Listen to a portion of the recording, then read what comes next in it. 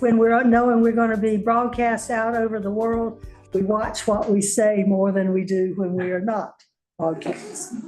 I'd like to welcome Joe Opperman, who is our new member. And I'd ask him if he wanted to swap chairs with me today, since he's done this for many, many years. He's an architect in Winston-Salem and has served us very well in the past. The restrooms are down there. And we will break. I'm not going to give you a time because I'm hoping we get all the National Register ones done well before lunch, and then maybe start on the study list before lunch. I will warn you, normally our meetings, the most I have ever had in a study list that I saw was 10. You have 20 there. So take a deep breath and make all comments short and sweet. All right. The next thing I need to do is, if there's a conflict of interest, the rules for conflict of interest are in our bylaws. If anyone has a conflict, will they please let us know now on any of the. Hearing none, then we will go on with next thing in our agenda, and is our approval of the minutes. I hope all of you have reviewed the minutes. Are there any corrections or additions? Hearing none, I will accept a motion for approval of the minutes. So moved, Matt Jorgensen. I'll second it, Denard. All in favor, please say aye. Aye. Thank you. Okay, now, because this is the first time we've been together, I would like for each one of you to introduce yourself quickly. And Lola, are you going to introduce the staff, or are you going to let them do it themselves? We can start here and go around. I'm just going to close the door because it's Okay. noise. All right. Dr. Waters, who are you? Well, just introduce me, Barbara. I am Darren Waters. I'm the Deputy Secretary of Archives and History, and also the state's Historic Preservation Officer. Get to work with, as I've said, with a remarkable team. You know, I deeply appreciate the work that they do. It's hard work, and appreciate you all for being here. So welcome, and it's good to see you in person. Good morning, everyone. I'm Ramona Barches. I'm the Deputy State Historic Preservation Officer and the day-to-day administrator of Preservation Office. I'm very glad to see you all in person. Good morning, everyone. Valerie Ann Johnson. I'm Dean of Art Sciences and Humanities at Shiloh University. I also serve as chair of the African American Heritage Commission. And with my fellows, I am on the Historical Commission as one of the commissioners. My name is Matt Jorgensen. I'm a professional archaeologist. I live here in Raleigh, North Carolina. David Ruffin from Raleigh, and I'm chair of the North Carolina Historical Commission. I'm Sean Patch. I'm an archaeologist with New South Associates in Greensboro. Glad to be here today. I'm Josie Ward. I'm an architectural historian and from Asheville. Good morning. My name is Fred Belden. I'm a principal with Clearscapes Art and Architecture. I'm Joe Opperman. I'm a historical architect, and I have a firm in Winston-Salem. David Denard, retired history professor from East Carolina University, and I also serve on the North Carolina Historical Commission. I'm Barbara Snowden, and I'm from Currituck, and I'm on the Historical Commission. And I always, when I ask to introduce myself, I usually use the term, I'm a volunteer for multiple projects. Okay, now let's start over here and we'll do with the staff. Hi, I'm Rosie Good. I'm with the Office of State Archaeology, and I'm for the Northern Piedmont region. I'm Dylan Clark. I'm also with the Office of State Archaeology, but I work in the Western Office and cover the Western region.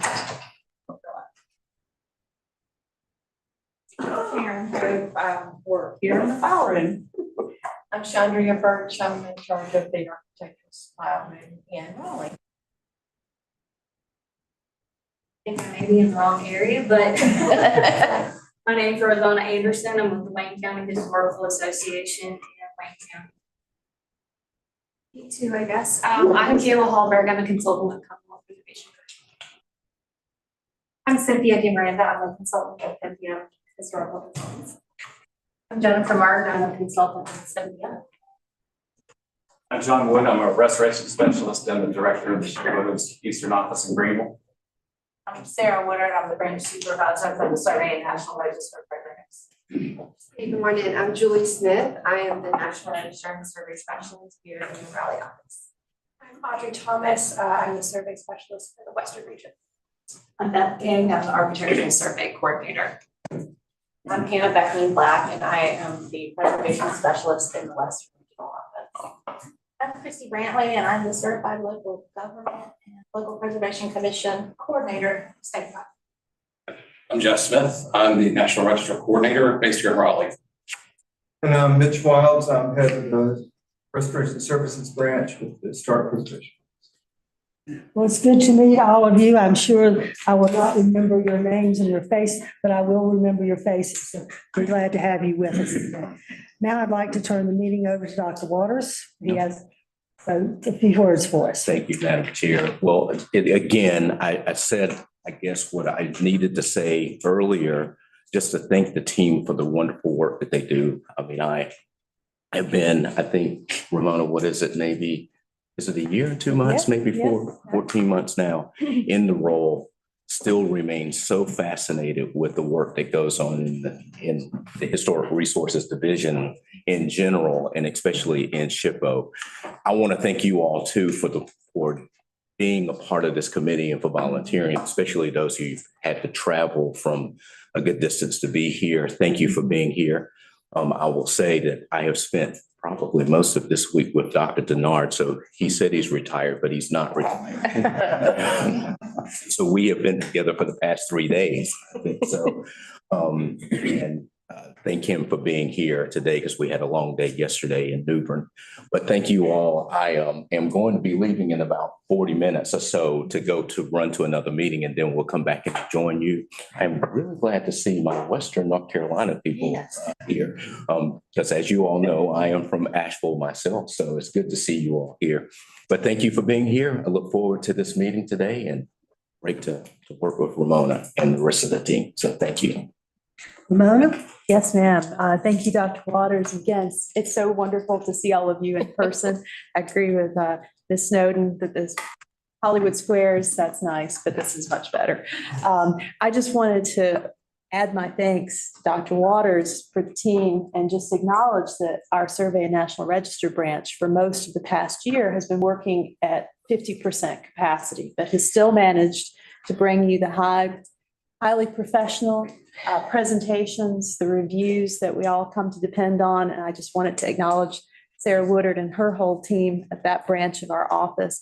But we've had some vacancies to fill, and you heard some folks that you might not have seen before in the flesh introduce themselves. So I just wanted to say again, Jeff Smith has joined us in a promotion from survey specialist based here in Raleigh to being our National Register Coordinator, but he's done this before. He had that same role in the state of West Virginia and also has worked in the Virginia SHPO. So he brings a wealth of experience on that front. And then we heard John Wood, he has a new job title as well. You know him being in the Greenville office for many years now, some time, straddling both the preservation National Register specialist position as well as restoration. But now John is turning completely to restorations, which has now created a position that's going to be National Register only for the Eastern office, was John's former position. So we're in the process of filling that, winding its way through HR. Hannah Beckman Black, we know Hannah from before. She was working out of the Southeastern region, but Hannah made a move herself and went over to Asheville to fill what had been Annie McDonald's position. So we've had a little bit of musical chairs. And then Julie Smith has been our National Register assistant that you all know very well through her role there. But Julie also got a promotion, and she's going to be filling Hannah's old position in Southeast. So have you caught up with all of our musical chairs? So as a result, that is creating additional vacancies that we're taking steps to fill. So the first one will be National Register assistant. So we appreciate Julie kind of straddling those roles for a little bit, but she'll be turning her attention to Southeastern North Carolina, Hannah's old territory. And then Jeff Smith's promotion also created another opening, which will be our survey specialist in Raleigh. So the labor market is contracted a little bit, especially in cultural resources. I know Sean Catch and I've talked about that in other venues before. So we're competing with a lot of people for talent. So if you know some folks that want to come work with a nice group of people, please send them our way. But I also want to thank all of you again for your commitment to coming here in person, and the weather's not super today, but also all of your conscientious review and thoughts to help Dr. Waters with his decision making. So we appreciate all of you. Thank you. Madam All Chair. right, we're ready to start looking at our 6 nominations for National Register.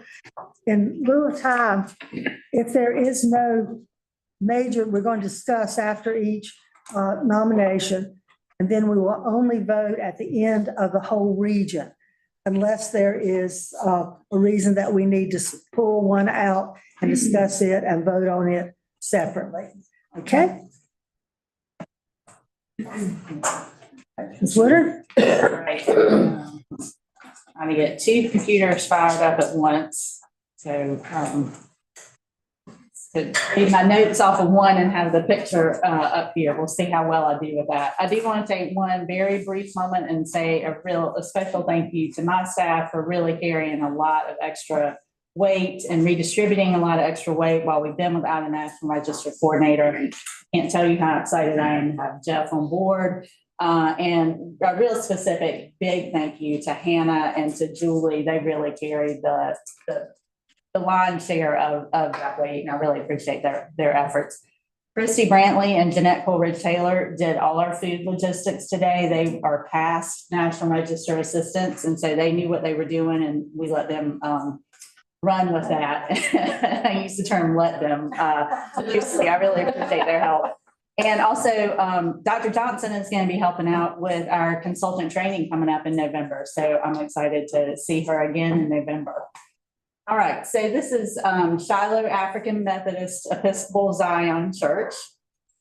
It is in Buncombe County and in Asheville. And so this is Asheville. You can see a little bitty red arrow at the bottom. It's South Asheville. And I've added the Biltmore Estate is the big blue blob, and then Biltmore Village is the little cluster of designated and surveyed resources at the top. So the church is eligible under criterion A in the areas of ethnic heritage and African-American history, social history, settlement, and community development, as well as criterion C for architecture. The period of significance begins in 1889 and ends in 1970. Shiloh AME Zion Church's history predates its period of significance. Formerly enslaved people settled several communities on the edges of Asheville, including a community called Shiloh on the south side of Asheville. John Smith and Joseph McFarland were among the first African-American land buyers in the area in 1874. And the deed recording John Smith's purchase of 35 acres gives us our first written mention of Shiloh. Shiloh Colored Church is noted in the deed, the land description as a landmark. The deed reference and possibly the deed itself don't seem to be extant, but there is an 1888 deed that mentions the church property had been acquired from former enslavers, the Patton family, in 1871. By the late 1880s, a man named Charles McNamee, a New York lawyer acting on behalf of George Vanderbilt, had started buying land along the French Broad and Swananoa rivers. The Shiloh community sat right at the very center of the planned estate. Soon McNamee and Vanderbilt were buying out all of Shiloh. They paid very generously for cleared land, but not particularly high quality land. For the church specifically, Vanderbilt paid about $1,000, and then he used that $1,000 on behalf of the congregation to buy a 2-acre lot, pay for the relocation of Shiloh Cemetery to the new lot, and relocate a former Presbyterian church building to the new Shiloh site to serve as the new sanctuary. Vanderbilt donated stained glass windows, a bell, and pews, and every year he would send the congregation a Christmas tree. Many of Shiloh's residents who had been basically bought out by Vanderbilt, they used their money to buy or build new homes closer to the new church site. Shiloh's residents found work on the estate, and Vanderbilt's doctor for the estate workers also served the Shiloh community. And the community had a school. After World War II, urban renewal came to Asheville, but Shiloh was far enough away from the center of Asheville that it was spared. But the community was affected. As one of the largest and most stable Black neighborhoods in Asheville, many families that urban renewal had displaced made their way to subdivisions being built throughout the Shiloh area. Eventually, the community school was torn down, but the church, Shiloh AME Zion, remains.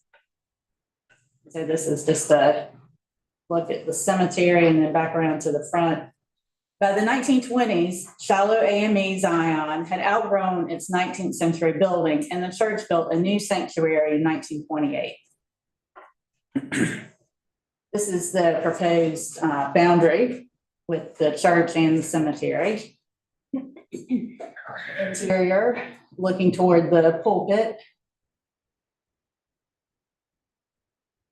And so that concludes my presentation of Shiloh, criterion A, C, and a period of significance from 1889 to 1970. Are there any questions or comments? Yeah, I guess just regarding criterion C, can you speak to obviously it meets those requirements, but I guess I didn't hear anything in the presentation, particularly about yes, the architecture. Sorry, Gothic Revival architecture, and it does compare very favorably to the smaller African American AME Gothic Revival churches in Asheville. And I'll say no pressure, but if you don't approve this one, I will never be able to go home again. I grew up in this community, so I know. I grew up right there. The property right next door to it was owned by my grandfather, so I know this. So, Is that part of the nomination? You've answered my question. Do I hear a motion? So moved. Okay, second, Second. all in favor? Aye. Thank you, it passed. Thank that. Point of order, I guess we should also ask if there's any nays or Yes, I'm abstentions. sorry. Are there any nays or abstentions? Okay, all right. That covers our western region, and we'll move to the central and southeastern region.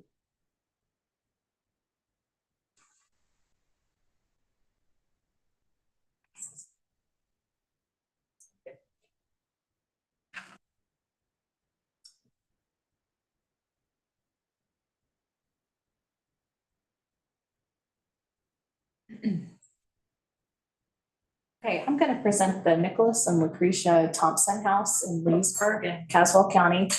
And I want to note that I did not prepare this presentation. Claudia Brown put this together, so big thanks to Claudia.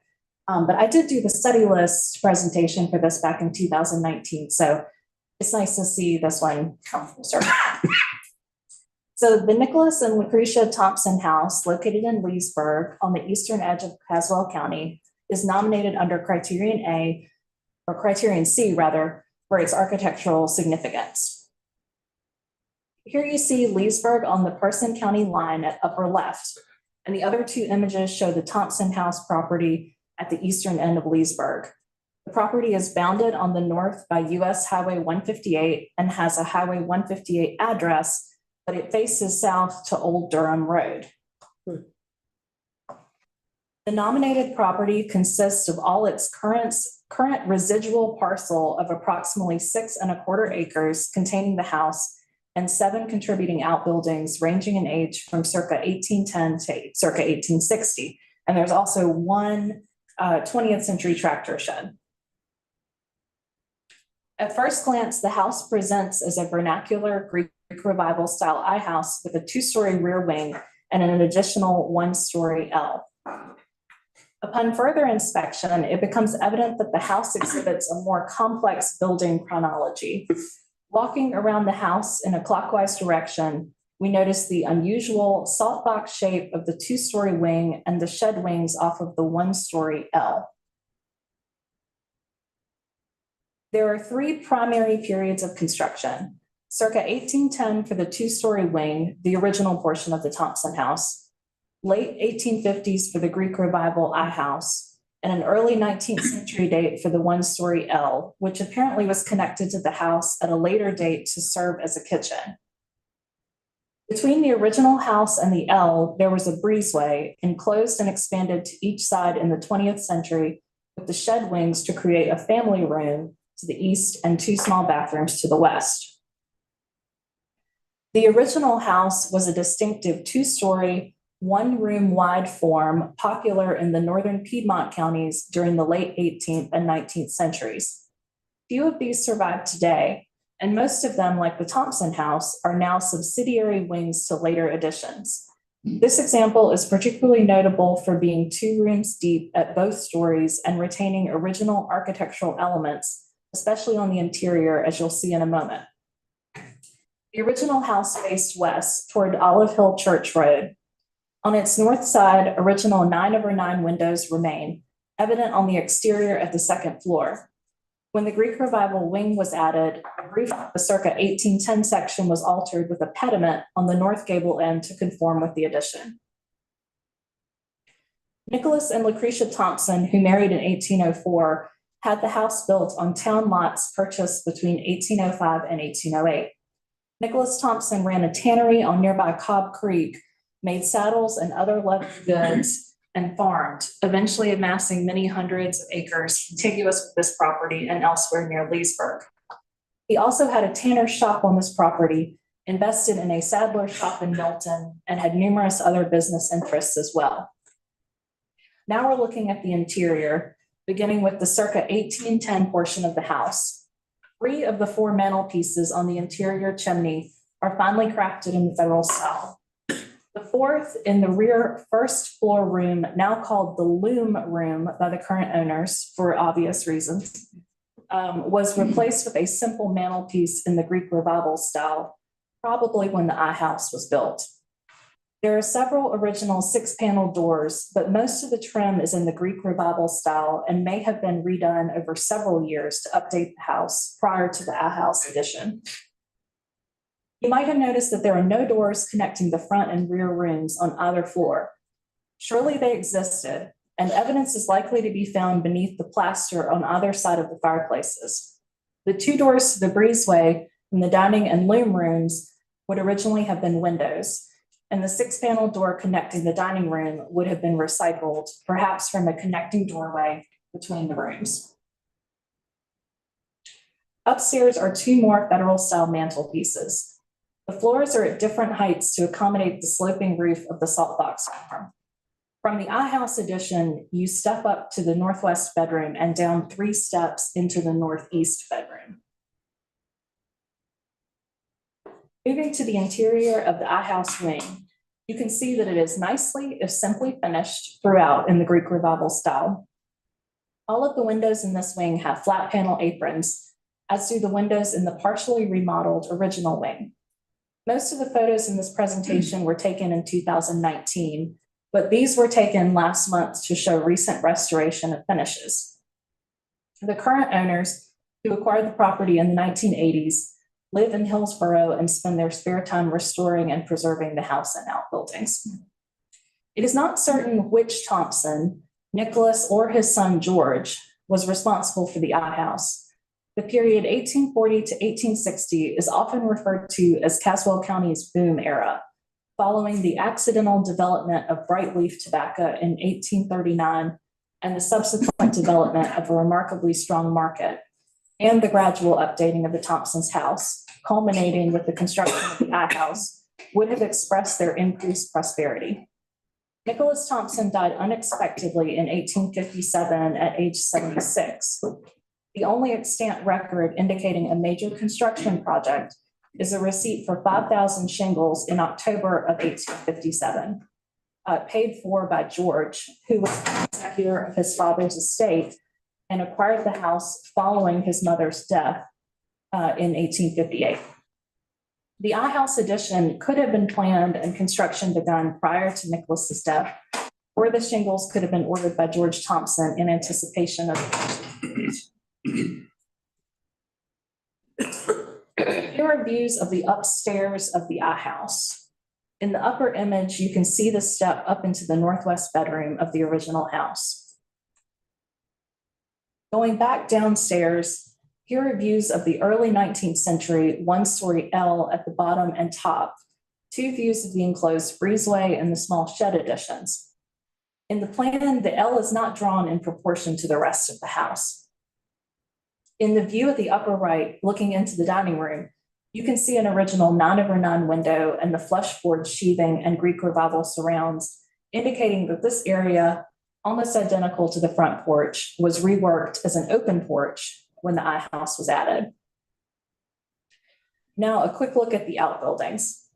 At the top is Nicholas Thompson's tanner's shop. Records strongly suggest that this building was already on the property when Thompson acquired it, although it has been updated with Greek Revival elements. Below are 2 views of George Thompson's law office, which was built circa 1860. There are 3 domestic outbuildings in a row behind the house. The doors of the kitchen and slave quarters have been altered and the building is deteriorated, but the owners are in the process of stabilizing it. It is notable for the massive stone chimney on the interior. There is a well house east of the main house, and further east, a small antebellum corn crib and a modern tractor and car shed. The Nicholas and Lucretia Thompson house is important for its high degree of architectural integrity, expressing its primary phases of construction. First, the rare surviving 2-story, 1-room wide dwelling of circa 1810, and the second, the expansion at the end of the 1850s with the Greek Revival style I house addition. Quite a few 1-room houses with rear additions survive in Caswell County, but the 1979 publication of the 1972 Architectural Survey of Caswell County includes no freestanding 2-story examples, either because they were lost or because they were inaccessible. Only the Thompson house was cited, albeit now as a rear wing. During the boom era of 1840 to 1860, substantial architecturally distinctive houses were built in the county, and many of them expanded earlier houses by adding a larger rear wing set perpendicular to the initial dwelling. The Thompson house exemplifies this trend. Of the numerous antebellum Greek Revival I houses that overbuilt or were attached to earlier houses, the Nicholas and Lucretia Thompson house is one of the very few that survives, and perhaps the only one surviving intact. The architectural significance of the property also extends to its outbuildings, one of the very few documented collections exhibiting a range of dates and types surviving in the county.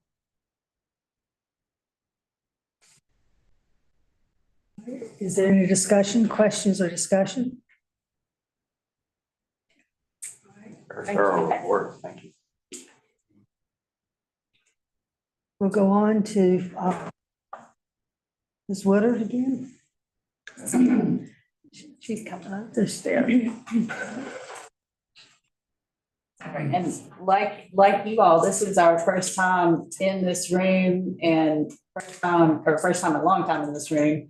And it's our first time using this system. So it's sort of taking some getting used to.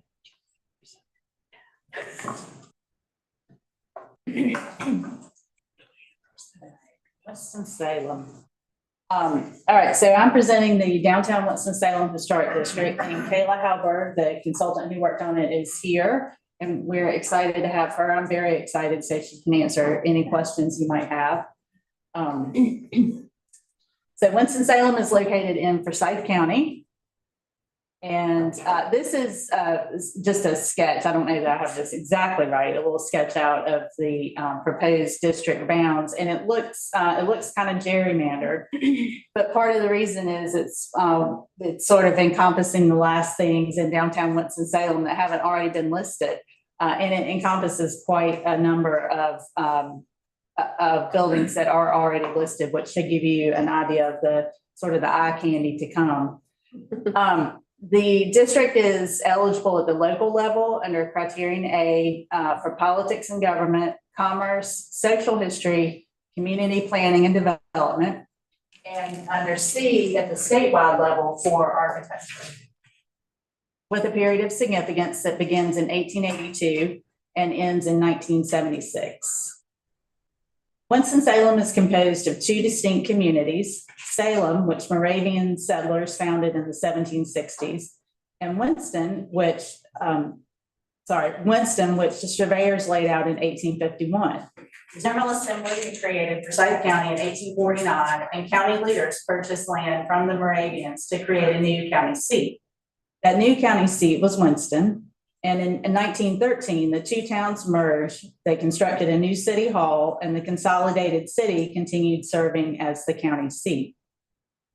Again, this is another approximation of the district, but just to illustrate where it is in relationship to Winston and Salem. It's entirely in the Winston portion, but it does just come right up to the Salem section. The first county courthouse was a Greek Revival building that the county replaced in 1926 with this Classical Revival building, which they expanded in 1960. Right about the same time, in 1927, the city also built a new city hall. The county's courts moved to the Forsyth County Hall of Justice in 1974. And the federal government built a new U.S. courthouse and federal office building in 1970 also. But not everything new in Winston-Salem in 1974 was brutalist. Thank you.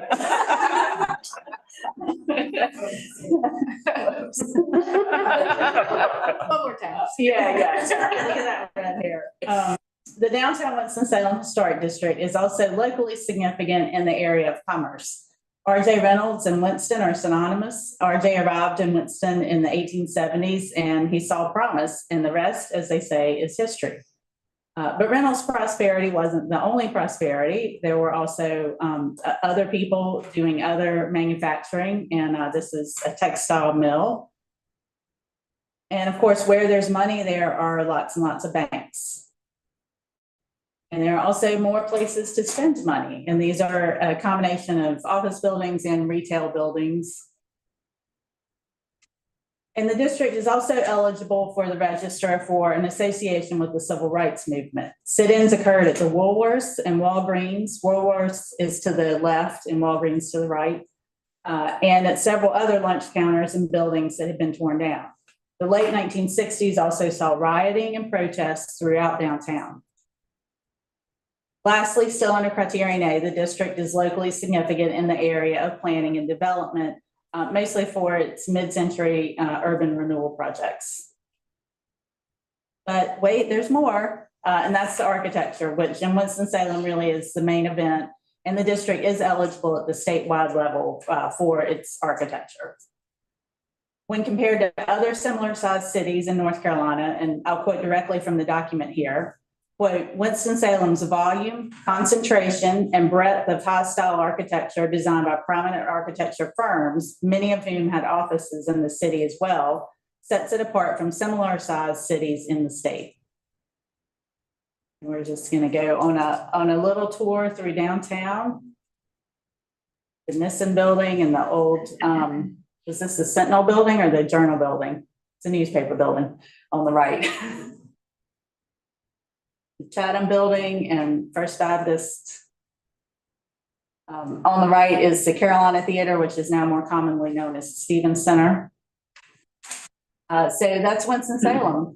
Again, Criterion A in several different areas, and Criterion C at the statewide level for its architecture, with a period of significance from 1882 to 1976. Anybody have any questions on Winston? Questions or comments?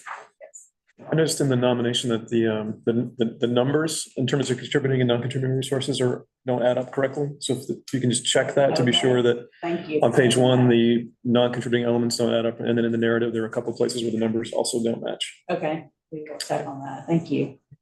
And just a clarification, the date of significance or period of significance being within 50 years, is that something that happens more often? I understand the reason why, but more often or more easily in a district?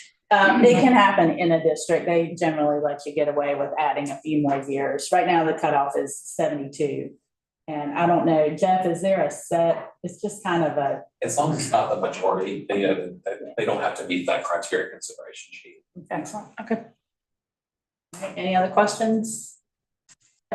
Dr. Denard? Yeah. I don't have a question, but a comment. I was impressed with the significance that's devoted to the under social history, the civil rights movement, and particularly the point made that the downtown lunch counters and restaurants led the way in desegregation.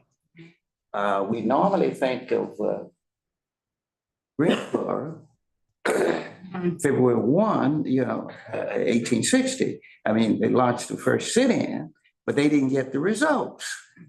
So the desegregation of restaurants here occurred in May, as opposed to July for Greensboro.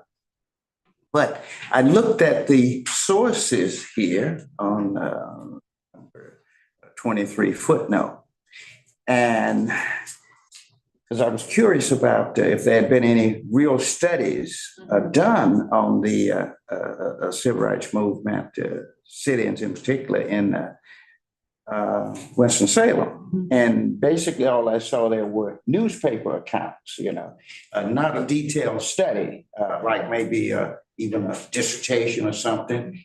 And I was discussing this a minute ago with Joseph here, and he said, well, I know of a full study that was done. It may not be published at this point, but it was a detailed study. Is that correct? That is correct. Yeah. Well, that's good to hear. So often our civil rights researchers really depend on the few primary sources you can find. Yeah. So I'm glad to hear someone's put things into some sort of comprehensive examination. Right. Any other comments? About the district or about that particular No, comment? just about the nomination. I do have a comment. I know I'm the new kid on the block. I'd like to ask the indulgence of my cohorts here and allow me to make the nomination for acceptance when it's the time for that. This was in the newspaper last week on the front page about this district. And this was the editorial endorsing the district 2 days ago. And I didn't think I would ever see that. There was a very fine, not to disparage the current nomination at all, but there was a very fine nomination produced in 1989, paid for by the city. And there was such a response amongst developers, I'm afraid within the architectural community also, that didn't want government interference. And so much so that even when PNC had Don Ripkema traveling around the state talking about the investment tax credits and so forth, they asked the city to sponsor his appearance in Winston, and they would not do it, and they wouldn't publicize it either. That's a matter of record. So I'm delighted that finally, and that nomination in 1989 was by Gwen Taylor and Laura Phillips, and it went to city council and they rejected it. So sometimes God works in strange ways to delay preservation, but it's coming about, and this is terrific. We will therefore, as a personal favor, we will allow you, we'll vote on all the others at the end, and we'll let you have that individual moment. Thank you. I appreciate that. And thank you for giving us that overview. I really appreciate it. Sure. And it makes us feel good to know that things do happen. And it clarifies for me, I was like, I couldn't understand why Winston-Salem didn't already have a historic district, why it was coming up now, but that explains. Thank you. Let's go to the next. All right, so moving on to city motor. This is something you looked at our last meeting, and it is back with some improvements. Yes. So city motor is located in Salisbury, which is in Rowan County. Here's your map. City motor was completed in 1946 and is a very intact car sales and repair complex. This photo from 1946 shows the components that remain in place today, including the corrugated parapet, metal casement windows, garage doors, the original pedestrian entrances. And an image from 1947 lets you see, it gives you a little bit better look at some of the showroom details behind them. And then this picture from 1988 shows the main building as it remained at that point. So City Motor was established in downtown Salisbury in 1940 by a group of 4 men. But during World War II, most of Ford's production was focused on the Army's needs. As soon as the war was over, however, the company returned to marketing its cars to civilians. City Motors founders recruited 2 Salisbury War veterans returning home to work at City Motor, and one of them, the son of one of the original owners, was sent to Ford's first merchandising school in 1947. He was one of only 33 men in the class. At the same time, the company hired a local architect named John Hartledge to build a new showroom and service facility to match the company's new modern sales methods, such as big reveals and showrooms that look different from other traditional downtown commercial buildings. With sky-high post-war demand, the company maintained a wait list for cars. Construction of a new VA hospital in Salisbury in 1953 further boosted business. The building operated as a Ford dealership until the late 1980s, when Ford began requiring dealerships to be located outside of sort of central cities and closer to interstates, and required new dealerships to conform to standardized plans. City Motor is a complex of buildings with the showroom at the front and an original service wing connected to the back of the showroom.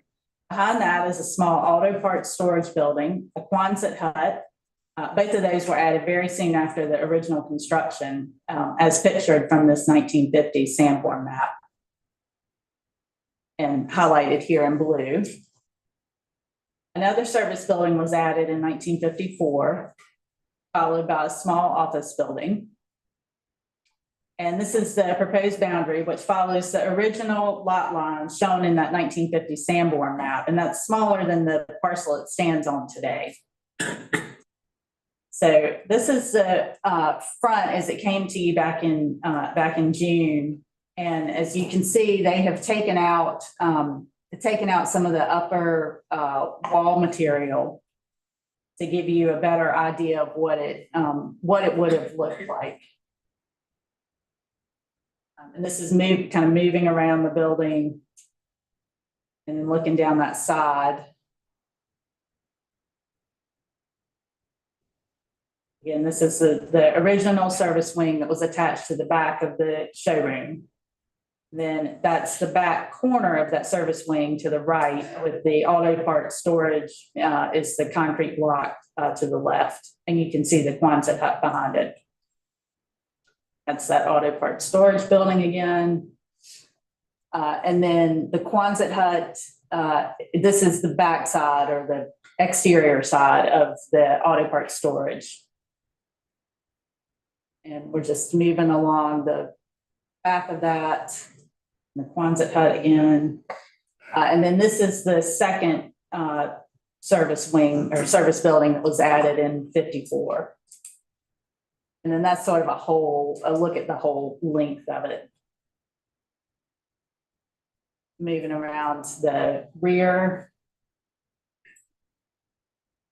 And that's the opposite side of the 1954 building. Back to the Quonset hut. And back to the auto parts storage building.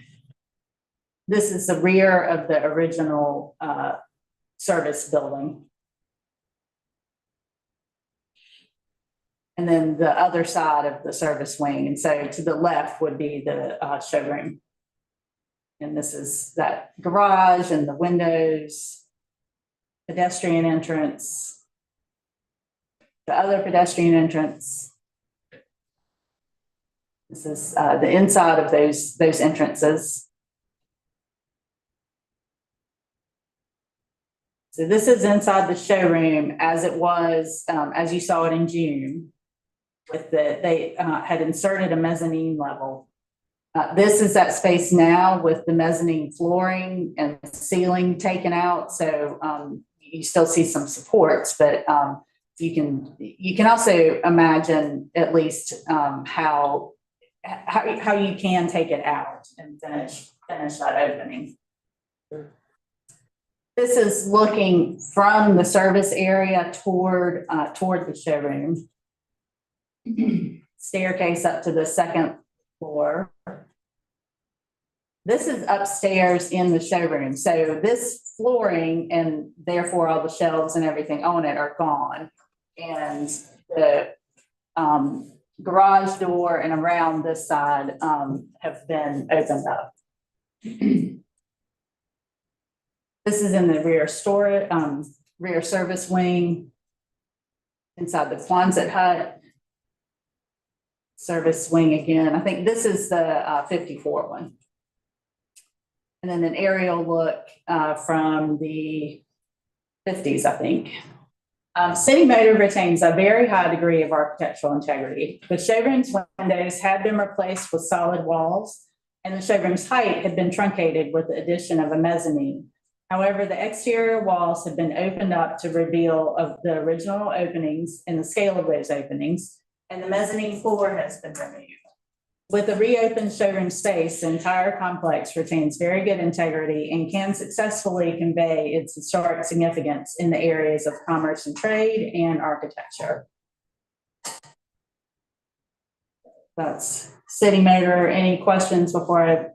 Yep. I have two things. One is just a comment on the National Register form. I believe it's section 7, page 22. There is a highlighted header for an archaeological statement that has no statement. Okay. I would recommend you remove that header or make a statement. And then my other real question is, we often have talked in the past about evaluating things in the now and not what they were and not what they could be. And so what is the staff's recommendation here, particularly in regards to the fact that they have made changes, but they have not completed the changes? Yeah, so that has been an ongoing conversation and is with this committee as well. How much did they have to open up?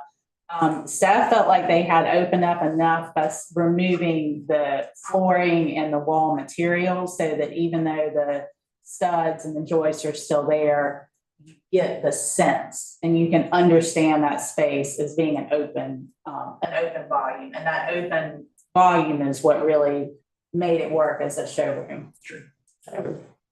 Yeah. Is it fair to say that assuming they do submit tax credits, obviously the Park Service will be looking closely at how they treat that showroom to ensure that it's. We can't talk about the tax credits. Any other questions and comments? So since we are voting on these by region, if we have problems with one property in that region, what will we do? We need to remove it and vote on it separately. Okay. Would you like to have this removed and voted separately? No, I just Okay. wanted to know. All right. Preparing this. I think that is everything I had. Hannah, are you still in this region? Yes, I am, Okay. yes. Perfect.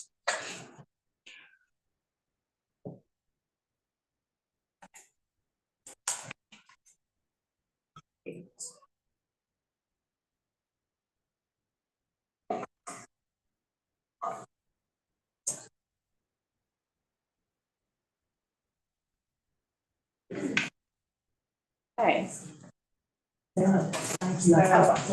Rounding out the central and southeastern region, I have two presentations for y'all today. The first is Stanley Mills. It was added to the state study list in 2017. Located in northeast Gaston County in the town of Stanley. Here is its location within town, indicated by the red arrow, and really the green outline as well. Stanley Mills is being nominated under Criterion A for its local significance in the area of industry. First established as Stanley Creek Cotton Mill in 1892, the complex expanded and changed hands several times into the 1960s, but throughout its history remained the town's largest employer and the only textile mill. The period of significance begins with the mill's establishment in 1892 and extends to 1972. While the mill continued to operate into the early 2000s, operations in the last 50 years are not of exceptional significance. Gaston County was one of the largest textile producing counties in the country. Beginning in the mid-1800s, the abundance of natural water power and cotton farming attracted textile mill development to the area. While industrial growth in the county was aided by the arrival of the railroad in the 1860s, it was not until after the Civil War that industry boomed in this region, encouraged by increased railroad networks and innovations in steam power technology. By 1920, the county had 90 mills, more than any county in the country. The town of Stanley began in the 1860s as Brevard Station, a stop along the Wilmington, Charlotte, and Rutherford Railroad. It was first incorporated in 1879, renamed Stanley Creek in 1893, and then Stanley in 1911. The town had little growth until the establishment of the mill in 1892.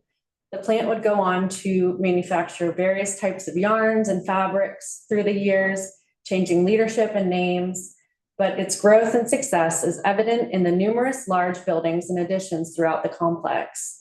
I'll provide a quick overview of the company changes and operations, but a much more detailed account is provided in the nomination itself. By 1910, it was renamed Stanley Manufacturing Company, and in 1918 became the Lola Manufacturing Company and continued to manufacture cotton. The top photo shows the front elevation, and I don't know if my, yep, so this is the original mill, one-story mill here, and then there's a two-story separate building that was built in 1920 here. And then the bottom photo shows the mill village housing at the time. This photo shows the front elevation of the Lola Gingham Mill, added in 1923. Caterman Mitchell Company acquired it in 1930 for silk production. And Stanley Mills, Inc. went on to acquire Caterman Mitchell in 1941 and Lola Mills in 1948. Rayon production began in 1942. By 1950, J.P. Stevens and Company acquired all buildings on the complex and produced a variety of synthetic and natural fibers. J.P. Stevens operated the mill until 1999, when it was sold to Belding Hausman, Inc. and closed a year later. Now I will show you around the property as it appears today. The complex encompasses a total of 14 resources with 7 contributing buildings, 6 contributing structures, and 1 non-contributing structure. Starting with the earliest building, which forms the center of the complex. This is the Stanley Creek Cotton Mill building, built in 1892, with several additions built before 1975. So that's the main mill building as it looks now at the top. And then to the bottom left is a 1920s warehouse addition. The brick veneer along the front elevation was added sometime after 1967, but the window openings remain evident on the interior wall. So in that bottom photo, you can see those window openings behind the veneer. Here's the interior of that original mill building.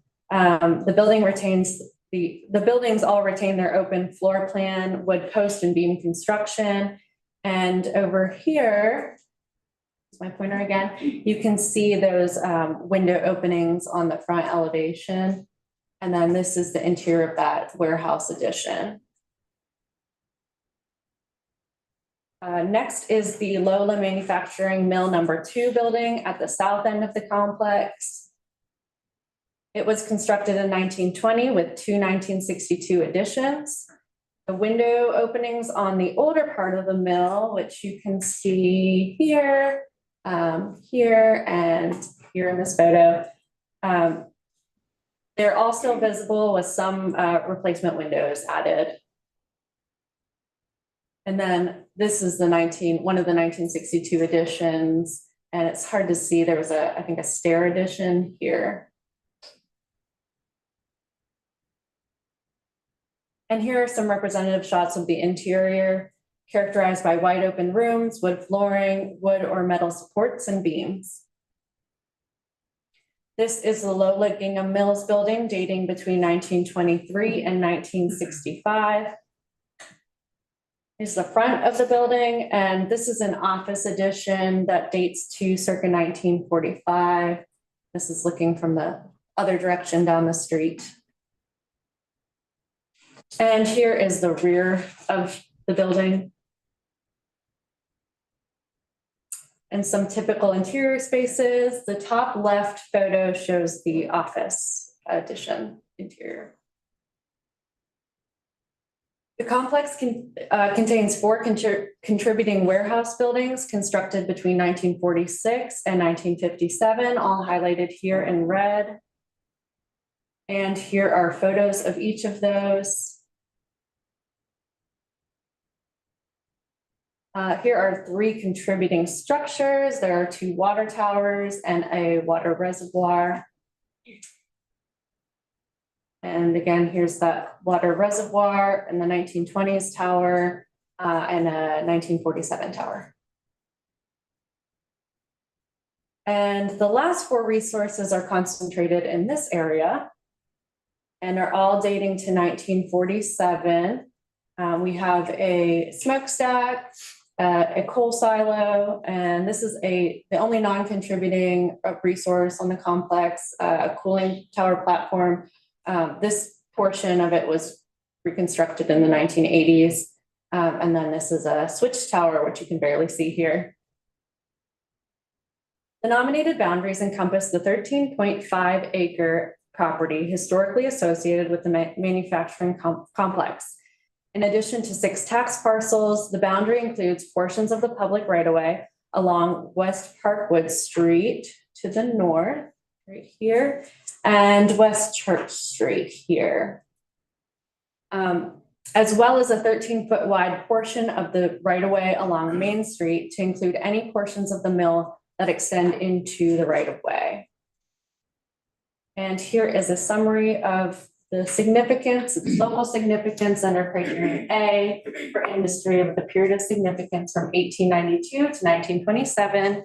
And it should be noted that Dr. Waters received a letter from the town of Stanley in which the mayor and town council fully support the Stanley Mill nomination. Are there any questions or comments? Does the staff have any, excuse me, integrity concerns about the number of windows that are infilled on the primary mill buildings? So we typically do see with these older mill buildings as they, to change in technologies and introduction of air conditioning, closing in those mill building windows. So that hasn't been a concern in the past. I remember at the time of the study listing, there was some concern about the brick veneer along the mill building. The fact that the other buildings are in pretty good condition, I think kind of outweighs that, but that's certainly a good consideration for you all. A little construction happening out there. Quick question, were contributing structures outside of areas? No, there were no contributing outside the period of significance. Oh, that, you know what? That is the wrong date. That was in my head. Is it 1947? 1942. 72. Okay. Oh, mix up there. Sorry about that. Thank you for that. Yeah. Any other questions? All right, let's go to the Women's Club and then we'll vote on this section. The last National Register property is the Goldsboro Women's Club. It was added to the state study list in 2021. Located in the Wayne County seat of Goldsboro. Here is its location in the outskirts of downtown where it starts to transition between commercial and residential buildings.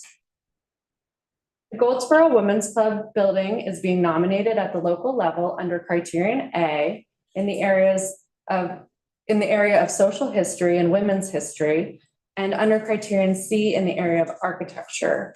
The building was constructed in 1927 as the headquarters for the Goldsboro Women's Club, first established in 1899. The period of significance begins in 1927 and extends to 1972. Which includes all of the ownership by the Women's Club organization up to the 50-year National Register limit. The club was one of dozens of such clubs across North Carolina and thousands across the nation created in the late 19th and early 20th centuries to provide women with an outlet for charitable research and companionship and a vehicle to organize campaigns for social betterment. Women's clubs had emerged in the 1860s after two female journalists were denied entry into an all-male journalist club in New York. In response, they formed an all-women's club called the Cirrhosis Club. In March of 1899, Goldsboro resident Mina Wheel organized a group of 62 local women to hear Charlotte Perkins Stetson, a lecturer and writer, and Sally Southall Cotton, a North Carolina leader in the women's club movement, speak on the topic of women's clubs. From this meeting, the Goldsboro Women's Club was established, and it should be noted that the African-American women in Wayne County formed a separate women's association. The seventh in the state, the Goldsboro Club joined other clubs in forming the NC Federation of Women's Clubs in 1902 and joined the Federation a year later, the General Federation a year later. The club was originally organized around 5 programmatic committees: home science, child study, music, mental and physical culture, and village improvement. Early accomplishments of the club included establishing a local kindergarten for children of mill workers, organizing the first public library, and taking on issues of child labor and public health. According to the nomination, several powerful women whose influence stretched beyond Wayne County received support and training through the club. This includes activist Gertrude Wheel, a founder of the Goldsboro Equal Suffrage Association and the North Carolina League of Women Voters. She was also active in many civic groups, including Legislative Council of North Carolina Women, the Goldsboro Bureau of Social Service, and the Association of Southern Women for the Prevention of Lynching. The club met in various locations around town, but in 1912, the Goldsboro Club women decided they wanted a building of their own. After some creative fundraising efforts, they purchased a lot and partially financed the current clubhouse. It was designed in the colonial revival style by architect Thomas P. Jones and constructed in 1927. During World War II, the club gave up space in the building for the Red Cross and the USO for a number of years. In the later 20th century, the club sponsored lectures, raised scholarship funds, hosted workshops, and supported the public school system. They regained the use of the entire building by 1973, from 1973 to 1986, when they donated the building to the Historical Society and Museum, which remains its current use.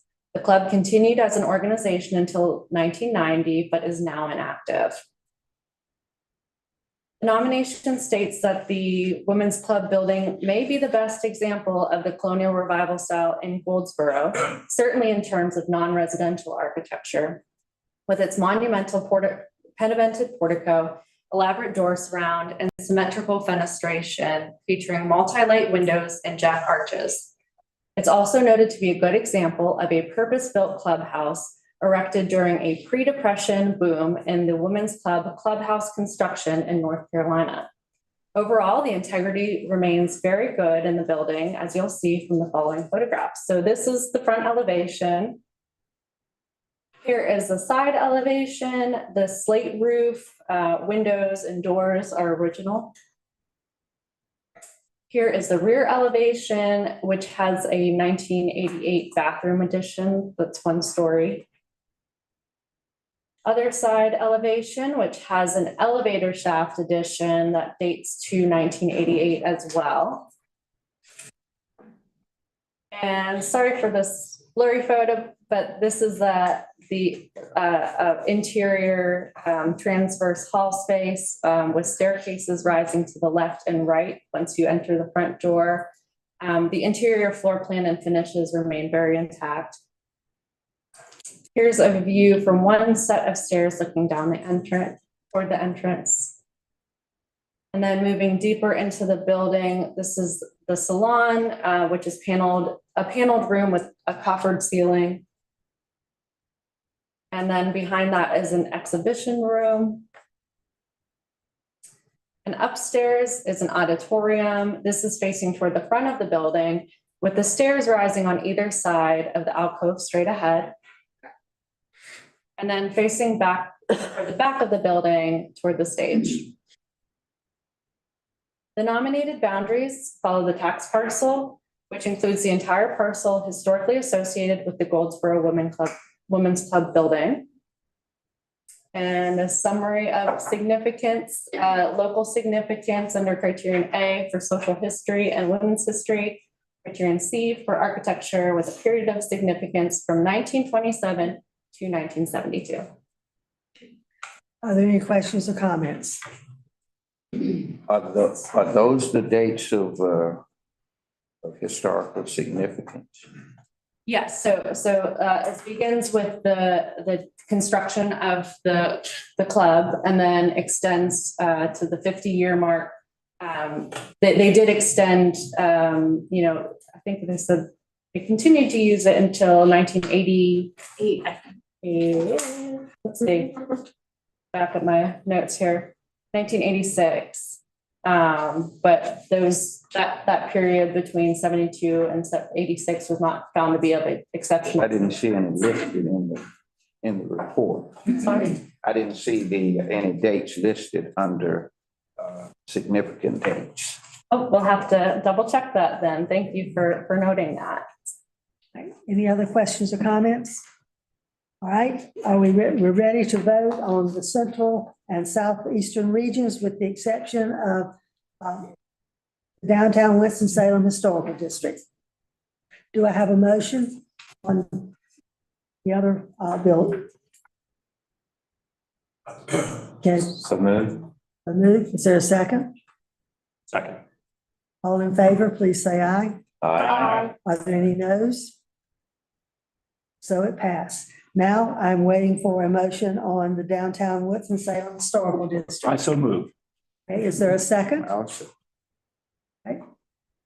All in favor, please say aye. Aye. Any opposition? Congratulations. After many, many years. you got Many, that. many years. All right. We're now going to go on to the two study lists for lunch, please. May we request a bathroom break? Yes, you can. We'll have a bathroom break for about 5-10 minutes. Bathrooms are just on the hall, right?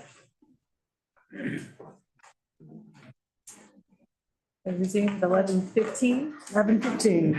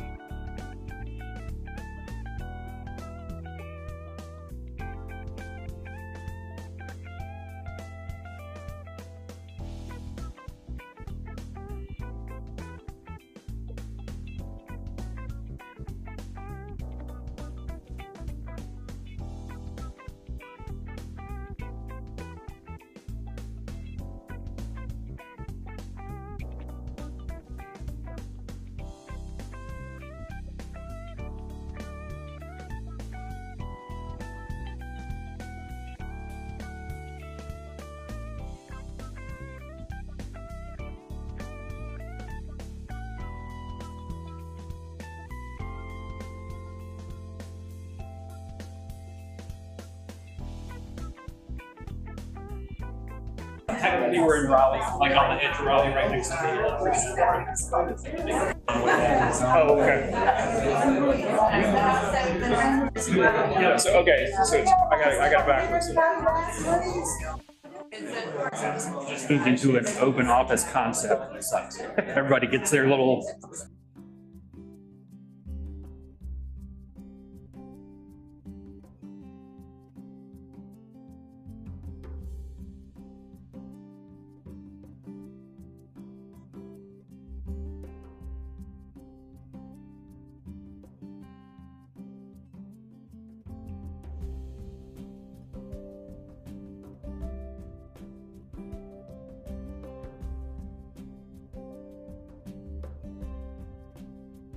Used to say yes and everybody doing what I said to do.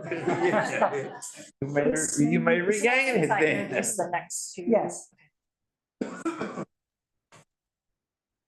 Right, we have some survey projects that we're very glad to see being done, and we'll start with those. So before we get started, I just wanted to say for the sake of the new members and for some who might not have seen a survey presentation in a few minutes, that we really have two primary ways that we consider applicants to the study list. And the one that you see most often is the nomination form that we get in from the public. But we also may, as a component of our survey program, like to have a good strong study list presentation at the end of an architectural survey. So we have two of those today. And the first one is from our staff member, Audrey Thomas, who's been working with us since likely before COVID hit. So a very sincere bless her heart for learning to work in our program during a really unprecedented time. And then we also have a presentation from two veteran surveyors, and those of you who've been on the committee know their national register and survey work very well, MDM Consulting. So we're going to be seeing a lot of these kind of study list presentations over the next few years. So we're going to be wrapping up a lot of survey work. Thank you. Thank you. Right, so good morning. Today I'll be discussing my recent survey work in Valdez and presenting several individual resources and two districts for possible study list. So Valdez is located in Burke County, about 8 miles east of the county seat of Morganton, and it's the second largest town in that county. Valdez was founded in 1893 by Waldensian immigrants from the Cochin Alps, which is the area on the border of Italy and France. The Waldensians are a religious group originating in the 12th century who practiced voluntary poverty and a strict adherence to the Bible. The Catholic Church declared them as heretics due to their practice of lay preaching. The religious group experienced several centuries of persecution, but were granted legal freedom in 1848 with the Edict of Emancipation. Once the Waldensian people were able to live without fear of persecution, there was an increase in population and subsequent overcrowding in their small towns. This spurred migration movements to South America, South Africa, and the United States. While the full story is a little unclear, at some point Marvin Scaife of the Morganton Land and Improvement Company made contact with Waldensian leaders in Italy, and the largest group soon settled in Burke County. The first 29 immigrants arrived in Valdez in the spring of 1893, and they were tasked with preparing the settlement for the rest of the migrants. By the end of the year, there were 225 colonists. The first few years were filled with struggle. In Europe, most of the Waldensians relied on agriculture, and they imagined their settlement in Valdez would be primarily agricultural as well. However, they found the terrain of their new home was very rocky and the soil was poor. By the turn of the century, however, agricultural endeavors did improve, and many farmers had 15 or 20 acres under cultivation. By this point, the colony also had a post office, general store, and train depot, and had constructed the Waldensian church that is extant today. So the photo at the top right is Valdez shortly after the church was built in 1899, and the railroad runs along the front of the photo. Next to it is the Tron House, which is an example of the quickly built frame buildings the first group of colonists built for later arrivals. And this house has been relocated to the Trail of Faith, which is an open-air museum of Waldensian history from both Italy and Valdez. During those early years of struggle, some residents left Valdez to find work. John Garreau, Francis Garreau, and Antoine Grill all went to South Carolina, where they worked in textile mills. After learning the textile business, they returned home and established the Waldensian Hosiery Mill in 1901. This would kickstart the industrial growth of Valdez. Over the next 2 decades, more industry developed, mostly textile and hosiery mills, as well as the Waldensian bakery. By 1920, Valdez was a fast-growing industrial town. So the black and white photo at the bottom left is from 1920. The church is circled in red and the railroad runs across the front of the photo. Most of those buildings are no longer extant. The photo next to it is the Waldensian Hosiery Mill in 1910. Valdez continued to grow during the 1920s and 30s. Industry continued to develop with the opening of the Pauline Knitting Mill, Pilot Full Fashion Mills, and Valdez Weavers, among others. Development did slow slightly during the Depression, and many workers were laid off or saw reduced wages. Post-World War II, however, industry boomed again. Several plants all were merged under the name Alba Waldensian in 1962, which then became the largest employer in Valdez. Furniture companies like Crestline opened in the post-war period, but the furniture business never quite overtook the textile business.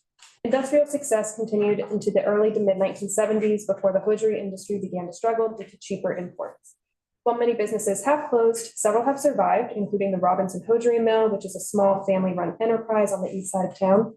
Other industries were purchased by larger companies, like the Waldensian Bakery, which was sold in the 1980s and is now owned by Bimbo Bakeries, and that's the largest commercial baking company in the US.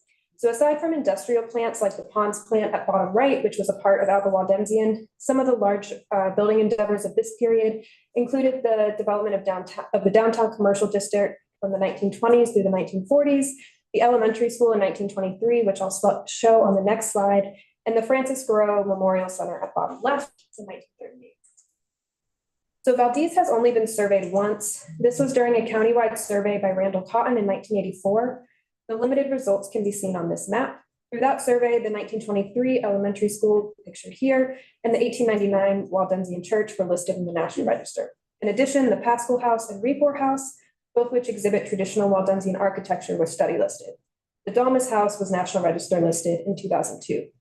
During my project, including resurveyed and newly surveyed properties, I documented about 225 resources. So before we move into the study list proposals, I'd also like to touch on the Waldensian architectural tradition. And just to note, the photos in this section showing the traditions back in Europe are all from a trip Catherine Beischer took to the Waldensian valleys. So back in Europe, most of the architecture of the Waldensian valleys was constructed with stone. Some of the more formal architecture in towns would be covered in stucco, like we see here. And here are some similar examples in Valdez. The stone construction of the church and its current stucco exterior can be seen in the two photos on the left. On the top right, this is the La Ferde outbuilding, which was used by a Waldensian mutual aid organization. And below is the Lola House, a residential example of the stucco exterior. Exposed stone construction is also quite common in the Waldensian tradition. Often the stonework is mortarless, though this is less commonly seen in Valdez. Buildings were also often built into hillsides. The lowest level would be used for storage, chores, and or housing animals. And then balconies were also common for extra space. These early buildings in Valdez echo some of those same building traditions from Europe. On the top left, the black and white photo is the Refor House. This is probably the most original and least altered example of Waldensian architecture in Valdez. It's a fieldstone construction and built on an embankment. It has stables below and living space above, and it features a balcony across the front. The building at the top right is one outbuilding at the Caswell House. It was a one-room dwelling with a root cellar and wine storage below. The bottom right is an outbuilding at the Blaynat House, built around 1920. It featured stables below and chickens above. It received a new gable roof and garage addition in the 1980s. And then the house at the bottom right also follows the early stone and bank construction. While there are still some extant examples of those early building traditions in Valdez, often you'll see remnants or evolutions of these traditions. So seeing stone foundations, steps, and retaining walls is quite common. After the turn of the century, the stone construction was commonly applied to more American house forms, like the Henry Peru House, a stone bungalow seen at the bottom right. Above is the National Register listed Domus House that exemplifies the 20-plus-year artistic endeavor of Jean-Pierre Auguste Domus. That house is framed with a stone veneer applied. And then some of the Waldensian stonemasons branched out into different types and applications of stone, such as the Parker House at the top left. And then, of course, with native-born Americans moving to Valdez and Waldensians acclimating to American culture, much of the architecture of the town does mirror other national trends. J.M. Brinkley moved to Valdez in the early 1900s, started a lumber company, and built this house at top right in the early 1920s. With rapid industrial growth, vernacular housing for mill workers can be found, like those front gable homes making up a neighborhood just north of a concentration of mill buildings, seen at bottom right. Period revival cottages were quite popular in Valdez as well. Many of these houses do feature some stone details around arched doorways, on chimneys, or around window openings. And of course, ranch construction and neighborhood development is also seen in Valdez. And unsurprisingly, the stonework of the Waldensians is not limited to Valdez and is seen locally, just a few miles away in Connolly Springs, regionally shown in McDowell County, and further across the state at UNC Chapel Hill. I also read reports of several stonemasons who worked on the Blue Ridge Parkway during the New Deal and at Arlington Cemetery. In addition to bringing a stonework tradition to Valdez, the Waldensian immigrants brought other cultural traditions, such as traditional dress, games such as bocce, and foodways like saltisa, a type of sausage, winemaking, and bread baking. So I'm now going to move into the study list presentations. So staff believes all the properties I'm going to present appear to be eligible for listing in the National Register and recommends placing all of them on the study list.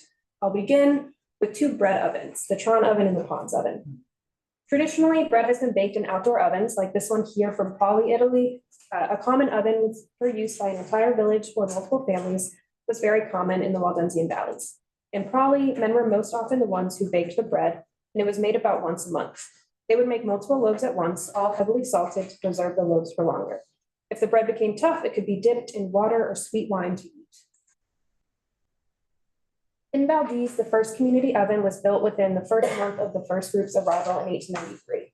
The original group baked bread for later arrivals using the outdoor oven, and the oven was then used collectively by the colonists. As more settlers came and established themselves in Valdez, 5 neighborhood ovens were constructed, which seemed to have functioned like the communal village ovens in Italy. More than the central community oven would have been necessary due to the much larger landscape of Valdez as compared to the Waldensian villages in Europe.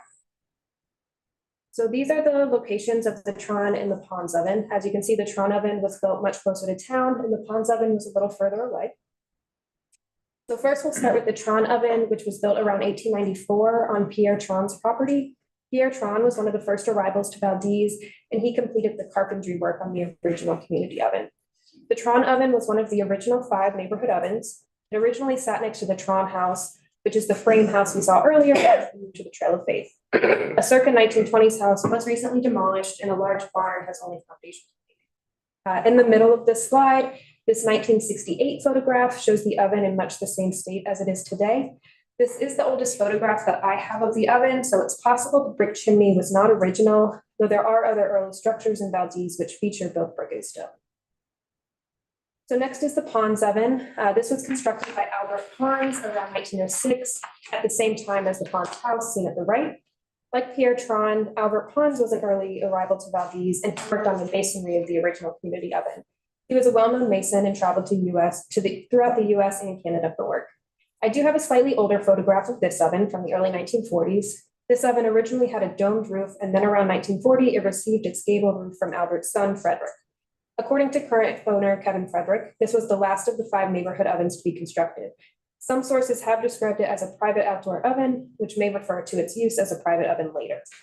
As folks adapted to American traditions, as the Waldensian bakery grew, and with more modern conveniences, the need for these ovens diminished, and they were used by fewer people and less often. They were both in use, at least for demonstrations, in the late 1960s. They were also both documented in Randall Cotton's 1984 survey, but likely shortly after became overgrown, and both were fairly recently uncovered. The Tron oven and Pons oven both appear to be eligible for listing under Criterion A for ethnic heritage, exploration settlement, and/or social history. So next we'll discuss the downtown commercial district in Valdez. As I mentioned earlier, the current commercial district did not begin to develop until the mid-1920s. Before then, the town's main street was Massell Street. On the bottom of this map seen along the railroad track, commercial buildings were generally freestanding and scattered along Massell Street, interspersed with dwellings. Families that owned property to the north of today's main street, shown on this map as Connolly Street, began to build commercial buildings beginning in the 1920s, and really more so in the 1930s and 40s. So the proposed boundaries contains 34 resources constructed from around 1920 to 1970. And to point out a few major landmarks in town, the Valdez Elementary School is circled to the left, Waldensian Bakery is at the right, and the Waldensian Presbyterian Church is in the center. To give you an idea of the development of Main Street, here are the Sanborn maps from 1931 and then 1931 through 1950. So as you can see in 1931 along Main Street, there were a few freestanding commercial buildings, dwellings, and the 1929 Waldensian Bakery at the far east end. By 1950, the core of attached commercial buildings were completed. There were still a few residences as well as a few other commercial buildings. This is an aerial in 1979, and all the buildings have been constructed by this point. And as you can see, we have new post-World War II development in the circled areas. And again, this is the current aerial. So starting with the far west end, we have these two street views. The top is the south side of Main Street. They're pretty standard commercial buildings. There are some small remnants of a revitalization effort that began in 1976, marked by the arrow. But most of those facades have largely been restored in recent years. There were two recent demolitions in 2006 of residences on either side of the building at top right, and they are circled on the aerial below. And these were the last of the residential buildings in this downtown core. On the north side of Main Street, those are circa 1960s buildings at the bottom left. So these are the two blocks of attached commercial buildings of 1 to 2 stories with minimal brick details. The two marked with arrows do have some nice Art Deco details as well. For the most part, these buildings retain enough integrity to be contributing, and I'll show some examples of contributing versus non-contributing at the end. This is the block just to the south, and all these buildings seem to be pretty intact. This block sits just to the north. The building at the top was the post office during the 50s and early 60s, and the other two were auto-related buildings. So next, the aerials on this slide show a view from 1979, and then today, the two circles show one commercial building and one residential building that were lost within the past 50 years. The top two buildings are those on the corner, and the one on the right is a historic gas station, which you can see has that mid to late 70s facade update as well. And then the bottom two are mid-century buildings with pretty good integrity. And then at the far east end is the Waldensian bakery. So the black and white photo shows the 1929 original facade. Of course, it has seen some expansions and renovations, but the main entry is pretty intact, and the building was in essentially its current state by 1975. So with the current boundaries as I've drawn them, this would be the east end of the district. Here's a very preliminary contributing, non-contributing map I've put together. The orange represents contributing, and the red represents non-contributing. The lots which have no color just don't have any buildings on them. All buildings in the proposed boundaries were built at least 50 years ago. Therefore, any building that would be non-contributing in the district would be for integrity reasons and not due to age. So here are a few examples of contributing buildings. On the left is the Roses building. You can see it has curved display windows, recessed double door entry, second story metal casement windows, and decorative brick. In this photo, you cannot see it also maintains a starburst tile pattern at the entry. On the top right, this is the Belk Broom building. This building housed the Belk department store in Valdez from 1935 when the building was built through at least the 1970s. It maintains its step brick pilasters and brick diamond details. Curved display windows, recessed entries. At the bottom right, this building housed the First National Bank of Morganton and maintains its massing recessed entry and clear story. These are a few examples of non-contributing buildings. As previously mentioned, all non-contributing buildings in this district are due to integrity. The top left photo was originally a Tasty Freeze, but it received a large addition in the 1990s. The top right photo shows the Bentley store. It had a recessed entry, non-stained glass windows on the second story, and it did not feature exposed stone historically. The bottom left was once the Waldensian Market, but its new facade conceals slanted display windows and its black and white tile surround. And then the circa 1976 facade on the photo in the bottom left also, of course, changes the character of the historic facade. The downtown commercial district appears to be eligible for listing under criterion A for commerce and possibly criterion C for architecture. So next, moving away from downtown, we have the Refor House. This house sits on a large lot about half a mile north of downtown. It feels very secluded due to its large setback and forested lot. The house was the first built on Louise Ave, which is now lined with several other impressive homes.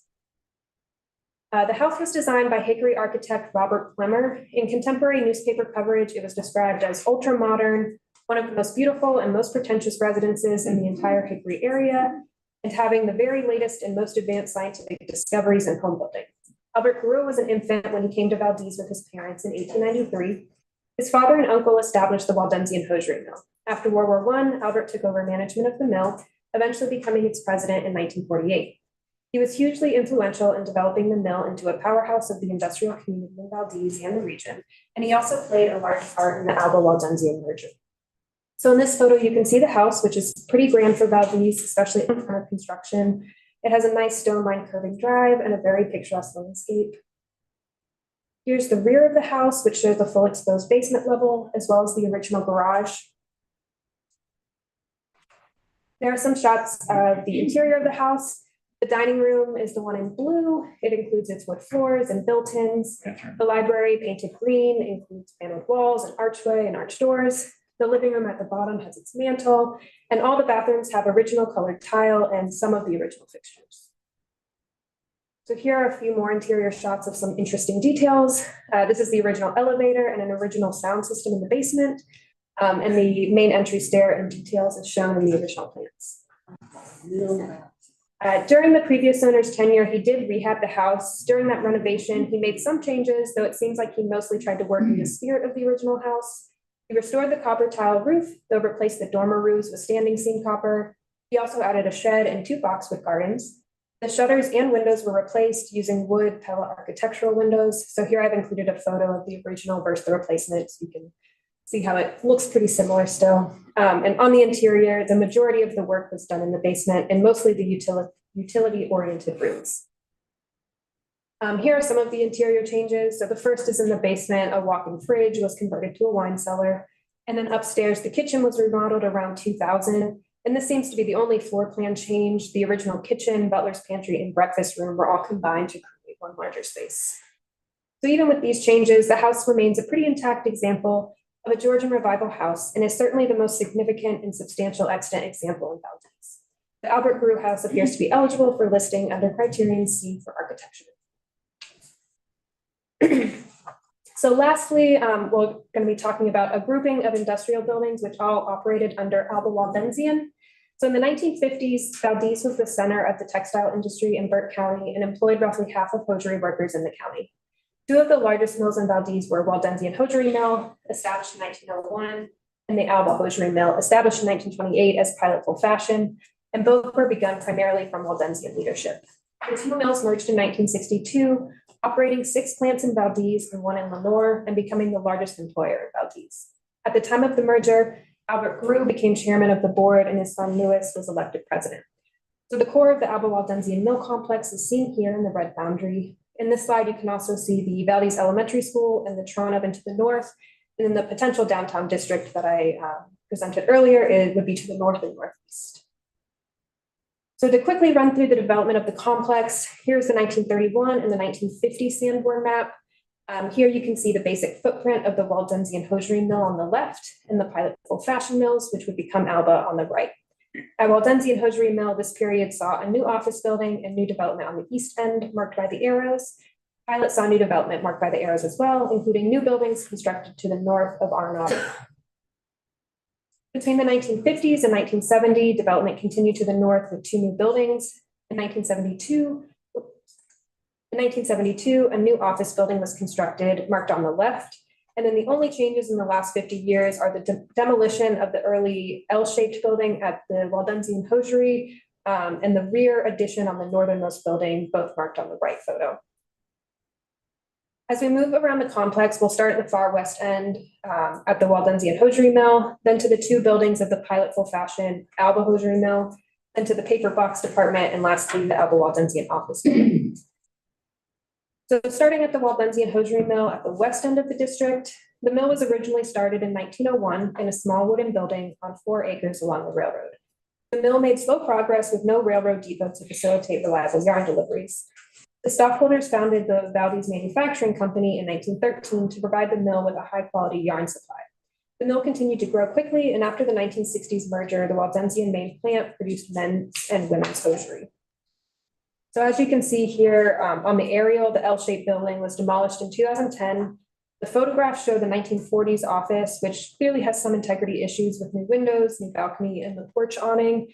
However, it does retain its general massing, window openings, glass blocks round, and brick details. On the west elevation, you can see it has both new and original windows, a new awning, and then a new addition at the south end. This is the oldest extant portion of the Waldensian Hosiery Mill, built around 1920. This is also where that L-shaped building once stood. And then on this slide, you can also see the north end and the east end with its clip corner. To the east is the Pilot Full Fashion Mill, later called Alba Hosiery. It was organized in 1928, and at that time it had 50 employees. It grew in the 1930s, and by 1940, it was the largest unit of the Valdez textile industry, employing 750 people. In 1953, it had 800 employees. The walkway connects to the building on the north lot. The building shown here was constructed around 1935. The building features more of its original fabric, including the door surrounds seen noted here. It has some original windows and window openings. You can also see the stone retaining wall along the railroad, which evokes some of the Waldensian influence on the industrial efforts in town. While the percentage of Waldensians and Valdese shrunk throughout the 20th century, it's important to note that they were overrepresented in industrial leadership, including at Waldensian hosiery and pilot full fashion. So this is the circa 1950 building that sits just to the north of the last, connected over the roadway. It's of a much simpler design, however, it maintains its arched door on the east elevation. On the rest of the building, you can see different periods of construction as well as another stone wall. The west elevation depicts the earliest section of the building, built around 1940. It does feature some bricked-in window openings, though they still are discernible. Other windows, as you can see, are filled with glass flex.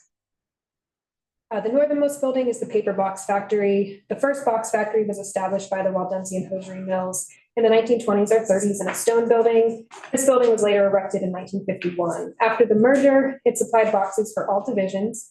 It's a pretty basic building. It doesn't have a lot of decorative detail. Here's the east elevation, and then the north elevation is the rear addition that was added around 2000. Then this is the 1972 Alva Waldensian office building and computer center built to the east of the buildings. This is the only building that was constructed after the merger of Alva Waldensian in this district. Here's the rest of the building. Starting in the 1970s, cheap imports of hosiery created large stresses on the company. To combat this, the company began to diversify, and Alva Waldensian became known for diversification and innovation within the hosiery world. They expanded to become a leader in niche medical supplies, as well as branching out to maternity and plus size products. Its labels were carried in national department stores. Throughout this period, it remained the largest employer in Valdese. In 1999, the company was purchased by Tefron, an Israeli company. The complex here was divided and sold between 1992 and the early 2000s. Tefron only retained ownership of the office. The Alva Waldensian Industrial District appears to be eligible for listing under Criterion A for industry. That's all I have. Any questions, comments? Maybe it's the fact that it's almost time for lunch where I can smell the bread. Because going to camp, we went through Valdese and we could still smell it in the cars. And also, do we have a special category for tasty freezes? Perhaps we should. Okay, all right, thank you very much.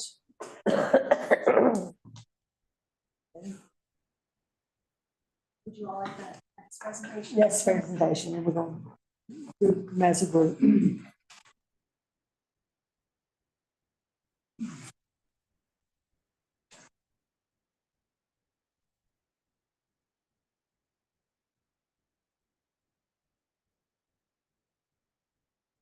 you help me, please?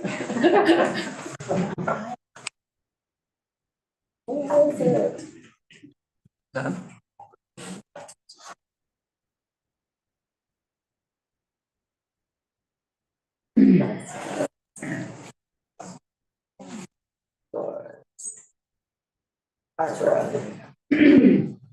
Good stuff.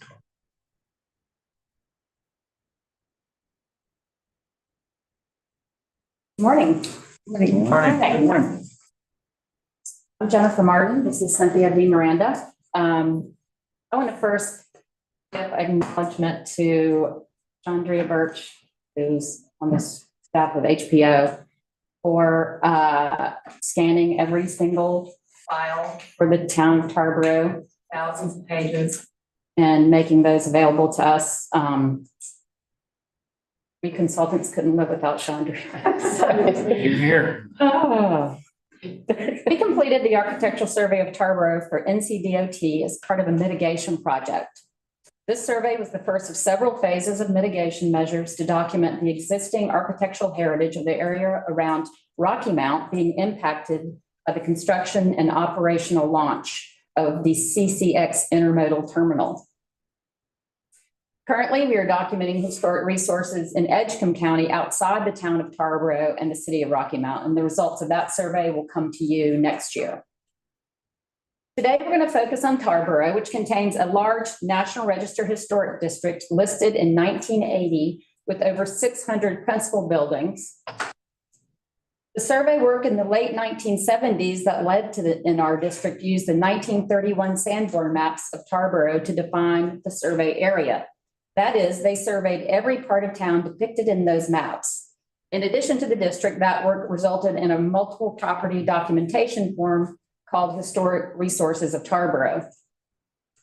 The Tarboro Historic District contains a wide range of building types, including residential, commercial, and institutional. The period of significance for the district ended around 1930, so some of our work was to fill out the picture of what happened in Tarboro in those decades following the onset of the Great Depression.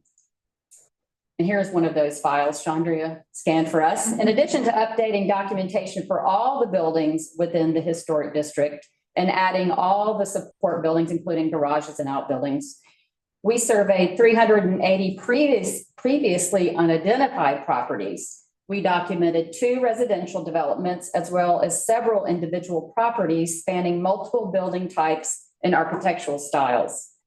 The properties reflect development and architectural trends in the late 19th century to circa 1975, expanding the scope of historical and architectural trends documented in Tarboro. And I do want to note that we were told to start this project in March of 2020. Most of the field work occurred during the COVID lockdown period before the introduction of vaccines. Typically with a municipal survey, there would be public meetings, lots of public outreach, but none of that was possible, obviously. For information on individual buildings, we relied heavily on online sources, but also spread the word about our work through social media, which was totally new to me. But when there are 6,000 members of a Facebook group in Tarboro, it can be very helpful. So today we are presenting 9 properties today for proposed inclusion on the state study list. The first of these, several of the first of these are already contributing resources in the district, but they also appear to be potentially eligible individually for the National Register.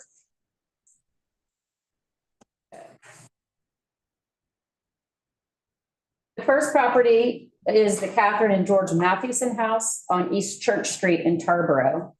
Noted brick mason and carpenter George Matheson built this richly ornamented weatherboard cottage on East Church Street around 1871 for his first wife, Catherine Dancy Matheson, and their 2 children. Matheson, who was born in 1839, was the son of Rachel Pender, who was an enslaved woman, and John Matheson, a white man. Census records and John Matheson's own will from 1868 indicate that Rachel and John had at least 5 children together, including George and his brother Henry, who worked as a carpenter in Beaufort. George Matheson is known to have built several brick stores in downtown Tarboro for John Shackelford. Along with Henry C. Carey, Matheson built the now demolished Tarboro Town Hall and the Black Masonic Lodge on Panola Street, which Cynthia will show you in a moment.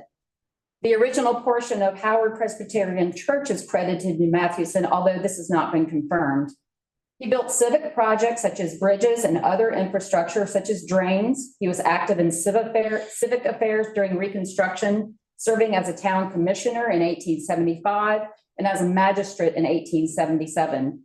In his will dated 1921, 2 years before his death in 1923, he bequeathed, quote, "the house and lot on which I now reside, same being on Church Street of the town of Tarboro, to his second wife, Kinsey Matheson, who he married in 1916 following the death of his first wife." Matheson has been the subject of much research, including by Catherine Beischer, but no comprehensive list of his work exists. We know a few of his projects, but those likely represent just a fraction of the work he did in Tarboro and in Edgecombe County. Censuses taken after emancipation indicate that he worked as a brick mason and carpenter for at least 50 years. The ornate lattice porch on his own house is similar to porches on other mid and late 19th century houses in Tarboro and Edgecombe County and may indicate his association with those buildings. The Catherine and George Matheson House appears potentially eligible under criterion B for its association with brick mason and carpenter George Matheson. While Matheson was likely responsible for a good collection of buildings and structures in Tarboro, the house he built for himself best represents his known work and is the extant building most closely associated with him. The house also appears eligible under criterion C for its embodiment of the post-war picturesque mode, the lavish porch trim, gable end embellishments, multi-hued accent lights edging the windows, and bold cornice brackets imbue this otherwise modest cottage with audacious Victorian flair. The house also appears potentially eligible as the work of a master. And please note that Preservation North Carolina has protective covenants on this house. Next is the Mary Eliza and Reverend John W. Perry House. Mary Eliza Pettifer Perry, a native of New Bern, and Reverend John William Perry, born in Granville County, came to Tarboro in 1882, the same year they married, as graduates of St. Augustine's School in Raleigh. By 1885, the couple had founded and were teaching at St. Luke's Parochial School, a thriving day school that enrolled over 100 Black students in its early years. St. Luke's predated the white graded school in Tarboro. In 1891, the Perrys bought this house on East St. James Street from George Howard. St. Augustine's, from where the Perrys graduated, served as an exceptional training ground for the couple, a joint effort of the National Freedmen's Bureau and the Episcopal Church. St. Aug's was organized in 1867 to educate Black students and to train Black teachers. In the 1870s, St. Augustine's expanded into ministerial training. When the Perrys arrived in 1882, John W. Perry was serving as a deacon for St. Luke's Episcopal Church, the first Black Episcopal congregation established by the Diocese of North Carolina. Reverend Joseph Blunt Cheshire Sr., rector of Calvary Episcopal in Tarboro, spearheaded the founding of St. Luke's in 1872 and proved instrumental in providing a building for the Black congregation. The first years, St. Luke's was served only by lay readers. In 1887, John W. Perry was ordained into the priesthood, reportedly the first Black clergy person to be ordained by the Episcopal Church in North Carolina. He became rector of St. Luke's and for another congregation in Wilson, but his home and his home base for his fundraising efforts in the North remained Tarboro until his death in 1918. Reverend Perry served St. Luke's Episcopal Church and St. Luke's Parochial School, sometimes referred to as the Perry School, for over 37 years. The school closed in 1957 and was later demolished. Reverend Perry became a close associate of Joseph Blunt Cheshire Sr. in January 1915 at a celebration of Cheshire's life at Calvary Episcopal Church, where a stained glass window was dedicated in his honor. Reverend Perry served as the only clergy person of color to officiate. The News and Observer reported that Perry, quote, was present in his vestments and occupied a seat in the chancel, having been a valued friend of the late Dr. Cheshire, unquote. The house on East St. James Street remained in the Perry's home until their deaths. Again, he passed away in 1918 and she in 1929. The house then went to their daughter. The Perry House appears eligible for the National Register under Criterion B for its association with Mary Eliza and Reverend John W. Perry, who founded St. Luke's Parochial School, which educated Black students in Tarboro for over 72 years. And for Reverend Perry, the first Black person ordained by the Episcopal Church in North Carolina. The Perrys made significant contributions to the educational and religious development of Black residents, and their house best represents their significance in the history of Tarboro.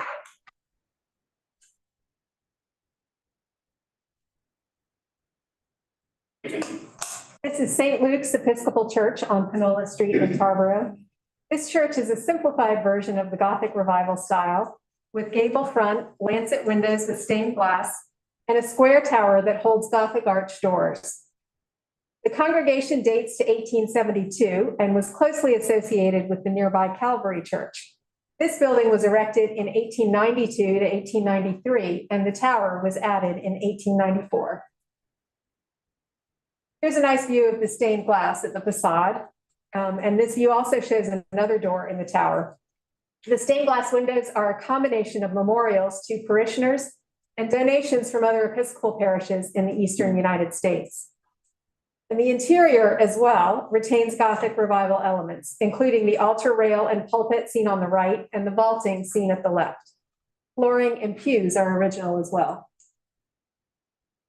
A long single-story gabled building with 6/6 wood sash windows extends from the west end of the north side of the church. It was added in the middle of the 20th century. The building is locally significant under Criterion A for its association with African-American history in Tarboro, and also under Criterion C in the area of architecture as an intact example of the Gothic Revival style. The period of significance under A would likely extend beyond the date of the addition's construction. And it was apparently built for some programmatic work connected to the church, so it does not appear to detract in any way from the integrity of the church. Next, and down the street, also on Panola Street, is the Mount Lebanon Masonic Lodge that Jennifer referred to a moment ago. This is associated with the Prince Hall Masonic Lodge in North Carolina, and lodges are important community organizations. As with St. Luke's, which stands just down the street, this building is a marker of African-American community life in Tarboro. This part of Tarboro, the east side of town, has seen a lot of demolition since 1980 when the district was listed. And back then, the street was lined with modest bungalows, and then finer, older Queen Anne houses like the Matheson house we saw above was farther down the street closer to the church. And Matheson, as Jennifer said, has a connection here in that it appears that he built the lodge. Despite its current state of disrepair, we can see it has some finely rendered architectural elements. The boxed eaves, the end returns, the transom and fenestration all express modest colonial revival style. While the interior, sorry, missed moving forward on that picture. And the interior reveals a little bit more Italianate detailing with these heavily molded curving architraves and the more narrow proportions. This interior view shows picture molds, coved corners where the walls and the ceiling meet, and a platform and podium similar to what was in the other photo, perhaps the second room on the second floor. I did find this undated photo of the lodge from Digital NC at the Edgecombe County Memorial Library.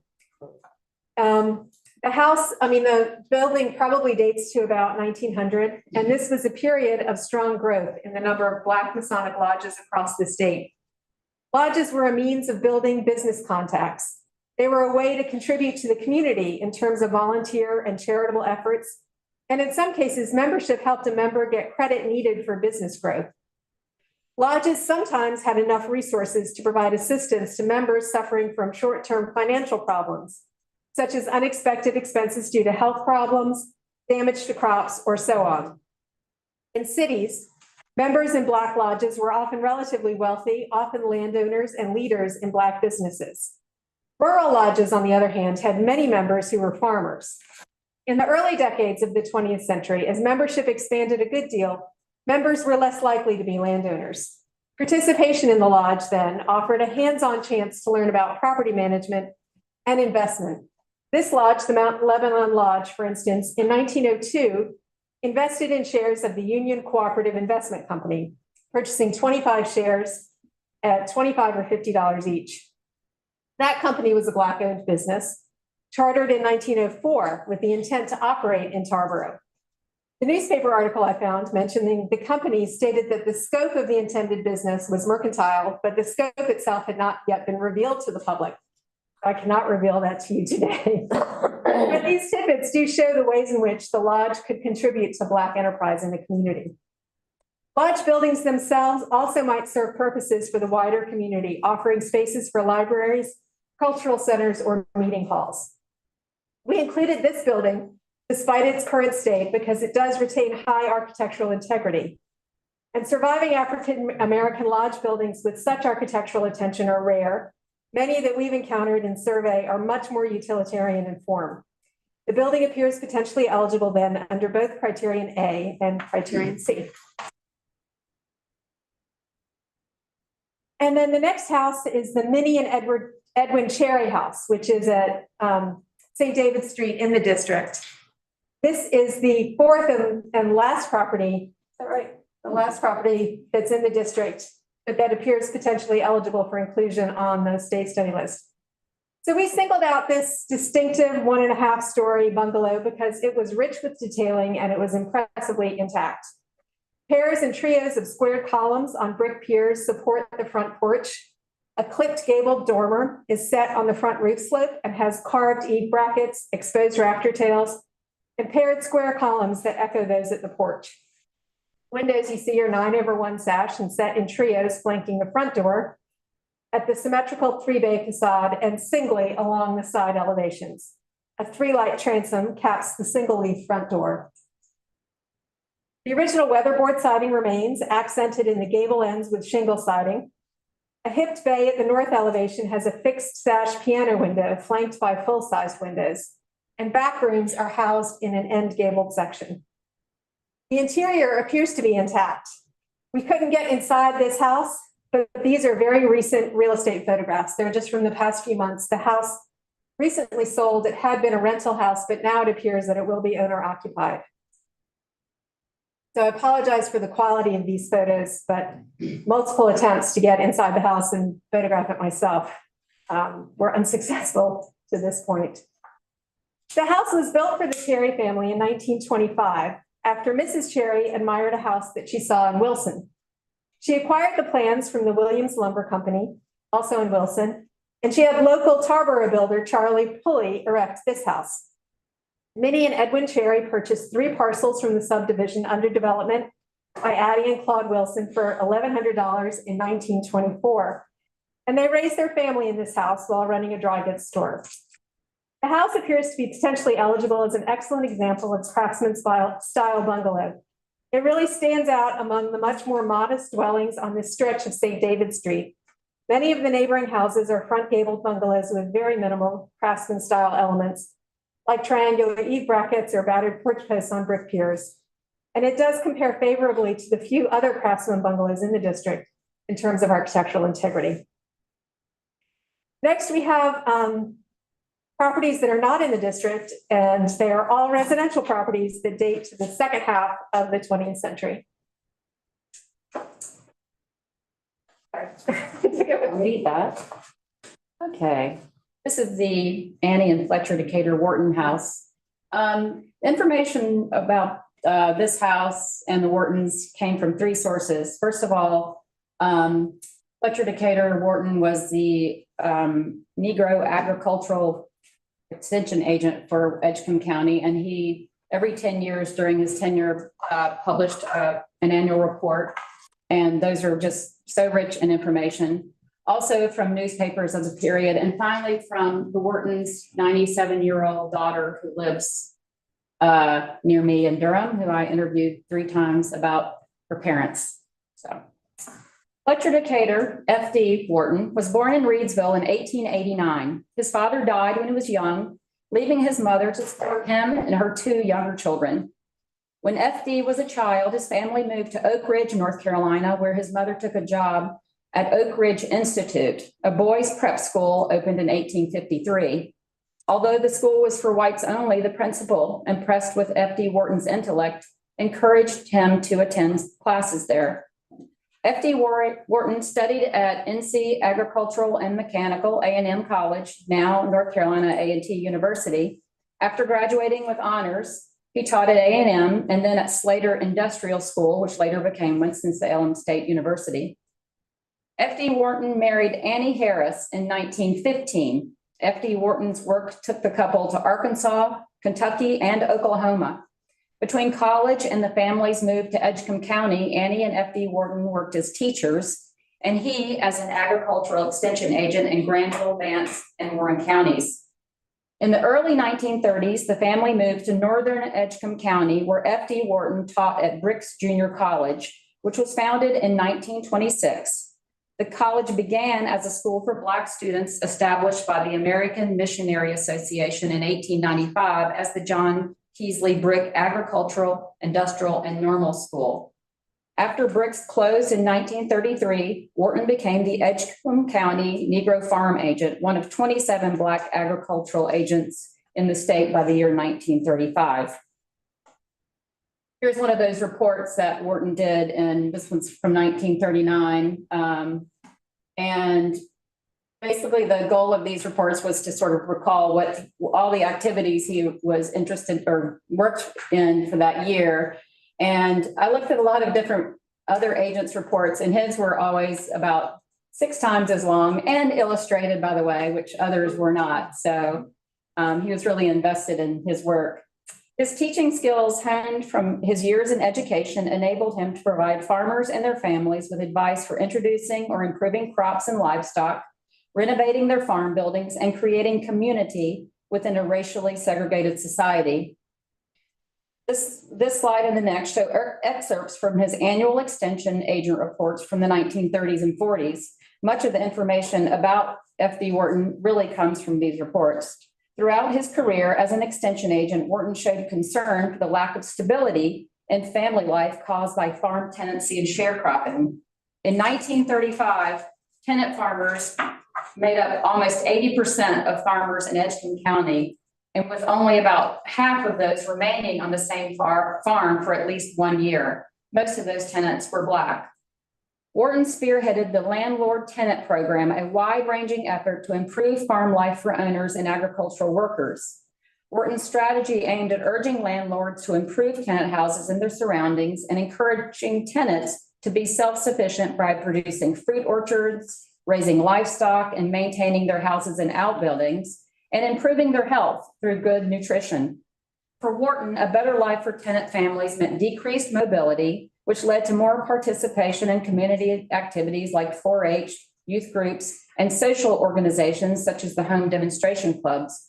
These activities, according to Wharton, created stability in the lives of tenants. To improve tenant-landlord relations, for many years, Wharton and a white farm landlord, Thomas Pearsall, organized an annual field day at the Braswell Farm, a large operation spanning Nash and Edgecombe counties.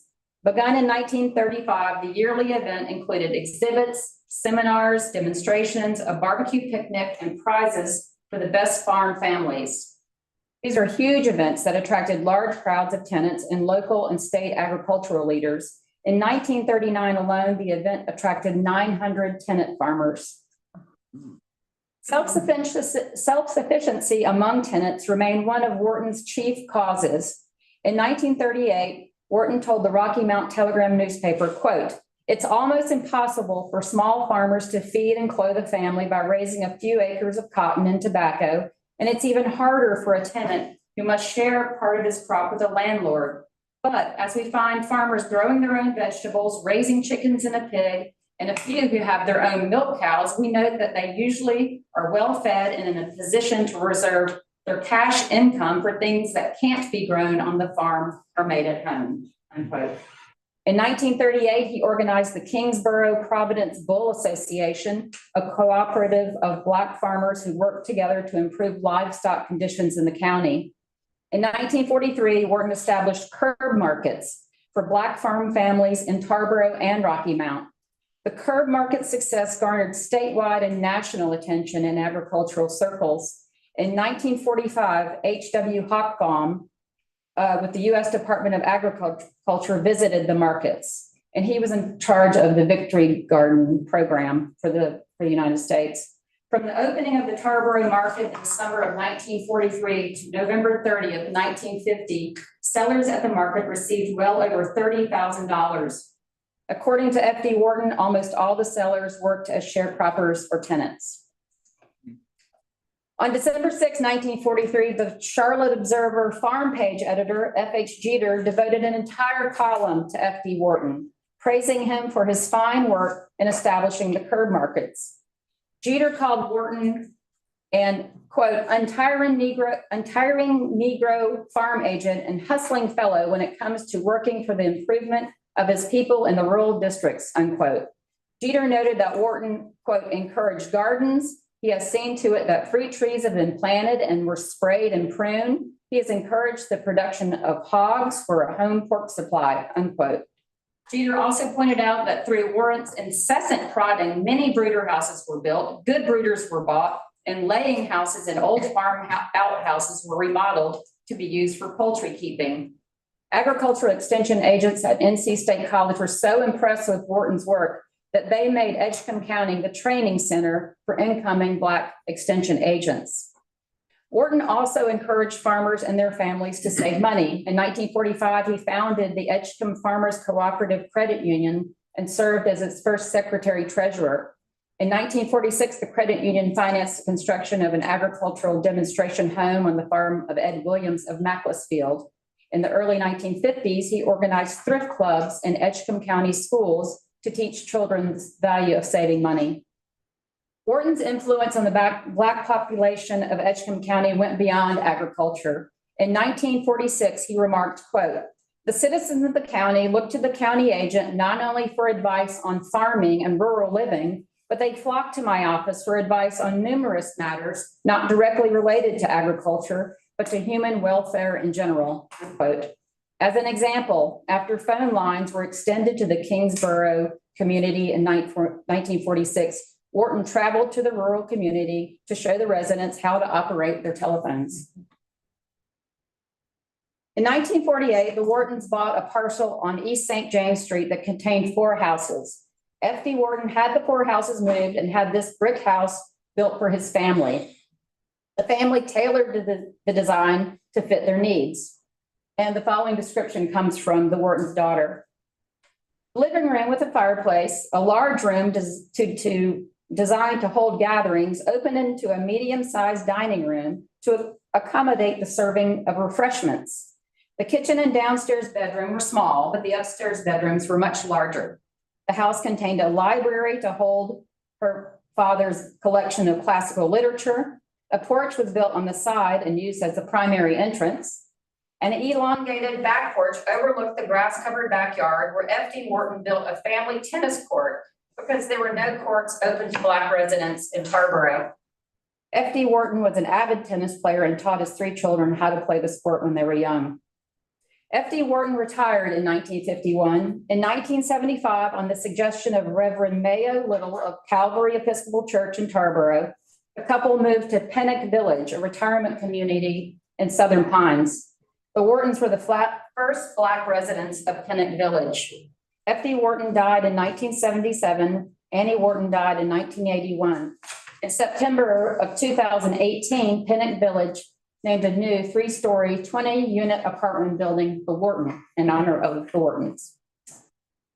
Annie and F.D. Wharton built this house in 1954, 3 years after his retirement.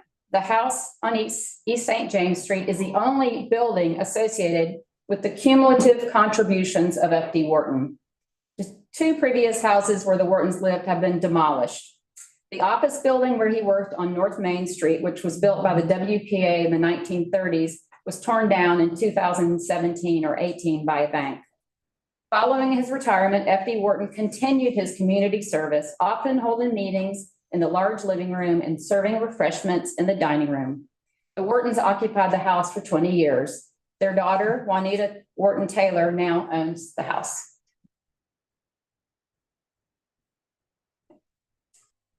The Thelma and Edward Merrow Jr. Lustron House is a 1-story side gable Westchester model with an exterior and interior of enameled steel panels bolted to a structural steel frame with a concrete block foundation. All elements of the building, including the wall framing and roof trusses, are steel with porcelain enamel steel panels affixed to them. Each 2-foot by 2-foot exterior panel exhibits a glass-like, maintenance-free finish.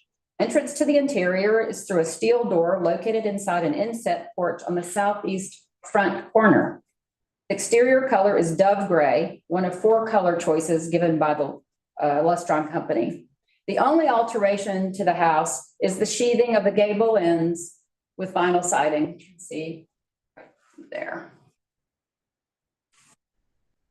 Lustron houses are prefabricated enameled steel houses developed by Chicago industrialist and inventor Carl Strandlund, a native of Sweden. Between 1948 and 1950, 2,498 were built. The Lustron Corporation declared bankruptcy in 1950, despite being extremely well-funded, well-publicized, and government-supported. Production delays, lack of viable distribution plans, and escalating prices for the finished project all contributed to the company's failure. The Jones Whitehead Homes Incorporated Company, based in Wilson, advertised their services in the Rocky Mount Telegram in March 1949, as you can see here. And that company did build the only other lustron in Edgecombe County, which is at 918 Eastern Avenue in Rocky Mount, for client W.G. Powell in 1949. Only have a couple of interior photos. These were taken by a local historian there. Thelma Hill Marrow and Edward Hines Marrow Jr., a Tarboro native, married in Texas in 1943. He attended Port Arthur College in Port Arthur, Texas, which was Thelma Marrow's hometown.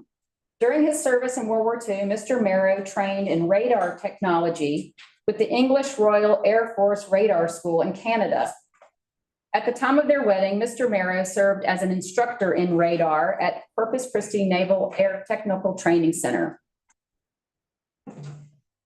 There's a floor plan of the house on the left. The Marrows moved to Tarboro after the war, where Mr. Marrow took a job with Carolina Telephone and Telegraph.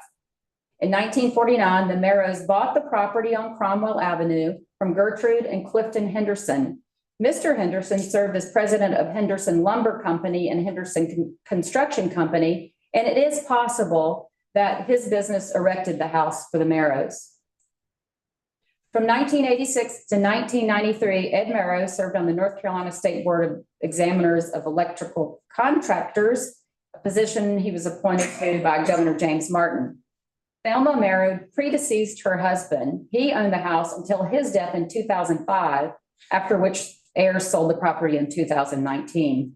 The house is significant as an intact example of a lustron house, and again, one of two lustron houses in the county.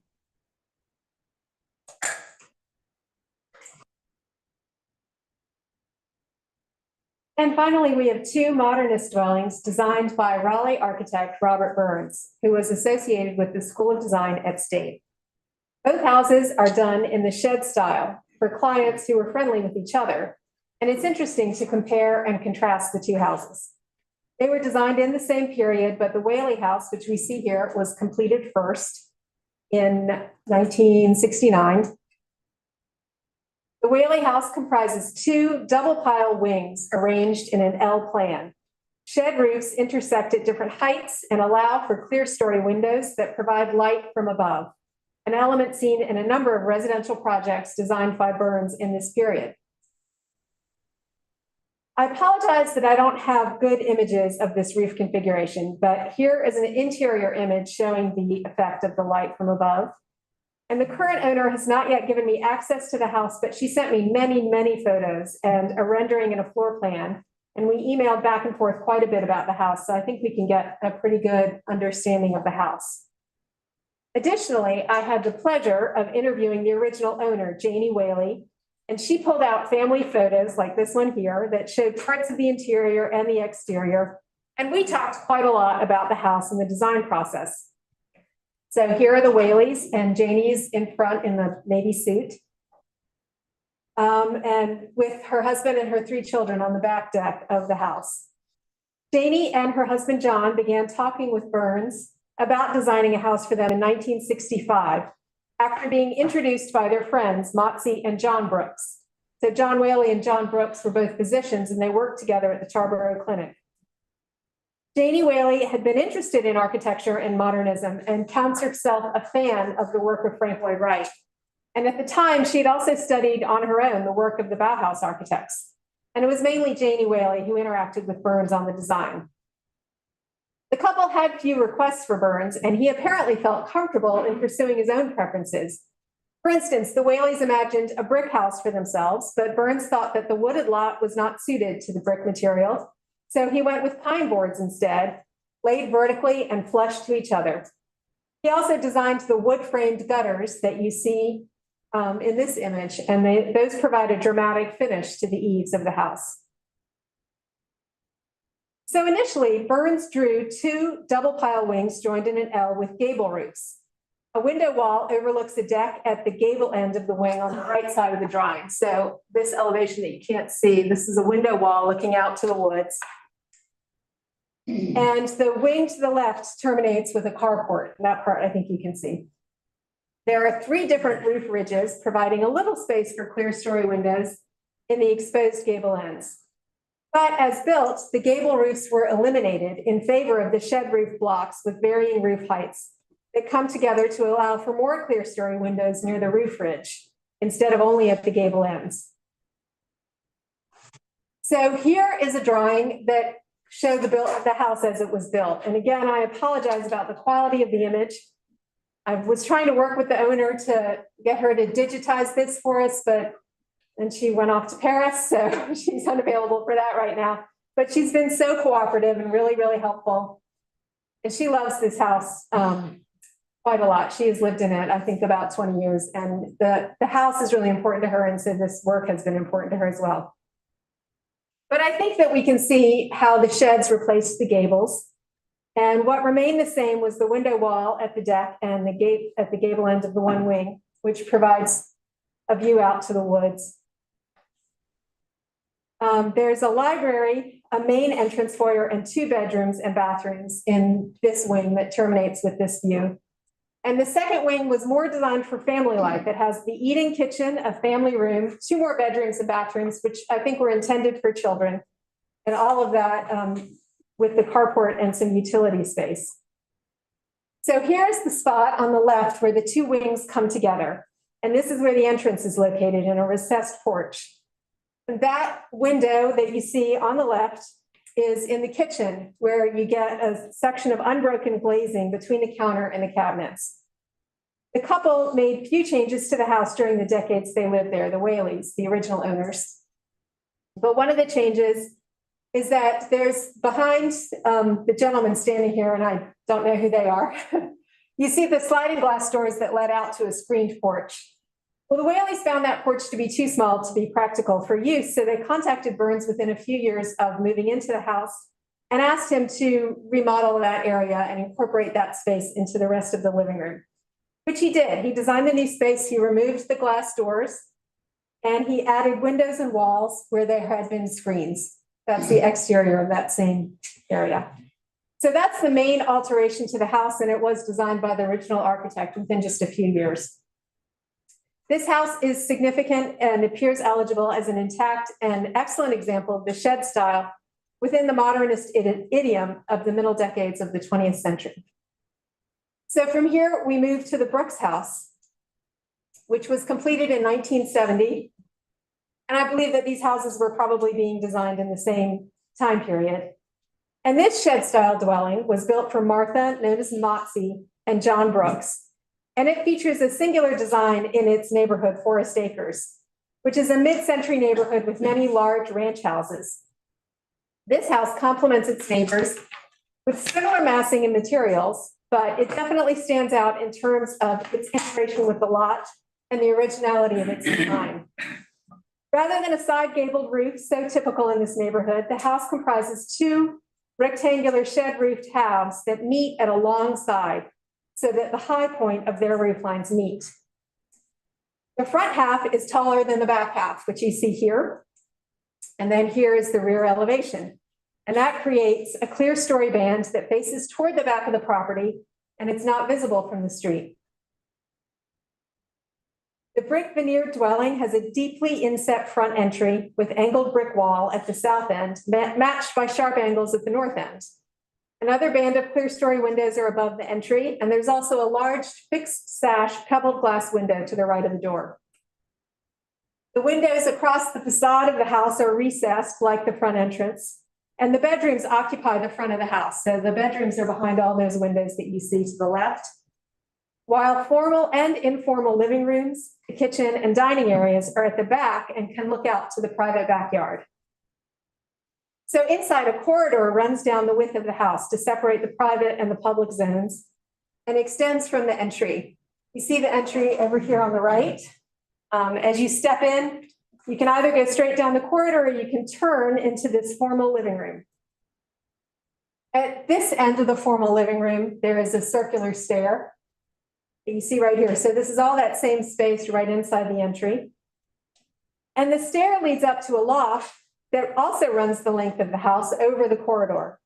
At the south end of the corridor, over the entry and the formal living room, is a painting studio in the loft designed for Motzi Brooks.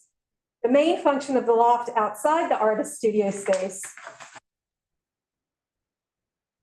are for storage. And I'm sure that, you know, it did not typically look like this. I think that it was used as a place to display art, but then also these doors on the left provided storage under the eave storage in the shed attic part. But it also provided a light well to the rooms downstairs. So you see the loft over here, and the light is all coming in from the clear story at the back of the house, but it comes in because of the lofted area. So there's a second stair at the north end of this loft, and you see here how the loft does overlook the den. You can also see here built-in cabinets, which are dividing the den from the kitchen just beyond the cabinet. And this is a feature that also divides the more formal living room we saw before from a dining room. And this type of cabinet feature as a room divider was also present in the Whaley House design. So Bob Burns and Dr. John Brooks had grown up together, and the three of them, Burns, John Brooks, and Martha Brooks, were all freshmen together at Wake Forest University for a year before Burns transferred to NC State. And Motzi Brooks still lives in the house as of 2021, and it was really fabulous to visit with her in the living room and hear her stories about designing the house and living in the house. This house appears eligible as an excellent example of the shed style within the modernist idiom of the middle decades of the 20th century. So that is our proposed list for possible inclusion in the state study list. Although these are all residential and institutional buildings, we also surveyed other industrial properties, a cemetery, commercial properties, a brutalist corporate campus, and a baseball stadium. Unfortunately, although these properties do contribute to the physical documentation of history in Tarboro, we didn't find any of them to have sufficient combination of integrity and significance to warrant inclusion in the list. And recall that a substantial part of Tarboro is already a listed district that includes residential areas, the business district, government and religious institutional buildings, and some industrial properties. Thank you so much. Thank you. All right, any questions or comments? I do have a question. You mentioned for the Cherry House, I think, that the architectural plan or the plans for the house were been bought at the local building supply. Do you have any idea if that was locally generated plans or if it's plans that might be mail order or anything of the sort? I think that they were plans that the builder in Wilson, who had built the Wilson house, had. So I don't know if they were plans that the builder had, you know, contracted with an architect to get, or if they were mail order plans. I don't know those details. But I always thought curious about Tarboro is those paired columns on the porches all over the place. I'd love to know, and maybe somebody knows about that, but I don't. Very curious about it. I know. I figure there's somebody came up, I mean, somebody was generating those. I mean, yeah, I mean, we don't craftsman of some sort of what. we haven't seen the plans. We don't even know for sure how true to the plans the house ended up being. Although I suspect it was true to the plans because Mrs. Jarrett had seen the house elsewhere and wanted that house. So one would think that they didn't. But I mean, it's a great question. It's always so interesting to think about the houses and how their presence on the street are influencing everything else. Well, my comment about the paired columns, though, that's a separate question. I would guess that some craftsman was doing that when he was generating them. Yeah. And it became popular, and that's why it's so distinctive in that community. Exactly. Thank you. Yes. Thank you so much for your presentation. One of the things that comes to mind, and I might have overlooked it, but as you're talking about the Perry house, you said B and C as criteria, and I would also say definitely A for social history because of what he was doing, what they were doing at the time. Would solidly put them at crosshairs with a lot of things that were going on. That's one. And two, I know the emphasis is on him, but if you can get more information about Mary Eliza. Yes.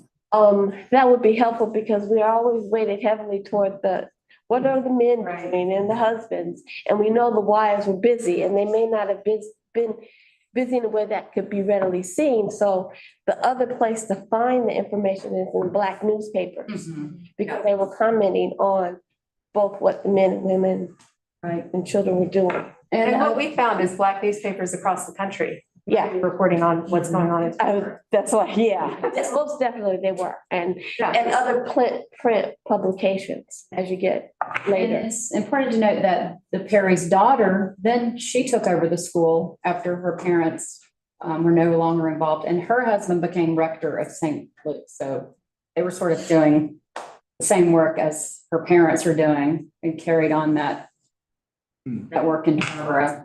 And it's in conversation with the work other Black Episcopalians were doing. I mean, so there's like that whole, that connection to St. St. Augustine's is very interesting and worth noting as you look at who came out of St. Augustine's because of the Episcopal connection.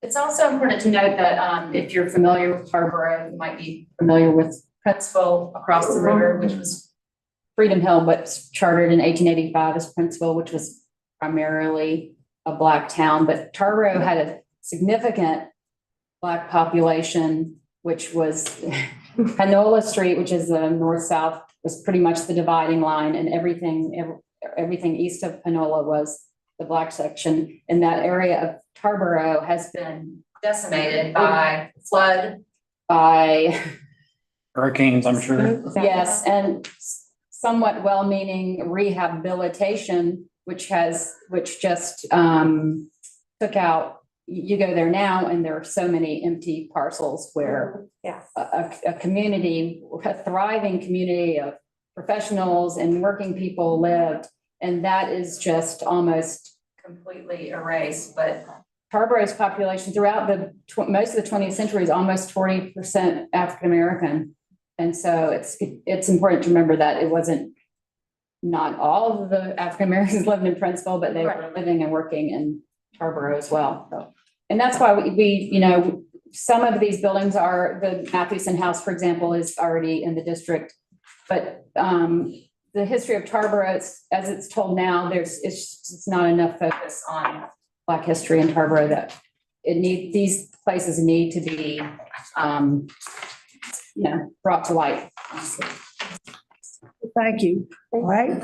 What is your pleasure for these two study lists?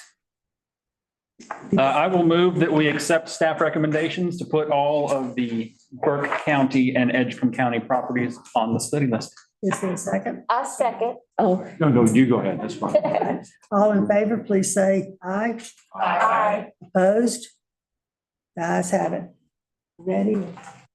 Okay, we're going to now take a quick 30-minute break and have lunch behind us. And we will convene at 1 o'clock to do the 16 other study lists.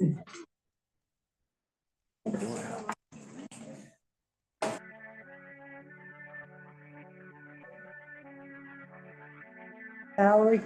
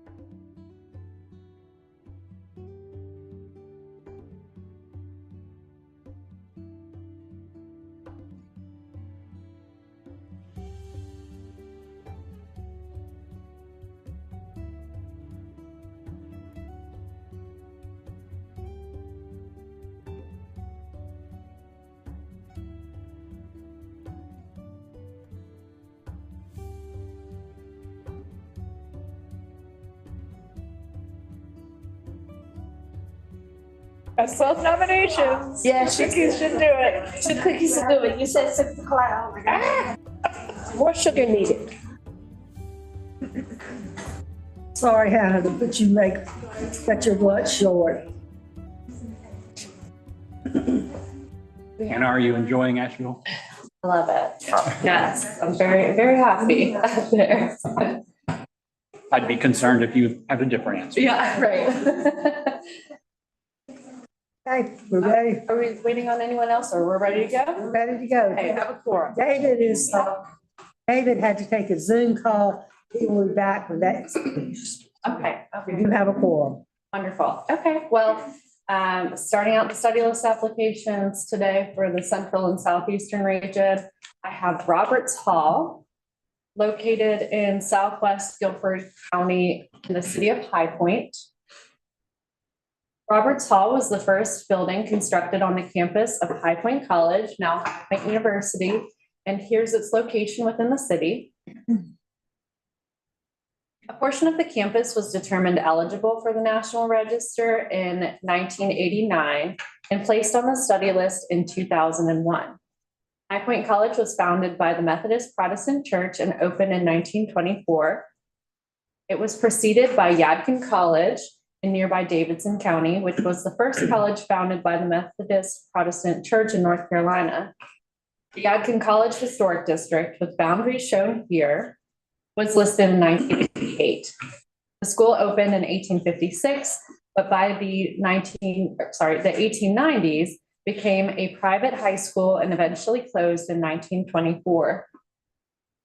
In 1921, delegates at the Methodist Church voted to sponsor another college and selected High Point after the city offered 60 acres of land and $100,000 to build the school.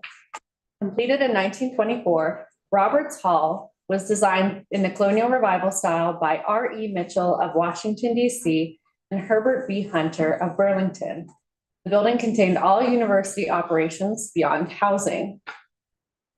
2 dormitories shown here flanking Roberts Hall were completed shortly after. Women's Hall, also known as McEwen Hall, is to the right, and McCullough Hall is to the left.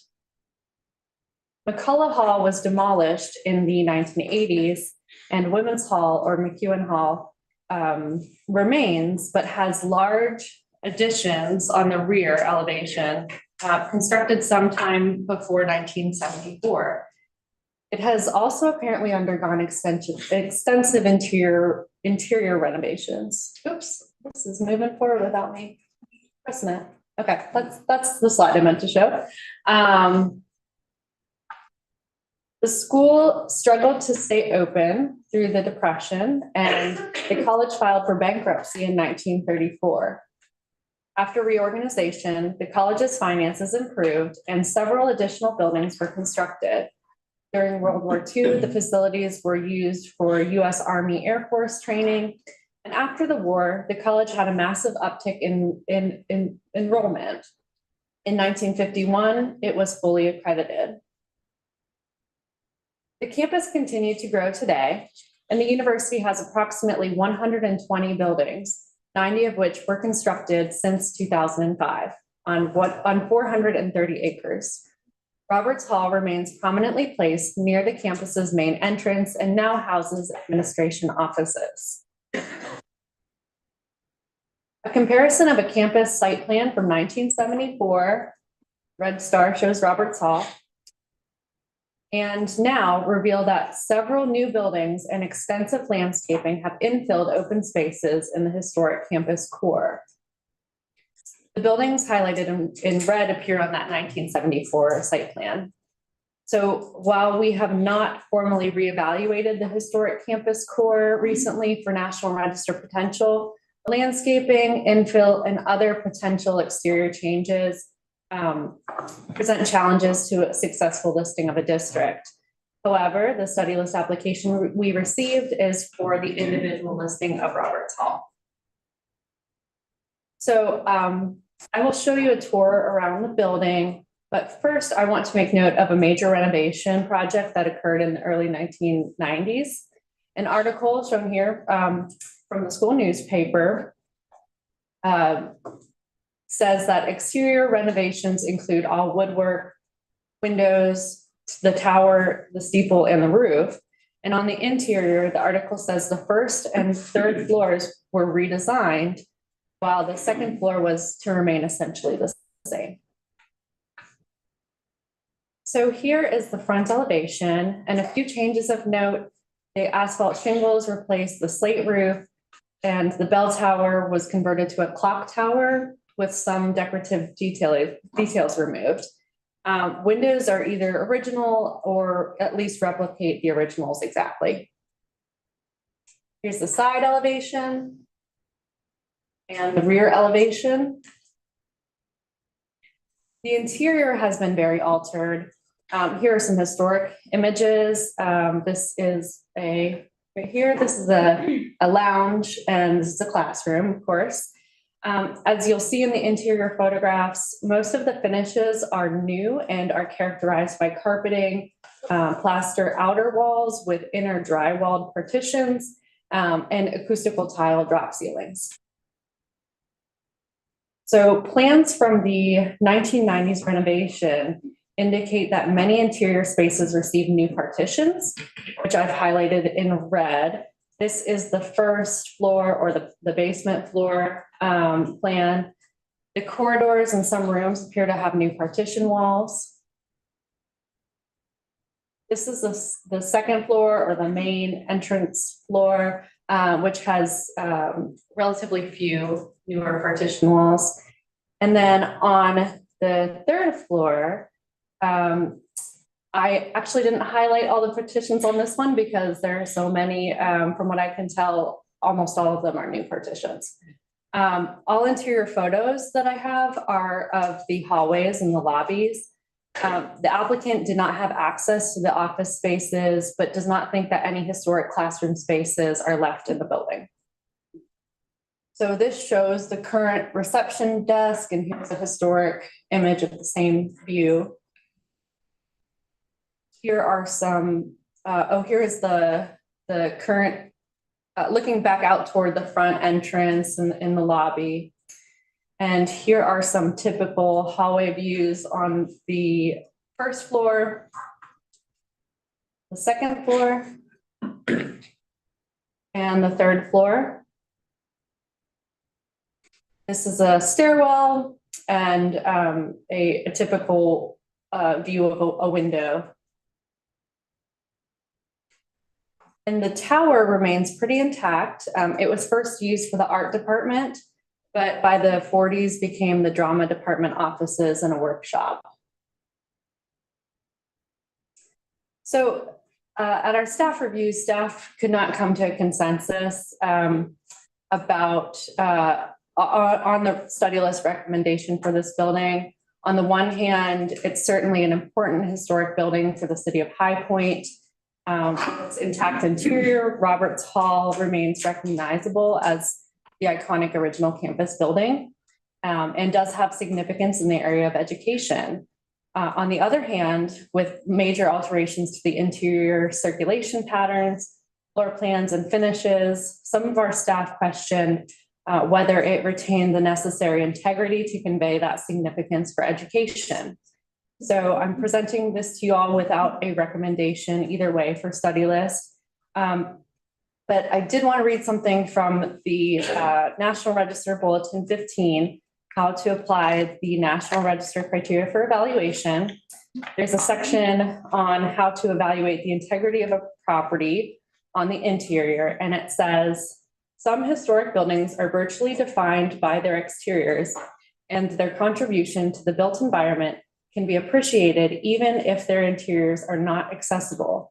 Examples of this would include early examples of steel framed skyscraper construction. The great advance in American technology and engineering made by these buildings can be read from the outside.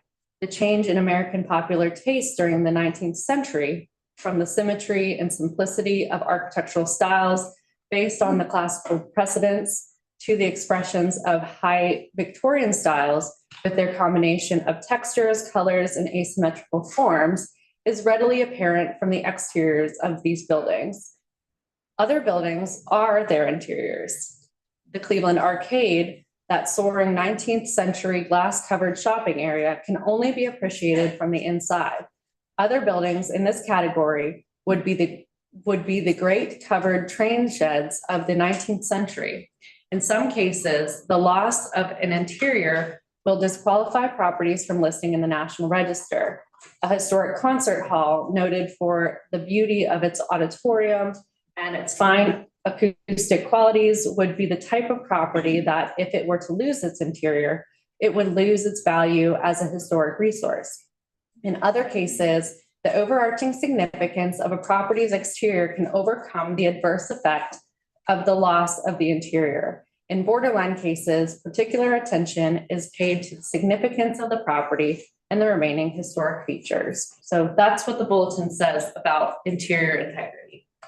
So. Do you guys have any discussion or questions? Sure. So actually, sort of what you were just reading, I'm curious if it's only going to be considered for, let's say, an A criterion where it's more of the what it's meant to the history of the area, then does it still have to have the structural integrity? If you're not going with C, if it's not about the architecture, does the architecture still have to be intact for something like an A or a B? I think that's where staff was having some struggle trying to figure out where we could draw that line. The fact that we don't know where the configuration of the original interiors, because we have not located earlier floor plans, we only have renovation floor plans. We don't know what the classrooms look like, what those spaces look like originally, and enough to even know how much they have changed. But we do know there are a lot of interior partitions and possibly some corridors that have shifted. So, that's kind of what we were all struggling with as well in our conversation. Well, a comment on that, the news clipping, the student newspaper, said that a lot of the changes have been made for purposes of accessibility. Mm-hmm. And do you all, when discussing interior integrity, give more leeway when changes have had to be made in order to bring something like a public building to that kind of code? That's a wonderful question. I don't know that that's something that we did not talk about that necessarily at the staff review.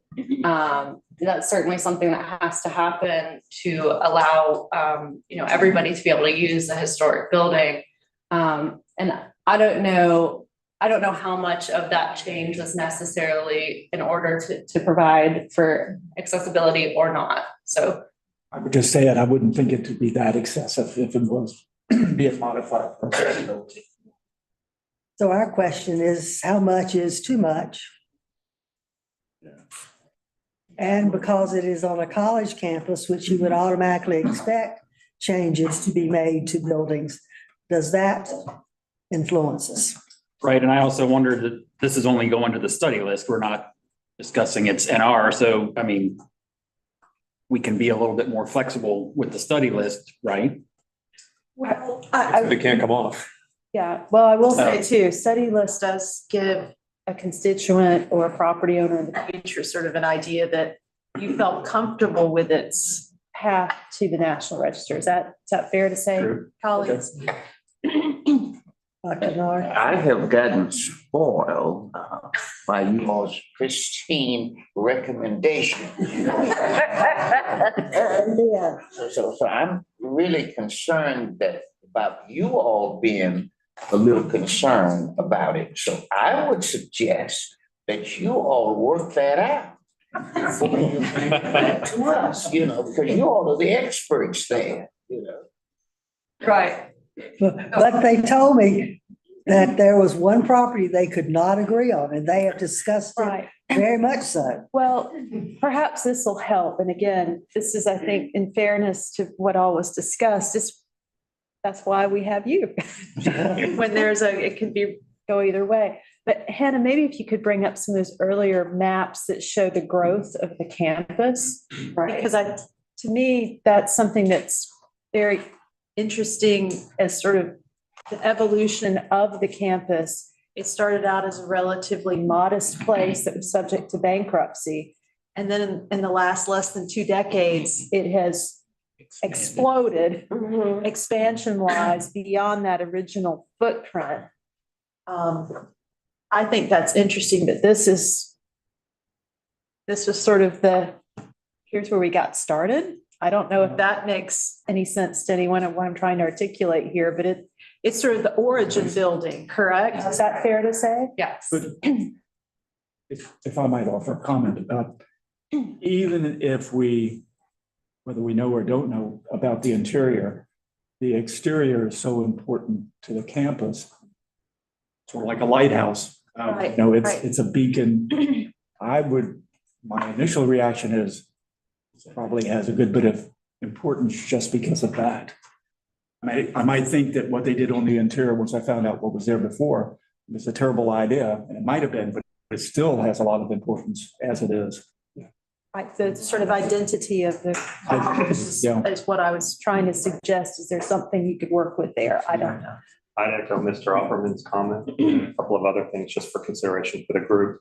If it was 1992 renovation, odds are it had demo plans, and if you can track down the architect, if it does make it to the study list, hopefully that information is available. Right. And the second thing that comes to mind, I think, germane to some of the conversations we've had, I think about textile mills that are converted to housing all the time that remain on the National Register. And that's a pretty substantial interior change because it has to do with the overall feel of the complex and what it represents. And in this case, the changes are still in line with the original function versus, like you mentioned, changing it into housing or turning it into a grocery store. And I would say just living on a campus that has this main iconic building, it is a touchstone, and that it's an expectation it's talking about the campus. I agree very much with what y'all are saying, but that is why I would say that it should remain on the study list and to signal to them that there is some value to keeping at least something as you're exploding, because it is, I mean, there's a temptation to say, okay, let's let it go all away. And I can imagine with it gone completely, you know, this is the worst case scenario, you lose all of that history in that building's disappearance because it's not enough left. I can't imagine Shaw without Estate Hall. See, that's what I was picturing in my mind. So that seems as similar at High Point. Has the exterior of the building been changed except for the bell tower being changed into a clock tower? Not very much from what I can tell. Any kind of rehabilitation that was done seems to be in keeping with, let me go to the before and after, in keeping with the original. You mentioned the roof. I think you said it went from slate to shingle, but You're right, that happens. But you can see here kind of the little balustrade here is missing. So that's another little change, but otherwise it definitely reads as the same building from the exterior. Okay, I know that I said that we were going to vote on all of these together, but because there is no staff recommendation, I believe we need to vote on this separately. So I'm waiting for a motion from someone. I would move to include Roberts Hall on the study list. Is there a second? I'll second. All in favor, say aye. Aye. Opposed? Thank you.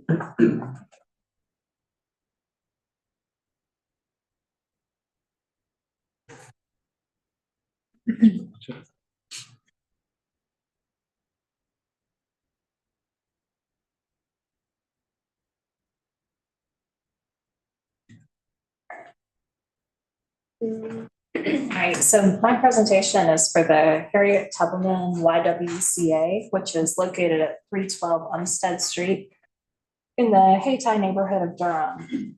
And this building was constructed in 1953. It replaced an early 20th century dwelling that had originally been the home of James M. Avery, the vice president of North Carolina Mutual, that began housing the operations of the YWCA in 1939. The Harriet Tubman branch of the YWCA existed from 1922 until the late 1970s, when, along with its white counterpart in Durham, it closed. This is the first and only building that was constructed specifically to house the Harriet Tubman branch. So for roughly 25 years, this building served as safe, respectable housing for single Black women, particularly those very young women who were graduating high school, often in rural parts of North Carolina, and moving to Durham for employment opportunities as nurses in factories or as domestic workers. The building also served as an epicenter for community organizing and uplift within the Black community, and organizations that included men and women met in the basement and on the first floor of this building.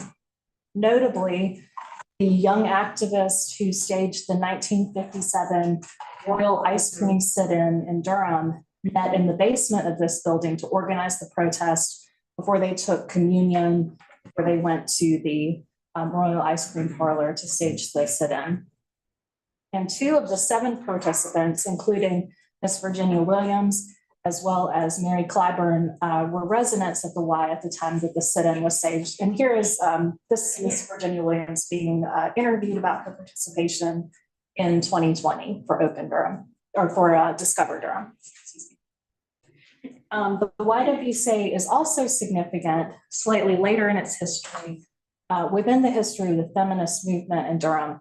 And this is a newspaper article. It was just one of many examples that I found on newspaper.com from the latter 1970s, different events that were being put on here at the Y for women in the community, or about women's interests or women's artistic movements, in this case, the film festival. During the 1970s, the Y was home to the Women's Resource Center, the Battered Women's Coalition, the Rape Crisis Center, the Triangle Area Lesbian Feminist, and the local chapter of the National Organization for Women. And it also served as a resource center for women's medical issues and had a large lending library. So in 1976, Virginia Williams became the last resident to vacate the Y, surrendering the key to the new owners after 20 years of living there. And she was an anomaly in this sense, because most women lived at the Y for a short time, but she was in residence for a very long time. Community meetings continued to happen here until at least 1978, based on meeting notices in the Durham newspapers, and a daycare center operated here in the 1990s, but it has been vacant since then. This is the original design for the Harriet Tubman Y. It called for a 6-bay, 3-story building, and an effort was made to raise $275,000 for its construction, but only $90,000 was obtained. So as a result, you can see that only 4 of those 6 bays were fully realized. And this 1-story portion of the building was added in 1960. It may have been that they discovered they didn't really need the full 6 bays of dormitory housing, but they did very much need the meeting space, because the basement was being utilized as a meeting space. And it's not clear that that was really the original intention, was to have people in that service area. The second and third floors contained a total of 12 2-occupant rooms and shared bathrooms on the hallway. So for the last 30 years, the building has been vacant, and as a result, it is not in good condition, but it does retain a high degree of integrity outside of issues that have been caused by neglect. And we're going to walk around the building now. This, of course, is the primary elevation on Umstead Street. This is the rear. And then this is a closer look at the entrance, the primary entrance to the building. We're going to walk through. This is the lobby. You can see the desk, which was always supposed to be manned by someone, night or day. There's another look back at the same desk here in the corner towards the lobby. Here's some of the first floor meeting spaces. This is in the 1960s addition to the original building. And then here are some of the meeting rooms on the other side in the 50 portion of the building. And then we're looking at dorm rooms on either the second or third floor. You can see the 2 closets because double occupancy for all of these rooms. You can see here are the hallway bathrooms. And then the corridors are intact with all of the openings to the rooms and the bathrooms where they're supposed to be. And then here's the stairway from the basement going up to the first floor and from the first floor going up to the second floor. So staff recommends adding the Harriet Tubman YWCA to the study list because of its apparent significance under criterion A in the areas of social history and ethnic heritage, and its relatively good integrity despite the condition and issues that are obvious in these photos. Thank you. Question, do you know who owns the building now? I believe Mitch Wilds may know the exact answer to that. I believe it's been bought by a redevelopment. It's owned by a nonprofit housing group in Durham.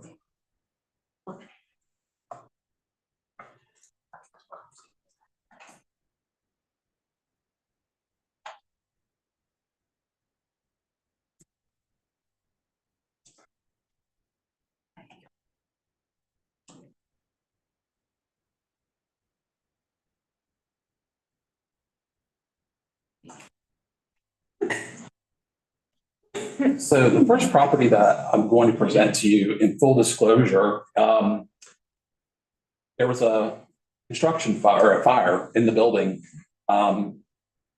This was Tuesday night in the wee hour of 9 p.m. We've since received information from the applicant. The damage is not extensive, but a report has not been filed yet, but I can point out in my photographs where the fire was primarily contained. This is the Tarboro and Voorhees Mills located in Graham in Alamance County. Map. And so initially there were 2 separate buildings. The Voorhees Mill is on the left and the Tarboro Mill building is on the right. They both were constructed though in 1902 and enlarged at various stages through 1969. They both display similar structural systems and finishes.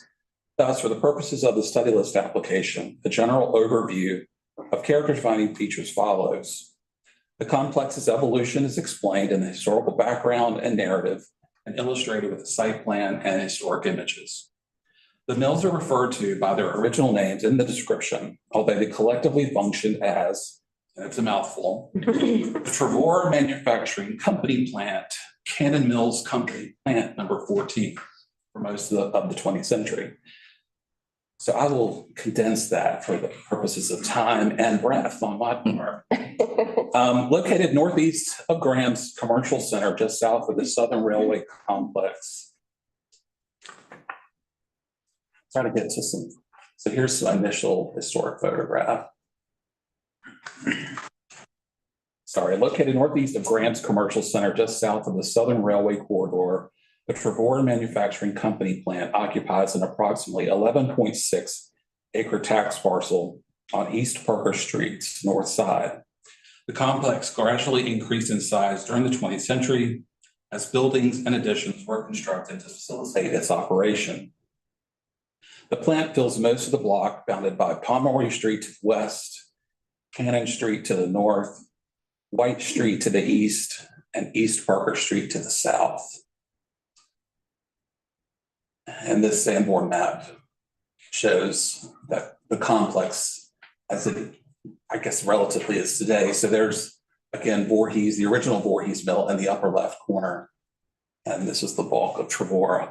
But there's these residential, the D stands for dwelling on Sanborn maps. So it's, it's kind of in the middle of a residential area.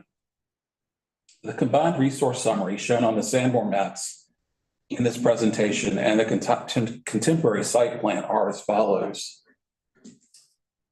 Tarboro Manufacturing Company Plant, Cannon Mills Company Plant number 14, a cotton warehouse dating to 1902, a warehouse dating likely to the 19 teens, a cotton warehouse and opening room, and I believe this was where the most extensive damage had occurred, and possibly this cotton warehouse dating from 1902, but the structures had already been compromised to a pretty heavy degree. There's a warehouse from the 1950s, an office built between 1924 and 1931, a workshop, two mid-20th century fuel shelters, the Voorhees Manufacturing Company, Stanley Mills Company, the Voorhees Mill, again, that's in the upper left corner. The picker room, which is hard to find. Here on the left, and then another warehouse, which is just to the south of the picker room, based in the late 20th century. So the 1902 mills have very low-pitched gable roofs and red brick walls executed in 5-to-1 common bond with double header core segmental arched window and door lintels. Shaped heavy timber rafter ends are exposed on the north and south elevations of Voorhees Mill and the north elevation of Tarboro Mill. Tall multi-pane double hung wood sash windows initially provided ample light. Although the majority of 1902 window openings were enclosed with brick in conjunction with humidification and HVAC system installation or encapsulated within additions, original opening size, shape, quantity, and rhythm are clearly discernible. Some original windows remain on the first story of Tarboro Mill's 1902 south elevation, now an interior wall. You can kind of see in the photo in the upper right corner. The stair tower, which has been kind of encapsulated by other modern additions. You can also see original windows there. Voorhees Mill featured a central hip-roofed monitor with long bands of windows that have since been removed. All exterior 1902 doors have been replaced. 1939 west addition to Voorhees Mill. Sorry, this is the interior of Tarboro.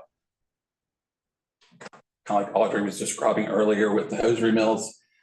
Very typical large post and beam construction.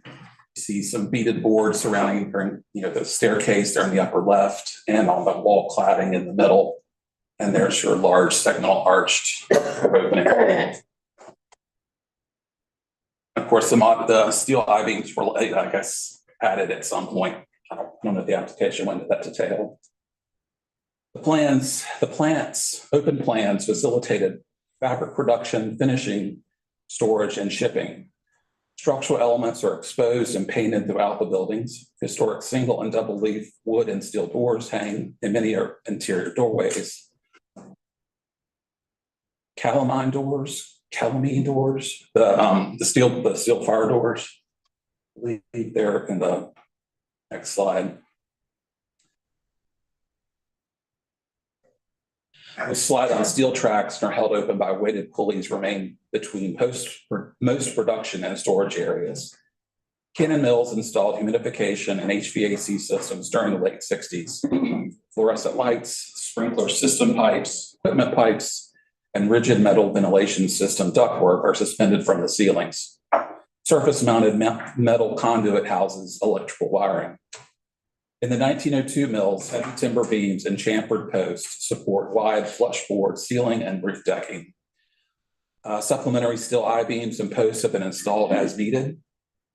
The wood floor system consists of thick plank decking, a diagonal board middle layer, and a tongue and groove hardwood top layer.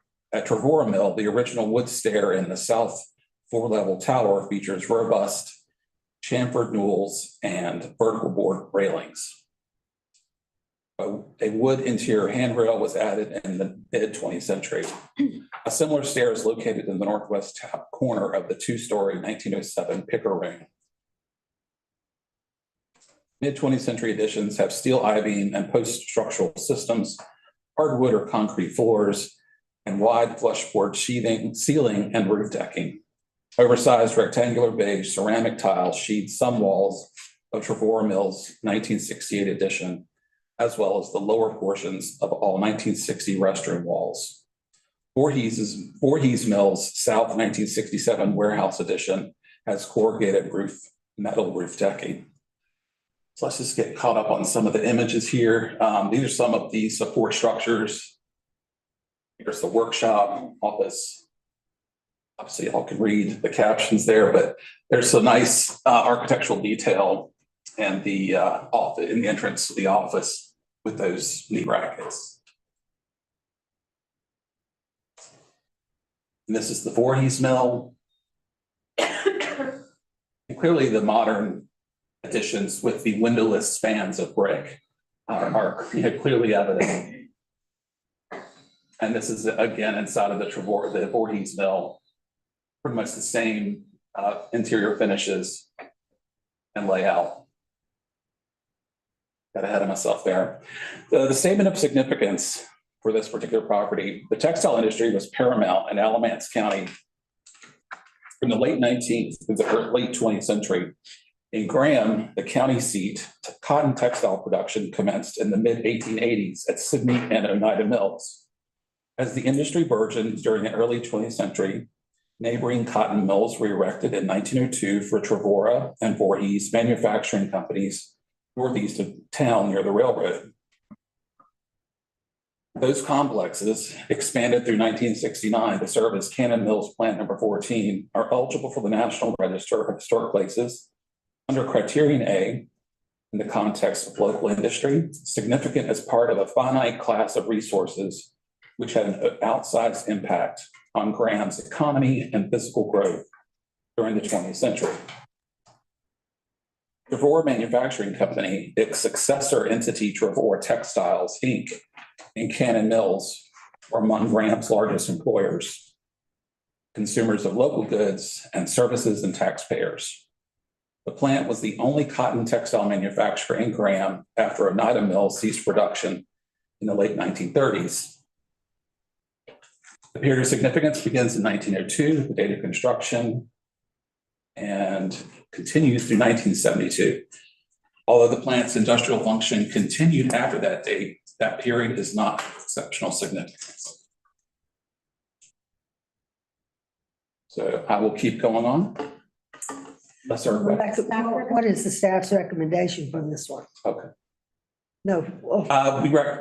We go with the consultant's recommendation that it is eligible for placement on the study list. All right. Let's go to the next one, please. Okay. This is the R.J. Reynolds Tobacco Storage Warehouse in Winston-Salem in Forsyth County.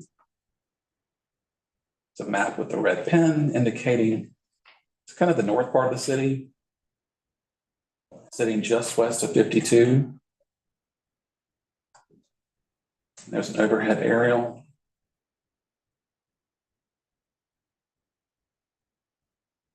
And there it's shown on the 1917 Sanborn. Constructed circa 1920, the R.J. Reynolds Tobacco Warehouse functioned as a storage facility for tobacco bales. Situated to the east by two intersecting rail lines, the warehouse is one of a few remaining industrial buildings in the predominantly African-American community of Northeast Winston-Salem, locally referred to as North Winston.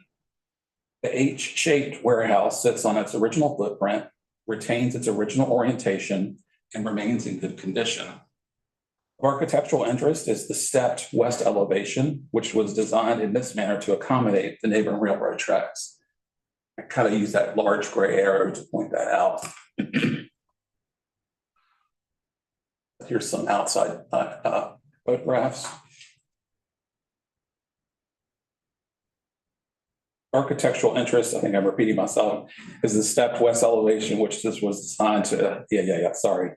Historic building materials used throughout the 70,000 square foot building include exterior brick walls, wood ceilings, wood support beams, sliding fire doors on steel tracks, and corrugated metal siding that supports a flat roof. The interior remains nearly unchanged from RJR's 50-year ownership since the building's inception. Like other downtown Winston-Salem tobacco factories that are already listed in the National Register, the Leaf Warehouse retains open interiors with evenly spaced columns throughout. Multi-panes, windows, and skylights flood the interior with natural light, and pendant fixtures provide man-made illumination. The only interior change is limited to some small frame partition walls. Added in the 1990s, these walls were designed to create smaller interior spaces, likely during the occupancy of the second owner. So these are the elevation that it fronts 25th Street.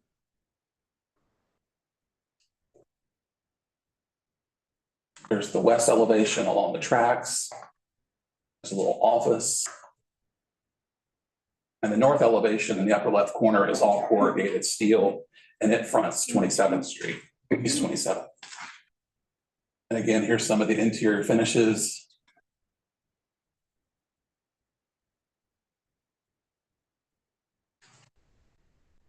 As early as 1891, R.J. Reynolds, along with other company officers of the North Winston Development Company, purchased approximately 200 acres of land north of the Winston municipal limit along the Richmond and Danville and the Roanoke and Southern Railroad tracks, including this parcel.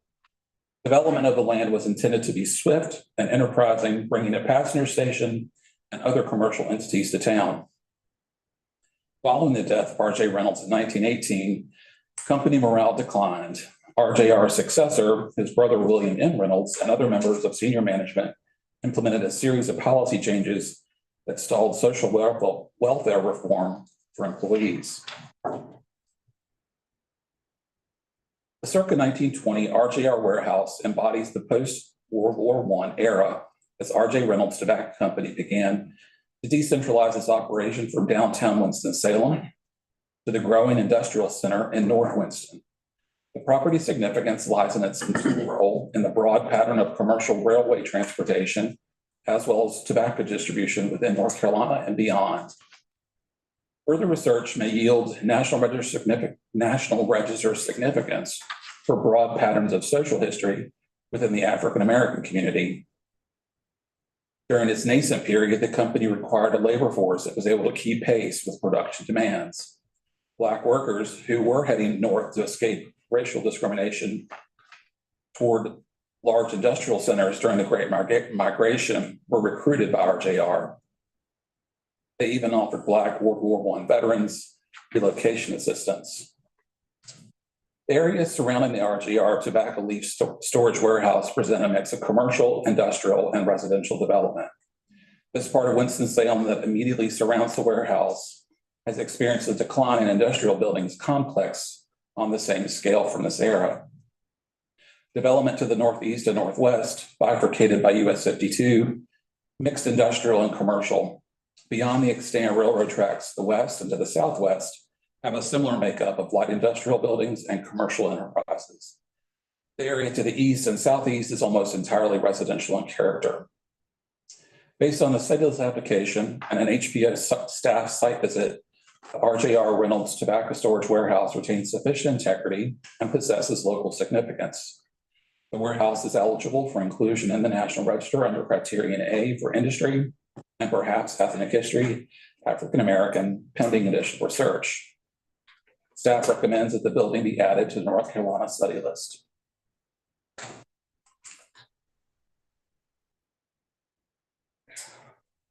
Moving on to Moore County, the West Southern Pines West Southern Pines School are indicates where it is in Southern Pines.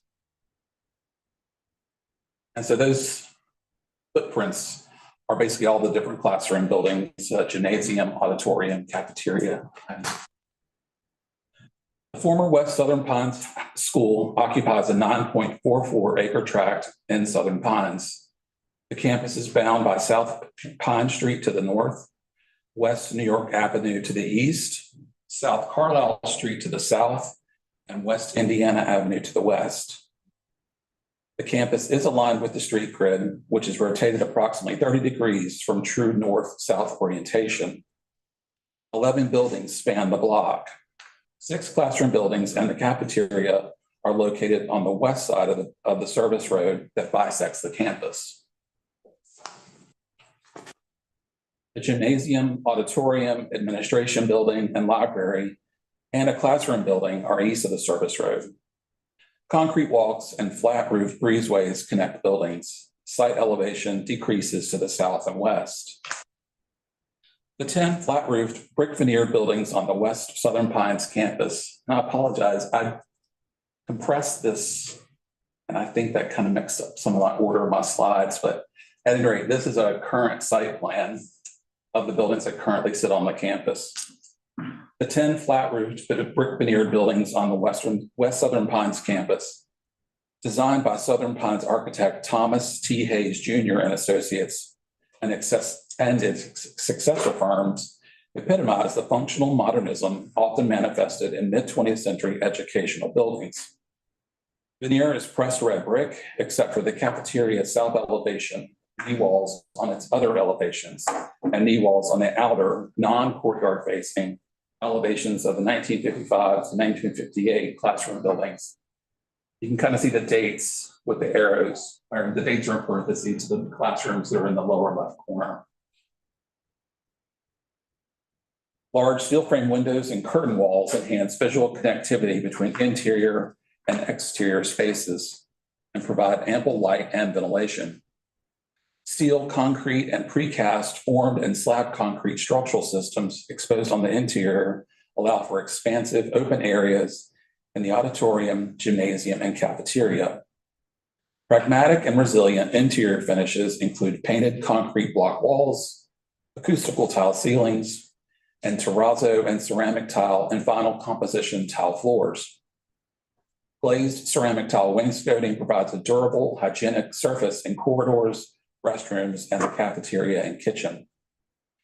Aluminum trimmed chalk and bulletin boards, built-in cabinets and bookshelves, and flat panel wood veneered doors with glazed upper sections are intact. The 1950 gymnasium is characterized by painted concrete block walls, a hardwood floor, and exposed steel roof trusses. Insulated ceiling panels above the trusses ameliorate noise during athletic events. The 1966 auditorium has painted concrete block walls, acoustical ceiling panels, and steel frame wood seats that fill a wide central section flanked by 2 wide aisles and 2 narrow outer sections. Wood steps at either end of the stage lead to the hardwood platform. Velvet curtains are suspended from the ceiling on steel rods. So with all that, let's take a look at some of these buildings. This is the latest building to be added to the campus, 1988. But this is what the majority of the classroom buildings look like. All those ribbon windows provided ample light. They're operable to provide ventilation. Much along, that movement started in the 1920s with the open air movement with consolidation schools. So this is the cafeteria. Here's the gymnasium. And I tried to get really snazzy with my photographs here, but on the left, I know, epic fail. There's a classroom building on the left, which connects to the administration building, and then up the stairs is the library. And here's the auditorium. And then now, and I apologize for making you seasick, but I really need to go back to this Rosenwald. Okay, so West Southern Pines School possesses significance at the local level under Criterion A in the area of education and Criterion C for architecture. The historically African-American campus grew from a 2-story 1925 brick school that is no longer extant. The school fronted West New York Avenue to an 11 building, and it grew to an 11 building complex occupying a 9.44 acre tract. The 1925 school was built on land purchased by Black citizens of West Southern Pines, an independently incorporated Black municipality from 1923 until 1931. African-American residents raised $6,000. White citizens donated $3,000. Rosenwald Fund contributed $1,500. And the State Literary Fund provided $34,500 to subsidize the school's construction. The buildings erected from 1955 through 1966 represent the Southern Pines Board of Education's efforts to equalize rather than integrate its Black and white campuses. Southern Pines architect Thomas T. Hayes Jr., one of the first graduates of the newly created North Carolina State College School of Design, espoused the modernist design principles promoted by faculty members. His namesake firm and its successors designed the buildings in an economical manner that allowed for rapid construction, flexible use, and future expansion. Campus exemplifies the North Carolina Department of Education's initiative to supply students with spacious, well-ventilated, and amply lit instructional areas. The modernist buildings are characterized by a flat-roofed, angular form, horizontal massing, and tall rectangular steel frame windows and curtain walls. The classroom additions accommodated changing additional curricula and increased enrollment. The kitchen supplied sanitary food service facilities, while the cafeteria provided a spacious venue for meals. The auditorium and gymnasium hosted myriad cultural and athletic events and served as community gathering places. The campus is one of the most intact mid-20th century educational facilities in Moore County. West Southern Pines School became Southern Pines Elementary School when the Moore County Board of Education's integration plan was fully implemented in the fall of 1969. The campus operated as Southern Pines Primary School from fall 2001 until December 31st, 2020. The period of significance begins in 1950 when the gymnasium was placed into service and ends in 1973. The school's function after 1973 is not of exceptional significance. And staff support the consultant's recommendation for placement on the state study list. If I could, excuse me, period of significance up to the 1973, but integration was in 69. Is there a reason why we're? Oh, you say 69?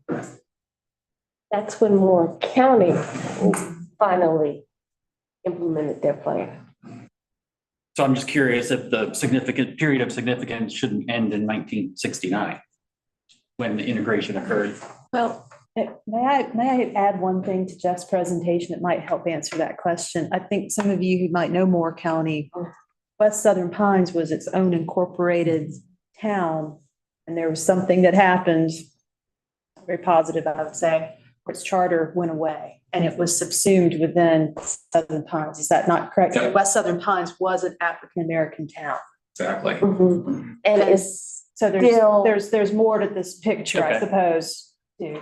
Yeah, and it's still an African-American community. And so there's considerable interest in maintaining that presence in Moore County, which is partly why they want to do the study. And the reclaiming of property that that Black community originally owned. So it's still kind of going on, but if we go up to 73, it helps capture some of that tension. Sure. I believe it, I don't want to say it was a hostile takeover, but it was not. There was something not, it was hostile. Okay, yeah, I didn't. I'm sorry, it was hostile. It was, but yeah, I mean. Part of it was. That was the water supply thing. Among other things. Okay, I'm not gonna get into the whole water and. Well, yeah, so but there's a bigger picture here. It was not just, oh, this was this, but there's a much bigger story, is what I want to share. Are there any other questions? Move on. Move on, Ms. Snowden. Yeah.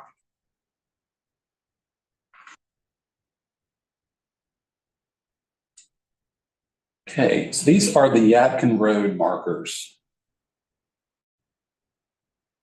These are a series of 4 markers that span not really sure of the distance, but they're a series of discontiguous markers placed along US 211 and US 1 between Southern Pines, what is now Southern Pines, and Pinehurst.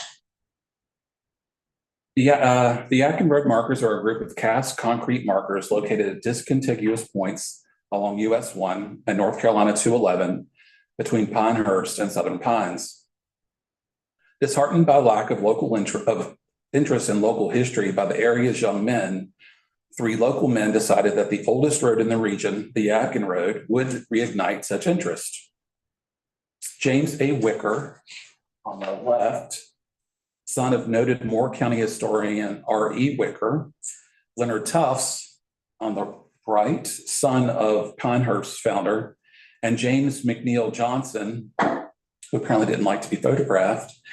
He was Aberdeen's, I don't know if he was their official historian, but so says the internet. He crafted the design, and they all 3 crafted the design and inscription for the group of what was originally 5 markers. Erected in 1927, each marker measured 4 by 5 feet square with a narrow crest along the top edge. That's down in the lower left corner.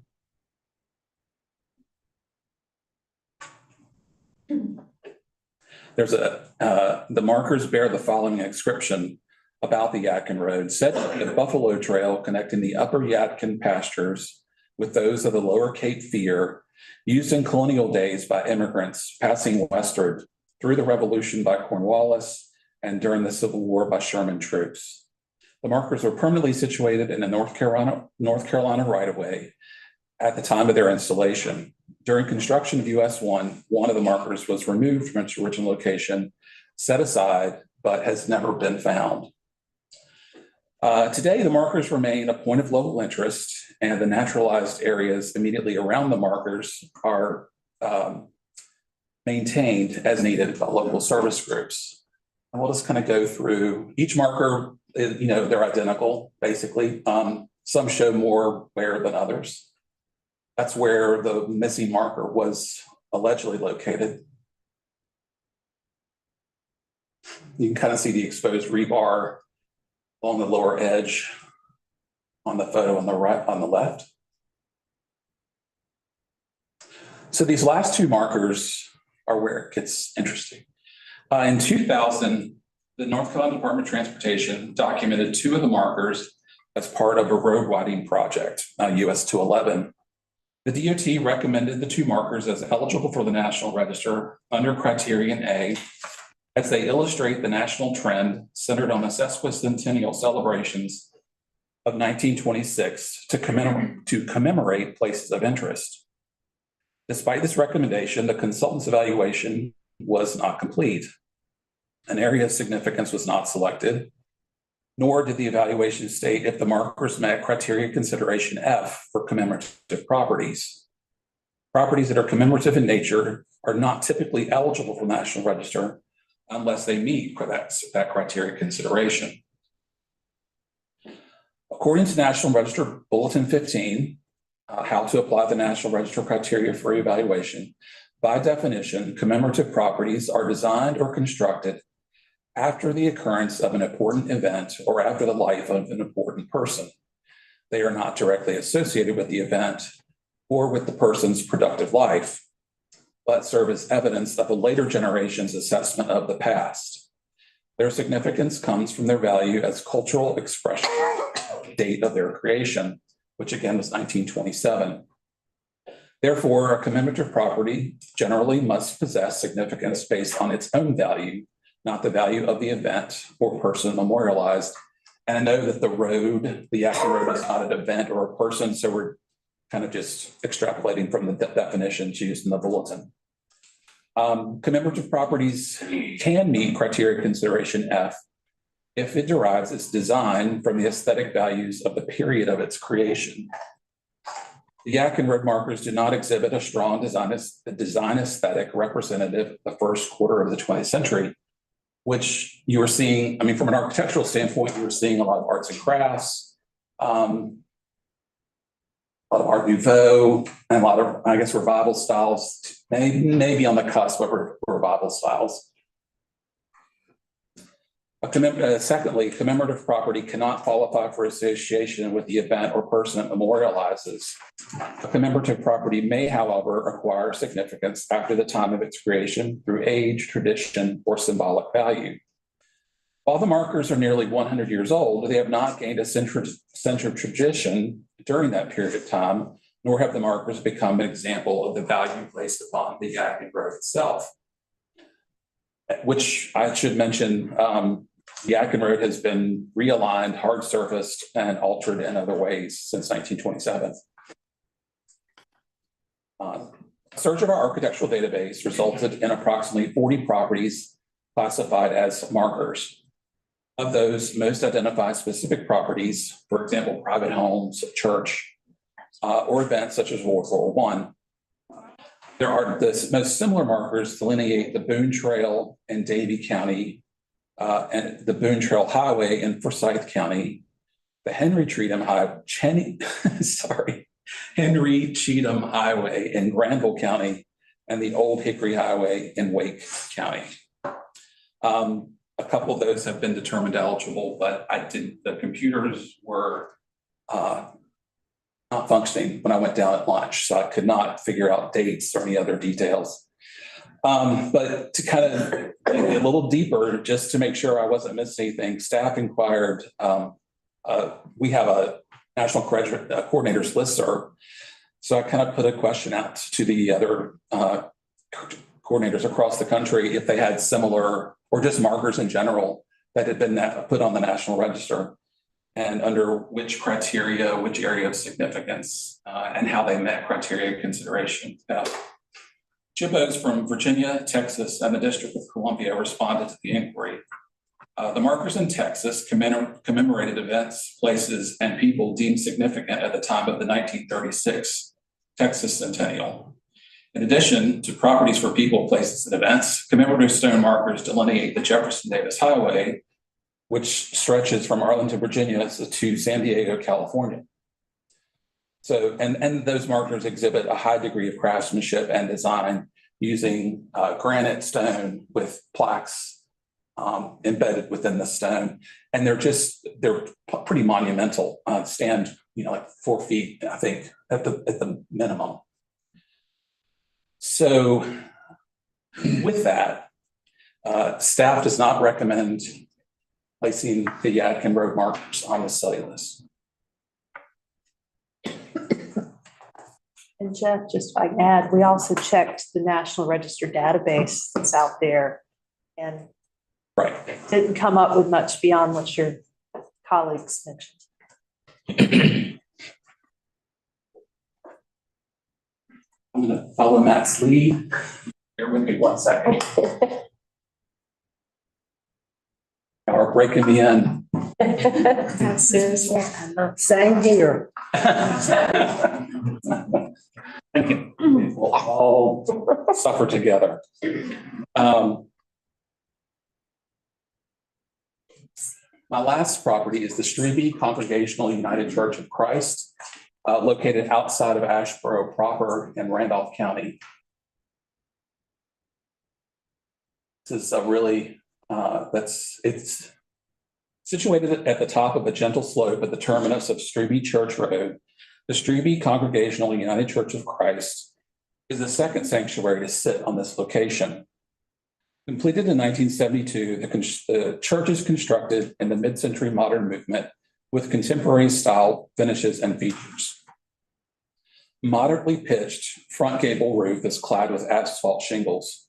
The roof flares at the wall junction, and its pitch allows for deep overhanging eaves, typical of the architectural style. Built atop a concrete slab, projecting pilasters frame the stained glass windows on the west, south, and east elevations. A bell tower comprised of 3 vertical projections with a gabled top with structural cross tie members is attached to the southeast corner of the church. It contains the bell from the original frame church. So Strebe has a really interesting history. Its congregation was founded this is all kind of aside from the architectural significance, but I did want to include this information. Strebe was part of a broader historical trend of African-American church building in the former slaveholding states during Reconstruction. The original log and frame church, built in 1880, is no longer extant. I'm sorry. So this is kind of an overview shot showing just how rural this church is in its setting. Quite, well, bucolic would be the right word, but it's right near the Uwharrie National Forest. It's very quiet, very peaceful. So maybe bucolic. Anyway, here's a closer shot, and you can see that there's a church cemetery here, and there's the church. And just as an aside, believe it or not, there is another house here, and we're Ramona and Brett Stern, one of our restoration specialists, and I conducted a site visit back in the summer, and so I'm going to document that after this, after today, to our database. The original log and frame church seen here was built in 1880, and as you can see in the photo on the right, it's no longer extant. It was condemned and subsequently demolished in 1970. So this is the beginning of the 1972 congregation in the photo on the right.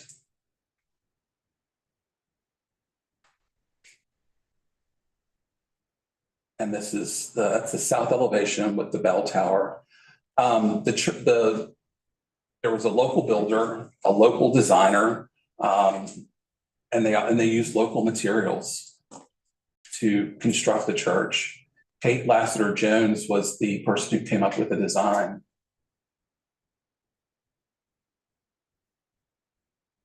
And this is, Cynthia and Jennifer used the term window wall, which is, I don't know if this qualifies as a window wall per se, but it's a very commonly seen feature in contemporary architecture.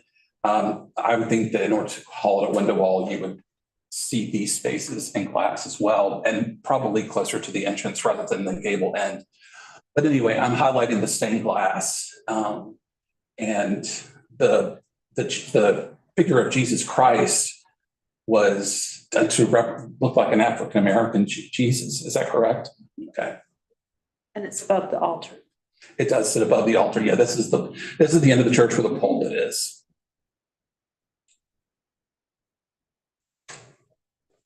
That's just kind of repeating what I said. There's a close-up of the bell tower, which I think it's a very interesting interpretation. The single pedestrian door on the photo on the right leads into the pastor's office. And there's a cornerstone, which you can see here. And this is the fellowship hall on the northern end. And that was constructed in 1982. And this is the interior of the church, the exposed beams. And there is nothing above those acoustic ceiling tiles other than just like roof decking. So apparently they are original. And that's some additional stained glass around a double leaf entry surrounding, that's more or less the parishioners' entrance into the church. And again, that's a close-up of the pastor's office. And also this is the church cemetery. So just to kind of conclude, churches such as Strebe also serve as springboards for the establishment of other institutions, including cemeteries and schools. Strebe Church, School, and Cemetery sits on 6 acres of land bought in 1880. The first frame church, school building, was completed in October 1880. A separate school building was constructed in 1891 and expanded in 1905. However, it was razed sometime after Strebe School was consolidated with 2 other schools sometime in the 1930s. I searched our database, and there's the only other comparable African-American church in Randolph County. Well, it's not even comparable.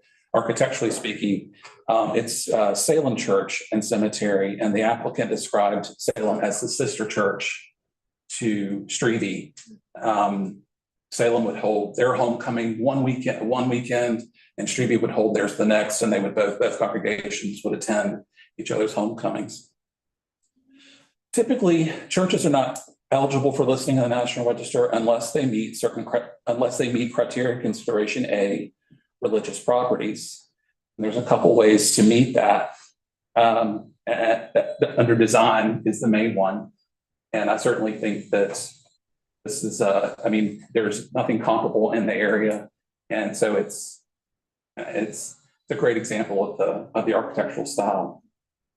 There's another way, and this will require a little bit more study on perhaps the applicant, her part, but historical persons. And Reverend Islay Walden founded this church, and he was a Black poet and congregational minister, educated at Howard, as well as the New Brunswick Theological Seminary. He paid for his education through his works, through his written works. So he's certainly an interesting historical figure. All the events that lead up to 1972, because that 1880 structure no longer stands, does not help qualify the building to meet the criteria. So, but it is architecturally significant, and staff recommends placement on the state study list. Any questions? Okay, thank you, Mr. Smith. At this point, we're going to vote on the ones we've seen right now, and then I'm going to give you a short break. All right, do I have your motion? Discussion. The motion would have to be to accept staff recommendations, because all of them, the staff recommended for the study list, except for the Yadkin Road markers. I move that we accept staff recommendations. Is there a second? I'll second. All in favor, say aye. Aye. Opposed? All right, you may have a 5-minute break. I need you of that. Full of fire. Only 5 minutes, I know, and I realized what I had done, and I counted. It does. I don't know if I was, there's something more thought 20 minutes ago.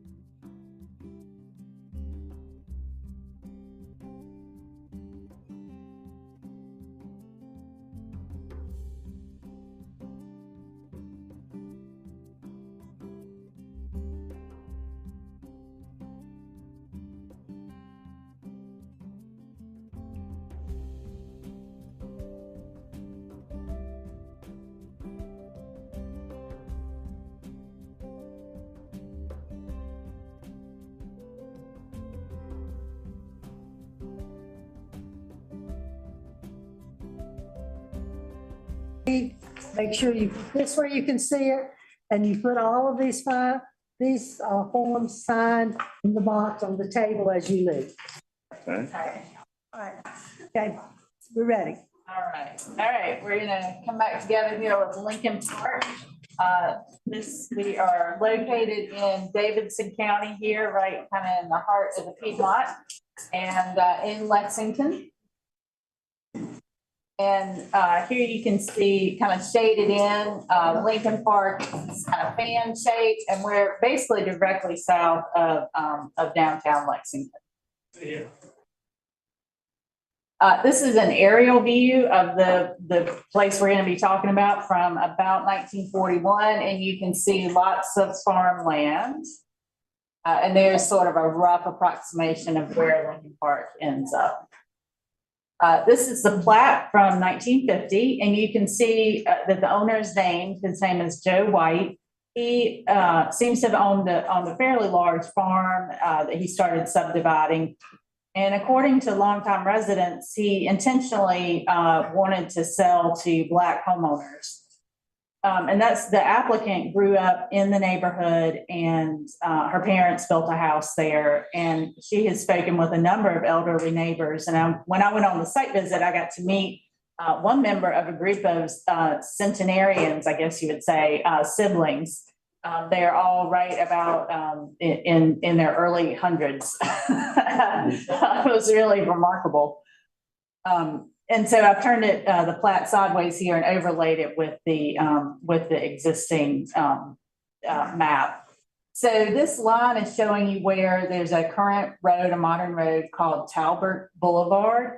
Talbot must have been planned already by the time this was platted, because it was platted in 1950, and Talbot shows up on aerial photographs by 1955. And it's sort of a, I'm guessing by looking at where Talbot goes and how it travels along the southern side of downtown Lexington, that it's an urban renewal project, but I don't know that for sure. And you can see here the slightly darker yellow lots are the lots that really totally took out. And then along South Church Street, those lots are still there. They still exist, but no one ever built on them. And I assume that's because of the right of way coming through. And then across the road, and this doesn't have anything to do with what we're talking about, but I noticed it says colored cemetery on the plat. And that is now owned by the city of Lexington. And it's sort of a like a mechanical shop, it looks like, for some of their city trucks and things like that. And it looks like they, as far as I can tell, they've relocated, disinterred and relocated that cemetery, but I'm not exactly sure where. So this is a 1955 aerial, and you can see that curving road, that's Talbot Boulevard. And then also you can see that Lincoln Park is well under construction. So all these streets here, there's lots of houses along, and the church is already there. So it's already well underway. So Lincoln Park is the first Black subdivision in Lexington. Residents and owners were educators, veterans, and other professionals. It was the Black neighborhood in Lexington. The town's first Black city council member, Arnetta Beverly, lived here, as did the town's only, and possibly Davidson County's only, congressional gold medal recipient, a man named L.M. Lockhart, who was one of the Montford Point Marines. This neighborhood is also home to the county's first and only Black American Legion post, the Banks Miller Post 255. And all of that sort of collectively indicates or gives you a sense of the neighborhood's high profile as an important Black neighborhood. And sort of to further that indication, rumors spread in the 1960s that the Klan was going to actually come destroy this neighborhood. Families hid in basements and took shelter in other places, while some residents stayed and awaited the confrontation. But luckily, the Klan did not ever actually show up. The neighborhood today contains a collection of modest 1950s homes. Many houses have been covered with vinyl siding and have replacement windows, but the streetscapes remain remarkably intact. The neighborhood appears to have been built out pretty quickly, reflecting pent-up demand and newfound post-war prosperity. Few houses have had additions of any kind, and particularly when we're looking at kind of these immediate post-war neighborhoods, you often see lots of garages or carports that are enclosed. There are actually very few garages and carports here, and so you don't see that enclosure. The houses, in terms of fenestration and just the overall collection of houses, really hasn't changed very much. So it's I think it's a fairly plain neighborhood, but again, streetscape wise and collectively really intact. This is one of the few homes that has been really severely altered and could not contribute to a district's historic character. And I'm showing you that because it is one of the few, and really one of the only other ones is uphill behind it. And you can see it had a full second story added to it. The church was built in the early 1950s, and my sense is that it has been altered, but I might just be being visually overwhelmed by the blue roof. But it's a little difficult. I'm not sure what kind of changes might have happened to the church. And then this is the Banks Miller Post 255. And this is right on Talbot. That's Talbot Boulevard to the right. That's one of the few, it's really the only thing that was built really close to that road. So while the neighborhood's individual resources lack architectural significance, as a collection, the subdivision easily conveys its significance as an African-American post-war neighborhood notable in Lexington's history. So the likely period of significance will be 1950 to probably to 72 to the cutoff, the 50-year cutoff. Any questions, or shall I continue? Great. Moving on, the Fulton House, which this is a great picture, by the way. They got their guns, they got their bicycles, they got grandma, they got kids. This is in Forsyth County.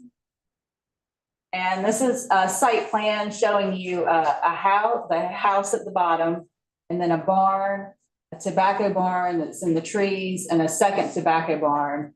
And I only have photographs of one of the tobacco barns, but we'll see that. So the Fulton House is brought to us by the owner, who's a descendant, and she's doing a really careful restoration and doing some rehab work on the house. You can see in a side-by-side comparison that it's undergone some changes. And we'll cover that, but just, you know, the windows are different and a different size, and obviously the porch is different. I think you can see a transom in the older photograph that is not in the current picture. So Fulton was born in 1835, and he moved to this location with his parents, probably in childhood. This is a floor plan of the house as it exists now. So the Fultons occupied or built a hall parlor house with a porch, probably in the 1850s.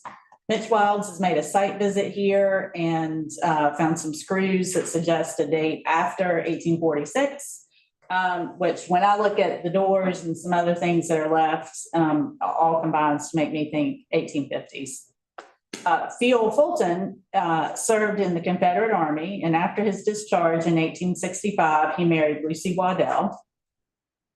And I think probably Lucy and Fuel built the front part of the house, the I house, probably around 1880, which is when he inherited the house or bought it out of his parents' estate. He and Lucy had 9 children, so they definitely needed some extra space. The family farmed tobacco both before and after the Civil War. In the 1920s, by the 1920s, Phil and Lucy's daughter, Ida, and her husband, William Strader, owned the house.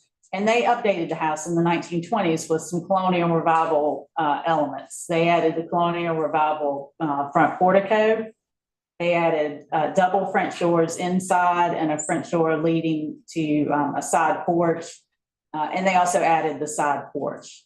And I believe that's when they changed out the windows from the more narrow 4/4 to a little bit wider 6/6. So now we'll go around the outside of the house. We'll also move through the seasons and back through the seasons. This is a good look at that 1850 hall 55 or so hall parlor portion in the back. And then back to the front. Moving inside, in the left-hand photograph, you can see a French front door and then double French doors on the right-hand side of that hallway. That's the staircase has just been painted around the runner. Here's an assortment of doors. So on the right hand image is an 1850s Greek Revival door. And then on the left, you have a combination of probably an 1880s 4-panel door and then the multi-panel 1920s door. A couple of different mantelpiece varieties. The one on the right is in the rear portion and the one on the left is in the front portion. And some other very simple post and lintel mantelpieces. And then outside, I have a photograph of one of the tobacco barns. One of them is less altered, and then we have this one. But this one's the only one I have a picture of. Like I said, it does retain a couple of two tobacco barns and one just sort of generic barn. But the absence of the surrounding fields means that agriculture is not really a viable area of significance. And the outbuilding collections just aren't particularly notable. The changes to the house, while historic and occurring over time historically, except for the vinyl siding that's on the exterior now, those changes aren't really architecturally significant, and they leave the house as a mix of eras and styles, but without the architectural significance that the National Register is really looking for. So staff does not recommend listing or study listings for the Field Fulton House. We looked hard for a path forward, but we couldn't find it. Any questions on that one? Palmerville. Palmerville is located in Stanley County. It's right or just a little bit north of Baden. And Palmerville encompasses 18 primary resources along both sides of Palmerville Road. The road is paved, but there's no curb and gutter or sidewalks. Lot sizes, building setback, building sizes, and architectural styles vary greatly, reflecting the lengthy development history of Palmerville. Palmerville was added to the study list in 1990, and normally when places that were put on the study list more than just a few years ago come to us for National Register potential, we usually just ask for some photographs and ask some questions to make sure nothing has changed since study listing. In the case of Palmerville, I looked at Street View a little bit, and I kind of thought, oh, and then I made a site visit, and it really hasn't changed much since 1990, but what was the place significant for? That was not very apparent in a site visit and in talking to the folks who were interested in National Register. So because the area of significance wasn't really readily apparent, I recommended that the folks who were interested in the nomination actually undertake a new study list application to kind of get some more, just get better feedback. So the group hired a consultant who did a very good job documenting Palmerville's development and dividing that history into eras and discussing the architecture from each era. The first period is what they called early Palmerville, which runs from 1877 to 1897 and begins with the establishment of Palmerville School. The area was named for a local family, the Palmers, and most people in the community were farmers at that time. 6 buildings remain from this early period, And potential areas of significance for the time might include architecture, education, or agriculture. However, all but one house has been altered so that the architecture argument is not really a viable area of significance. The school has been demolished, so education is not a viable area of significance. And the buildings and fields that would support an argument for agricultural significance are gone. The next period of time is the boom era from 1898 to 1911. This is when the community prospered from construction work happening on the Whitney Dam on the Yadkin River. That project, however, ultimately failed and the dam was abandoned. But during this window of time, Palmerville flourished with 20 businesses that included a grocery store, furniture and undertaker's business, a general store, blacksmith, wagon shop, a roller mill. They had 2 doctors, 2 schools, and 2 churches, a drugstore, and a livery stable. But today, only 1 house and 1 really highly altered store building remain from that time period. So early 20th century Palmerville extends from 1911 to 1941. During this time, Baden emerged as a center of commerce. Baden was formed to support a new dam project farther south along the Yadkin River. And Baden siphoned off businesses and even one of Palmerville's 2 churches during this period. But the community kind of morphed into a rural alternative to Baden for workers at the Alcoa plant.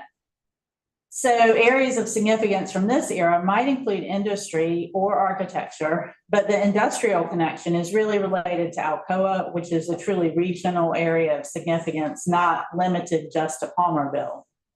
And the remaining houses, 6 in total, represent only 1/3 of the community's built resources and can't carry a claim of architectural significance for the whole community. The final era is 1945 to the present, which only has 2 houses standing during that time period. So we'll take a little tour. The consultant included photographs from a 1989 survey, so you can compare and see that not much change, is just that we had trouble coming up with the argument. These are 2 houses that were too young in 1989 to attract attention. Here's another side-by-side comparison of then and now. Palmerville Baptist Church is a really an interesting resource. It is covered in vinyl siding, but the interior is extremely intact and has some interesting movable panels, so you can create Sunday school classrooms inside. Another survey then and now comparison. This is a little store. This is the only commercial building. It's been moved and lost its original siding and had its fenestration changed. This house is overgrown, but generally, once you get behind the weeds, looks more or less like it did in '89. And this is just another street view. You can kind of see that some houses are way back off the road. So staff does not recommend study listing, and I'm just going to quote directly from the application from their conclusion. Collectively, the extant building stock in Palmerville represents 3 distinct eras of construction: 1877 to 1898, 1920 to 1939, and 1950 to 51. While the lack of buildings constructed during World War II is typical throughout the county, or typical throughout the country, the lack of extant buildings from 1900 to 1920, including all of Palmerville's commercial buildings, makes it difficult to convey a continuous period of significance for Palmerville. Additionally, the lack of agricultural, educational, and commercial buildings makes it difficult to understand Palmerville as a self-sufficient community. So, yep. So if this is already on the study list and things cannot be removed from the study list, what are we voting on? I guess, they are applying to put it on the study list, which it is already on the study list. So Ramona, what would they, because they're not voting to take it off. I guess they're voting for. Well, we don't have the ability under state administrative rules to take it off, but that was based on sort of not as an in-depth study, correct? For lack of a better term, or as much of an in-depth analysis back in 1990. We know We know more now. Yeah, she dug a lot deeper than anyone had in 1990. So I guess maybe it's a vote to affirm or not study list listing. I think you're reacting to the study list application that they've sent to us. Yeah. Okay. So just treat it as a new application. You're a master though of getting our hopes up and then knocking them down.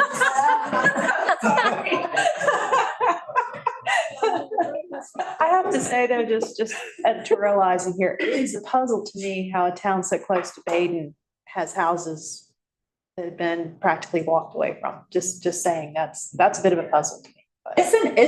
It's sort of if you drive back this way, eventually the road kind of peters out at the lake. And at that end, there are some small lake houses.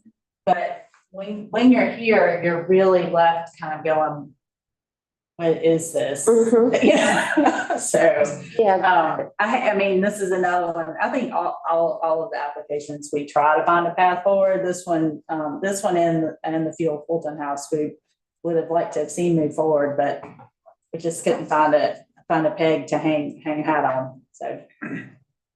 Is it fair to say, Sarah, this place had some stops and starts and we just don't have the coalescence of. We don't have enough from stuff, right?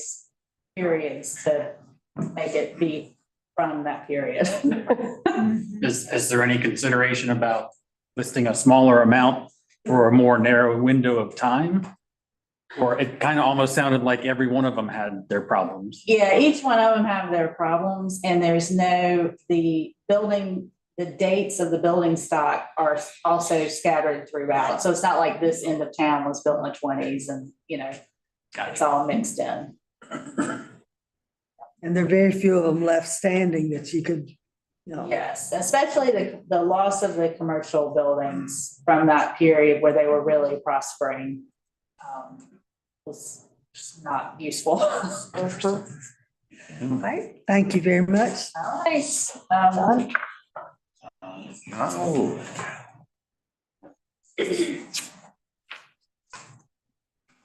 Greenville. You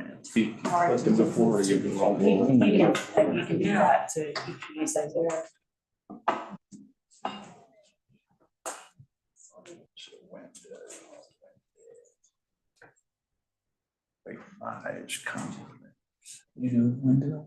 It's nice to see everybody in person. You actually look better in real life than you do on Zoom. So it's hard to believe that it's been since February 2020 since I've set foot in this building. So I guess if I was in the music industry, this would be considered a reunion tour. Just to clear up a couple of agenda points, the application for the Buckhorn Memorial Gardens has been pulled from the agenda, so we're not presenting that today. And y'all are probably wondering why I'm presenting the application for Lake Moira, as Wake County's not the eastern office, but the property's in eastern Wake County, and that's east of somewhere, so that's good enough for me. The study application for Lake Moira was submitted by the property owners, and according to their application, they say that they're interested in showcasing the importance of the property in the social and economic history of the community and to preserve its natural beauty. They have concerns about the development pressure, road widening, and the demand for utility easements that might impact the property. And currently, this property is pending a Wake County Historic Landmark designation. We received a designation report to review here this last week. And the family is currently working with Wake County to include interpretation of this site in a proposed Lake Moira County Park. And I don't know if that's coming to fruition, but there is property that is designated as Wake County Park on the tax parcel maps. Olivia Heckendorf and Ellen Turco from Richard Grubb Associates are the ones that prepared the landmark designation report. And I just want to acknowledge and thank them for allowing me to steal some of their images for the program today, as well as to use some of their history.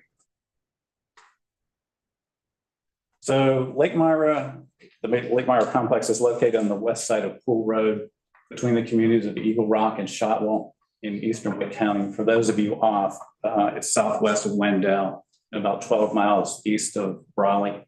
And if you're from here, that's about 4.5 miles southwest of Lizard Lake as the crow flies. So the irregularly shaped parcel encompasses 103 acres composed of Lake Myra.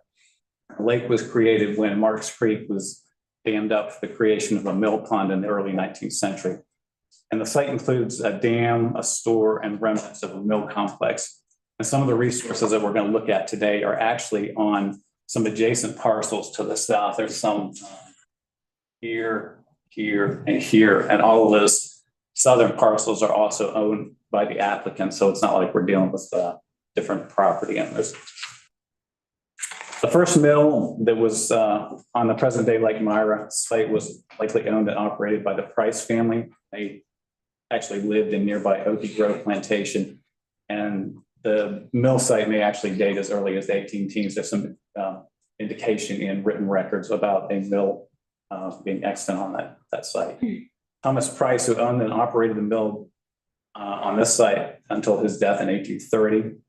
And upon his death, the mill passed to his daughter. And upon her death in 1853, that went to her brother, Needham Price. And Needham Price owned the mill property until his death in 1870. And that property transferred to his wife, Nancy, and then to their daughter, Mary. So it just kept transferring down the line. In 1877, they sold 102 acres to a couple of gentlemen, Richardson, that included that mill pond. And that's where we see it coming to about the 100 acres that you see on that tax parcel I showed you earlier. So after 4 years of ownership, the Richardsons sold the property to W.H. and Sarah Hood in 1881. And in January of 1887, the Hoods entered into a mortgage for the property with a lady named Catherine Boylan. And in 1897, Boylan was unable to make payments on that property, and it was auctioned by Wake County. And the sale was advertised as the valuable Hood Mill. And the mill property continued to change hands for about at least five times before 1917. The property eventually came under the ownership of several doctors and merchants from Raleigh who formed the company under the name of the Doctors Lake Milling Company, and they purchased the property in 1918. And the 1917 survey that was done for them actually shows the location of a new mill, a new concrete dam, and the site of two tenant houses. So here you see the new mill site. This is Pool Road. And you see the bungalow site and two tenant houses, and there's a farm lane, and we'll talk about those as we go along.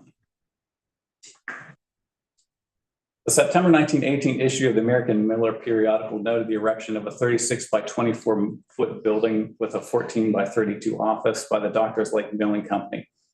It also mentioned the Doctors Lake Milling Company ordered machinery equipment for a 40-barrel flour mill and a 30-barrel corn mill. There's another image of that mill. So that's probably the new mill that they showed on that survey map.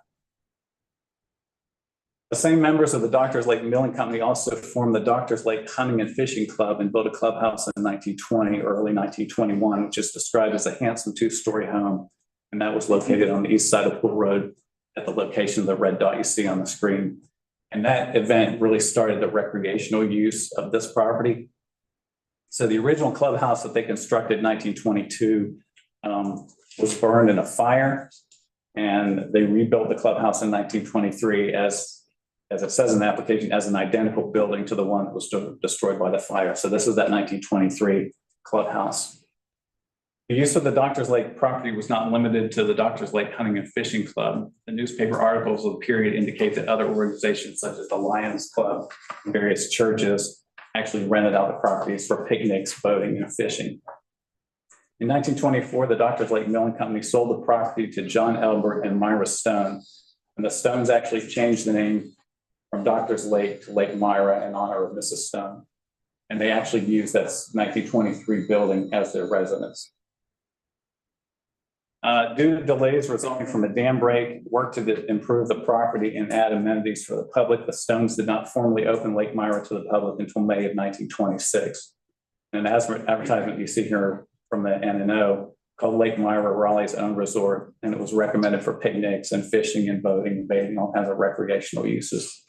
And that resort was to remain open throughout the summer, and newspapers touted the resort's bathhouse and private lockers. And people could also purchase a membership in the Lake Myra Fishing Club to actually fish there. In addition to the recreational component of the property, the Stones continued to operate the mill, advertising the sale of Myra hoe cake meal in the newspaper. So I know what I'm having for dinner. In 1929, Charles and Alice Woodall purchased the mill property from the Stones. The Woodalls continued making improvements to the Lake Myra property. And according to an advertisement in the News and Observer, many changes have been made for the pleasure of those who visit the lake this season. New tables and seats have been built, brick fireboxes with grates have been built for the convenience of those wanting to prepare food.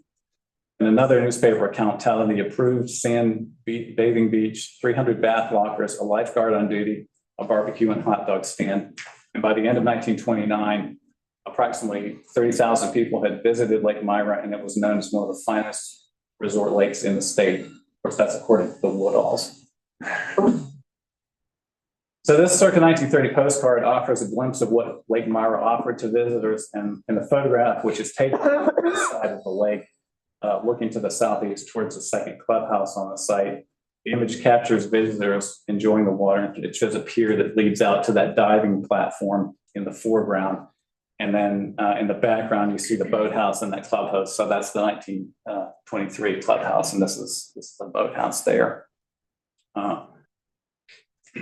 And to the right of that image, the two-story building is the mill building, and the one-story building adjacent to it is likely an original store or an early store on that, which is no longer extant.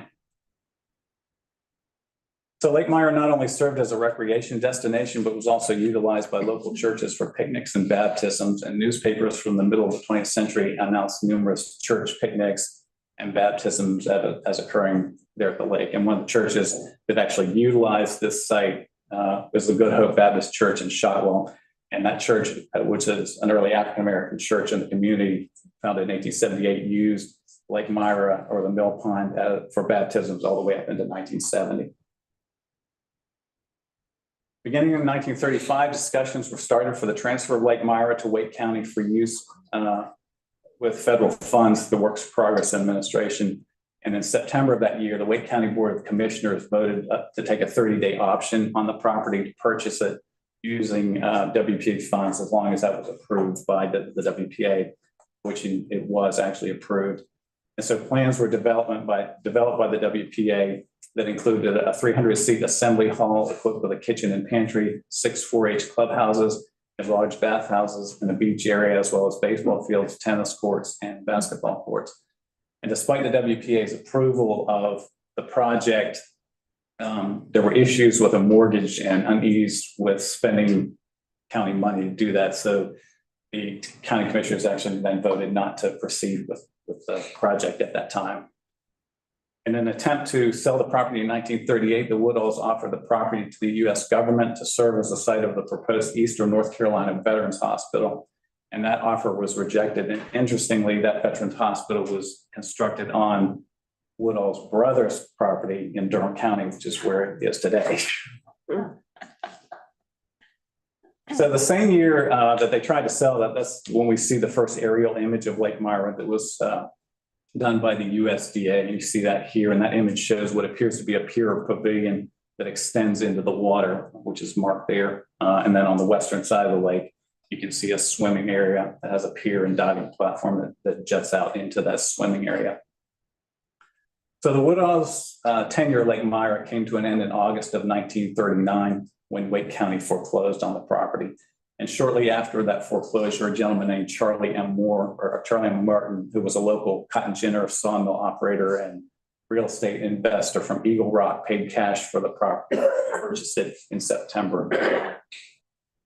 And there he is there in front of the 1923 clubhouse, which is now his house.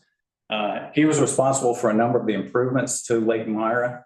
And around 1940, he constructed the store building, as well as a boathouse. And that boathouse is right there. It's kind of washed out in that screen, but it's right there. And there were boats that were housed in there that were available for rent to the public. So the 1959 USD aerial of Lake Myra shows a long rectangular boathouse, the 1940 store building, covered pier, the mill building, and cotton gin, which in this image appear to be connected to one another. There's a building called the Shuck House, which I'll show you in a little bit. and a circa 1940 concrete wall extension to the existing mill dam. And then across the lake to the west, there was a newly constructed ranch house, which you see right here, that was built by Martin's daughter and husband. And to the south of that, there was a long narrow structure, which is probably a pavilion. And then there was a dance hall that was immediately to the east of that pavilion. In 1959, Martin transferred the property to his son, Clarence H. Martin, and the son, continued to operate the store and the mill, although the cotton gin aspect had probably ceased operations in the late 1920s, early 1930s. And Clarence's brother Goldie and a gentleman named Richard Giles were the last known millers at Lake Myra, and they operated that mill up until 1962.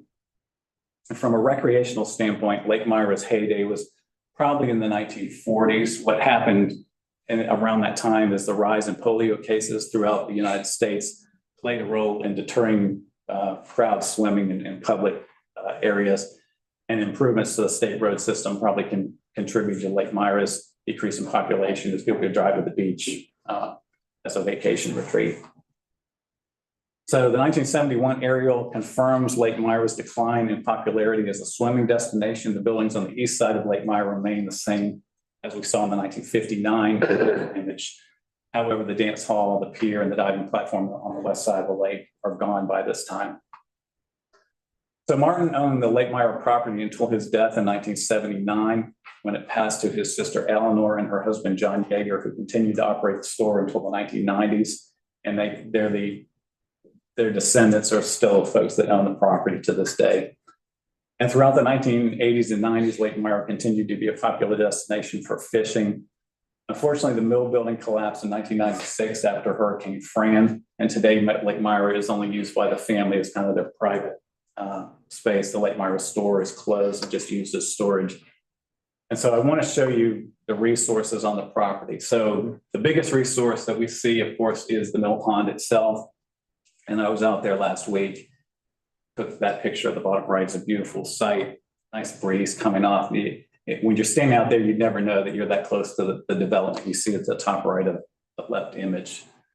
And that's just some views. The bottom image is looking from Pool Road across the mill pond. So this would have been the area where the dance hall and pavilion and the swimming beach was. That's that 1950s house that was built by the daughter and her husband.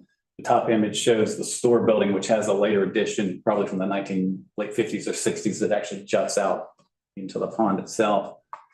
And that's looking from the west side back towards Pool Road. So Pool Road's right where that truck is. There's the 1923 house. That's the store building. And the dam is just to the right of that image there. Second resource, of course, is the dam. You wouldn't have a pond without the dam. So the dam currently, there's sections of it that appear to be a stone dam that relate to the earlier dam on the site that was either later encased in concrete and then extended and under the Martin's tenure was actually raised a little bit. That's what it looks like. It was kind of, like I said, a very bucolic setting.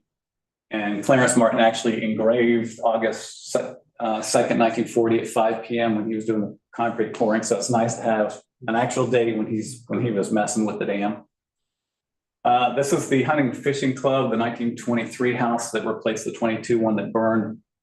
That this became the subsequent residence for the Stones and the Woodalls and the Martins. So that's still there. And other than aluminum siding, this house is amazingly intact. All the original window sash are still there. And you can see it again in that 1930s image that I showed you earlier. Associated with that house are this concrete retaining wall with Pool Road around. And this building actually had an electric generating plant that used water from the pond to create electricity for the house. And there was a water tower, which is now gone. And this is just some images of the house. The inside, everything's nice and intact, doors, woodwork, nicely kept. This is the 1940s Lake Myra store, and you can see Pool Road there in the foreground. So there's kind of a gravel parking lot. It's maybe a car and a half wide. So they're quite worried about subdivisions that are proposed to the north and south and a potential road widening impacting the store building. Amazingly, the store looks like it did when they closed the doors in 1990. Everything's totally intact inside. So you have all the shelving, the potbelly stove still there, the counters. It's really cool to see it, which would be a cool, either like a little mass general store or a little museum, either one. This is what they call a shuck house, and they're two. In talking to the owner, it was either done two ways. They either shucked corn before it was sent to the mill, or what he describes remembering as a kid, there was a big pipe with a fan system that the corn was shucked in the mill, and then the fodder was sent to the shuck house, and they'd drive a truck under there and take it off as feed. And this outhouse actually used to sit outside of this, and it was moved over to its current position by a flood. So that's a historic building that's just butted up against the bottom of the shuck house. You have the ruins of the mill here with all of the mill equipment. So like I said, this mill dates 1917-ish, called concrete foundations. The thing that you see to the right is where the turbines for the mill are still intact in the water trough. It's some more images of the mill ruins. And I don't know why sometimes when you press these images actually go sideways, but it looks equally as bad whether it's sideways or upside up. The remnants of it, and interesting, some of these initials, J.E. Stone, that might be who JES is, so that could relate to Stone era stuff.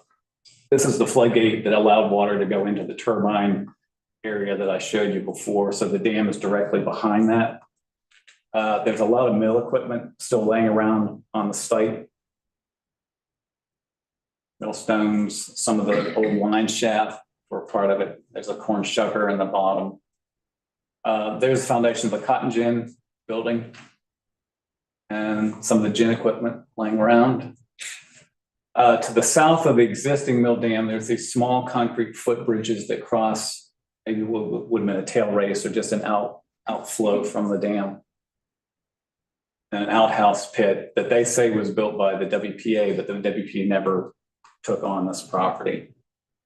You have this farm road wagon trail that you can see is a cut in that woods at the top left that runs perpendicular to Pool Road, kind of at the base of the dam. And then there's the remnants of an old road bridge. So the section of Pool Road, which you'll see in a minute, was actually realigned. So this was the original Pool Road bridge site there.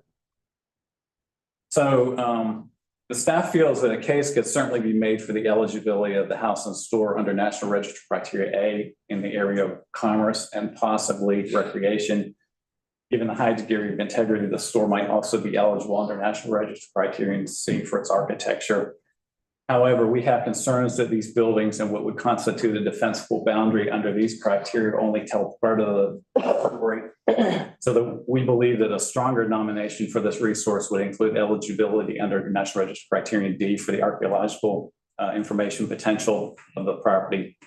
And so I've consulted with John Mintz from Office of State Archaeology on this, and John and his staff have the misfortune today of having to be out in the field actually doing archaeology down at Town Creek. So I'm speaking on their behalf from an archaeological standpoint. So based on what I saw during my site visit out there, there appear to be 5 areas of the property that have a very high potential for containing intact archaeological features and deposits. And the first is the area, which is the far western part, which was the site of the bungalow tenant houses that were shown on that 1917 survey, as well as the later dance hall pavilion, fireboxes and beach that were all the recreational components of the site. To the south of the dam is where that farm road wagon trail, as well as those concrete footbridges are there. The owners believe that the earlier mill site was actually on this side of the dam, but that has, we need the archaeologists to tell us that. There's no extant indication of that on the landscape currently. You have this area here right adjacent to Pool Road, which has the mill ruins, the gin ruins, existing outhouse, probably the tail race to the mill, and the site of the earlier store building that you saw in that 1930s photograph. This area, which is also owned by the applicant, shows the bridge ruins, which would have been about right there. And the old roadbed, so Pool Road used to run, if you follow that gray line right there across the bridge there. So that's that S curve that they straightened out when they straightened Pool Road. And that change would have been done prior to 1938. So probably sometime in the mid-30s, they changed the road alignment there. And then, of course, you have the site of where the boathouse would be. So the staff recommends the placement of the Lake Myra complex on the study list with the understanding that the nomination would address the intact above ground resources under criterion A and possibly C, and would address the archaeological component of the property under criterion D. And the areas of significance would likely include industry or agriculture for the early 19th through 20th century mill and cotton gin operations on the site that serve the rural community. You have the area of significance for commerce for the role of the store serving that community as well. And then, of course, the entertainment recreation of significance for the later concurrent 20th century aspect of a for-profit recreation destination on the site. And of course, boundaries and that type of stuff would be to be determined, as well as probably the period of significance based on whether an earlier mill site was actually found on the site. Any questions? That was a little tidbit for the archaeologists in the room that occasionally get to see stuff. All right, thank you, John. That comes to the end of our list of properties. Do I have a motion for looking exactly from Randolph County all the way down through Wake County? Do I have a motion? I'll move that we accept the staff Staff recommendations. Is there a second? Second. Second. All in favor, say aye. Aye. All opposed? Well, thank you very much. I was determined to get you out of here before 4 o'clock, and I ran you hard because we're getting out right around 3. But I do thank you for coming, and I do thank you for your participation today and for putting up with my first meeting. Thank you. Job well done. Thank you. Excellent. Yes. You did a great job. I'll keep you, Barbara. Well, They're gonna keep this. yeah. And you actually had 26 study lists. Count the ones who went first, yeah. One liner with 9. 9, yes. I did tell her this morning, I didn't know if I should give her my congratulations or my condolences. Don't forget, everybody fill out these forms or take them home and mail them in. We have a mailing address.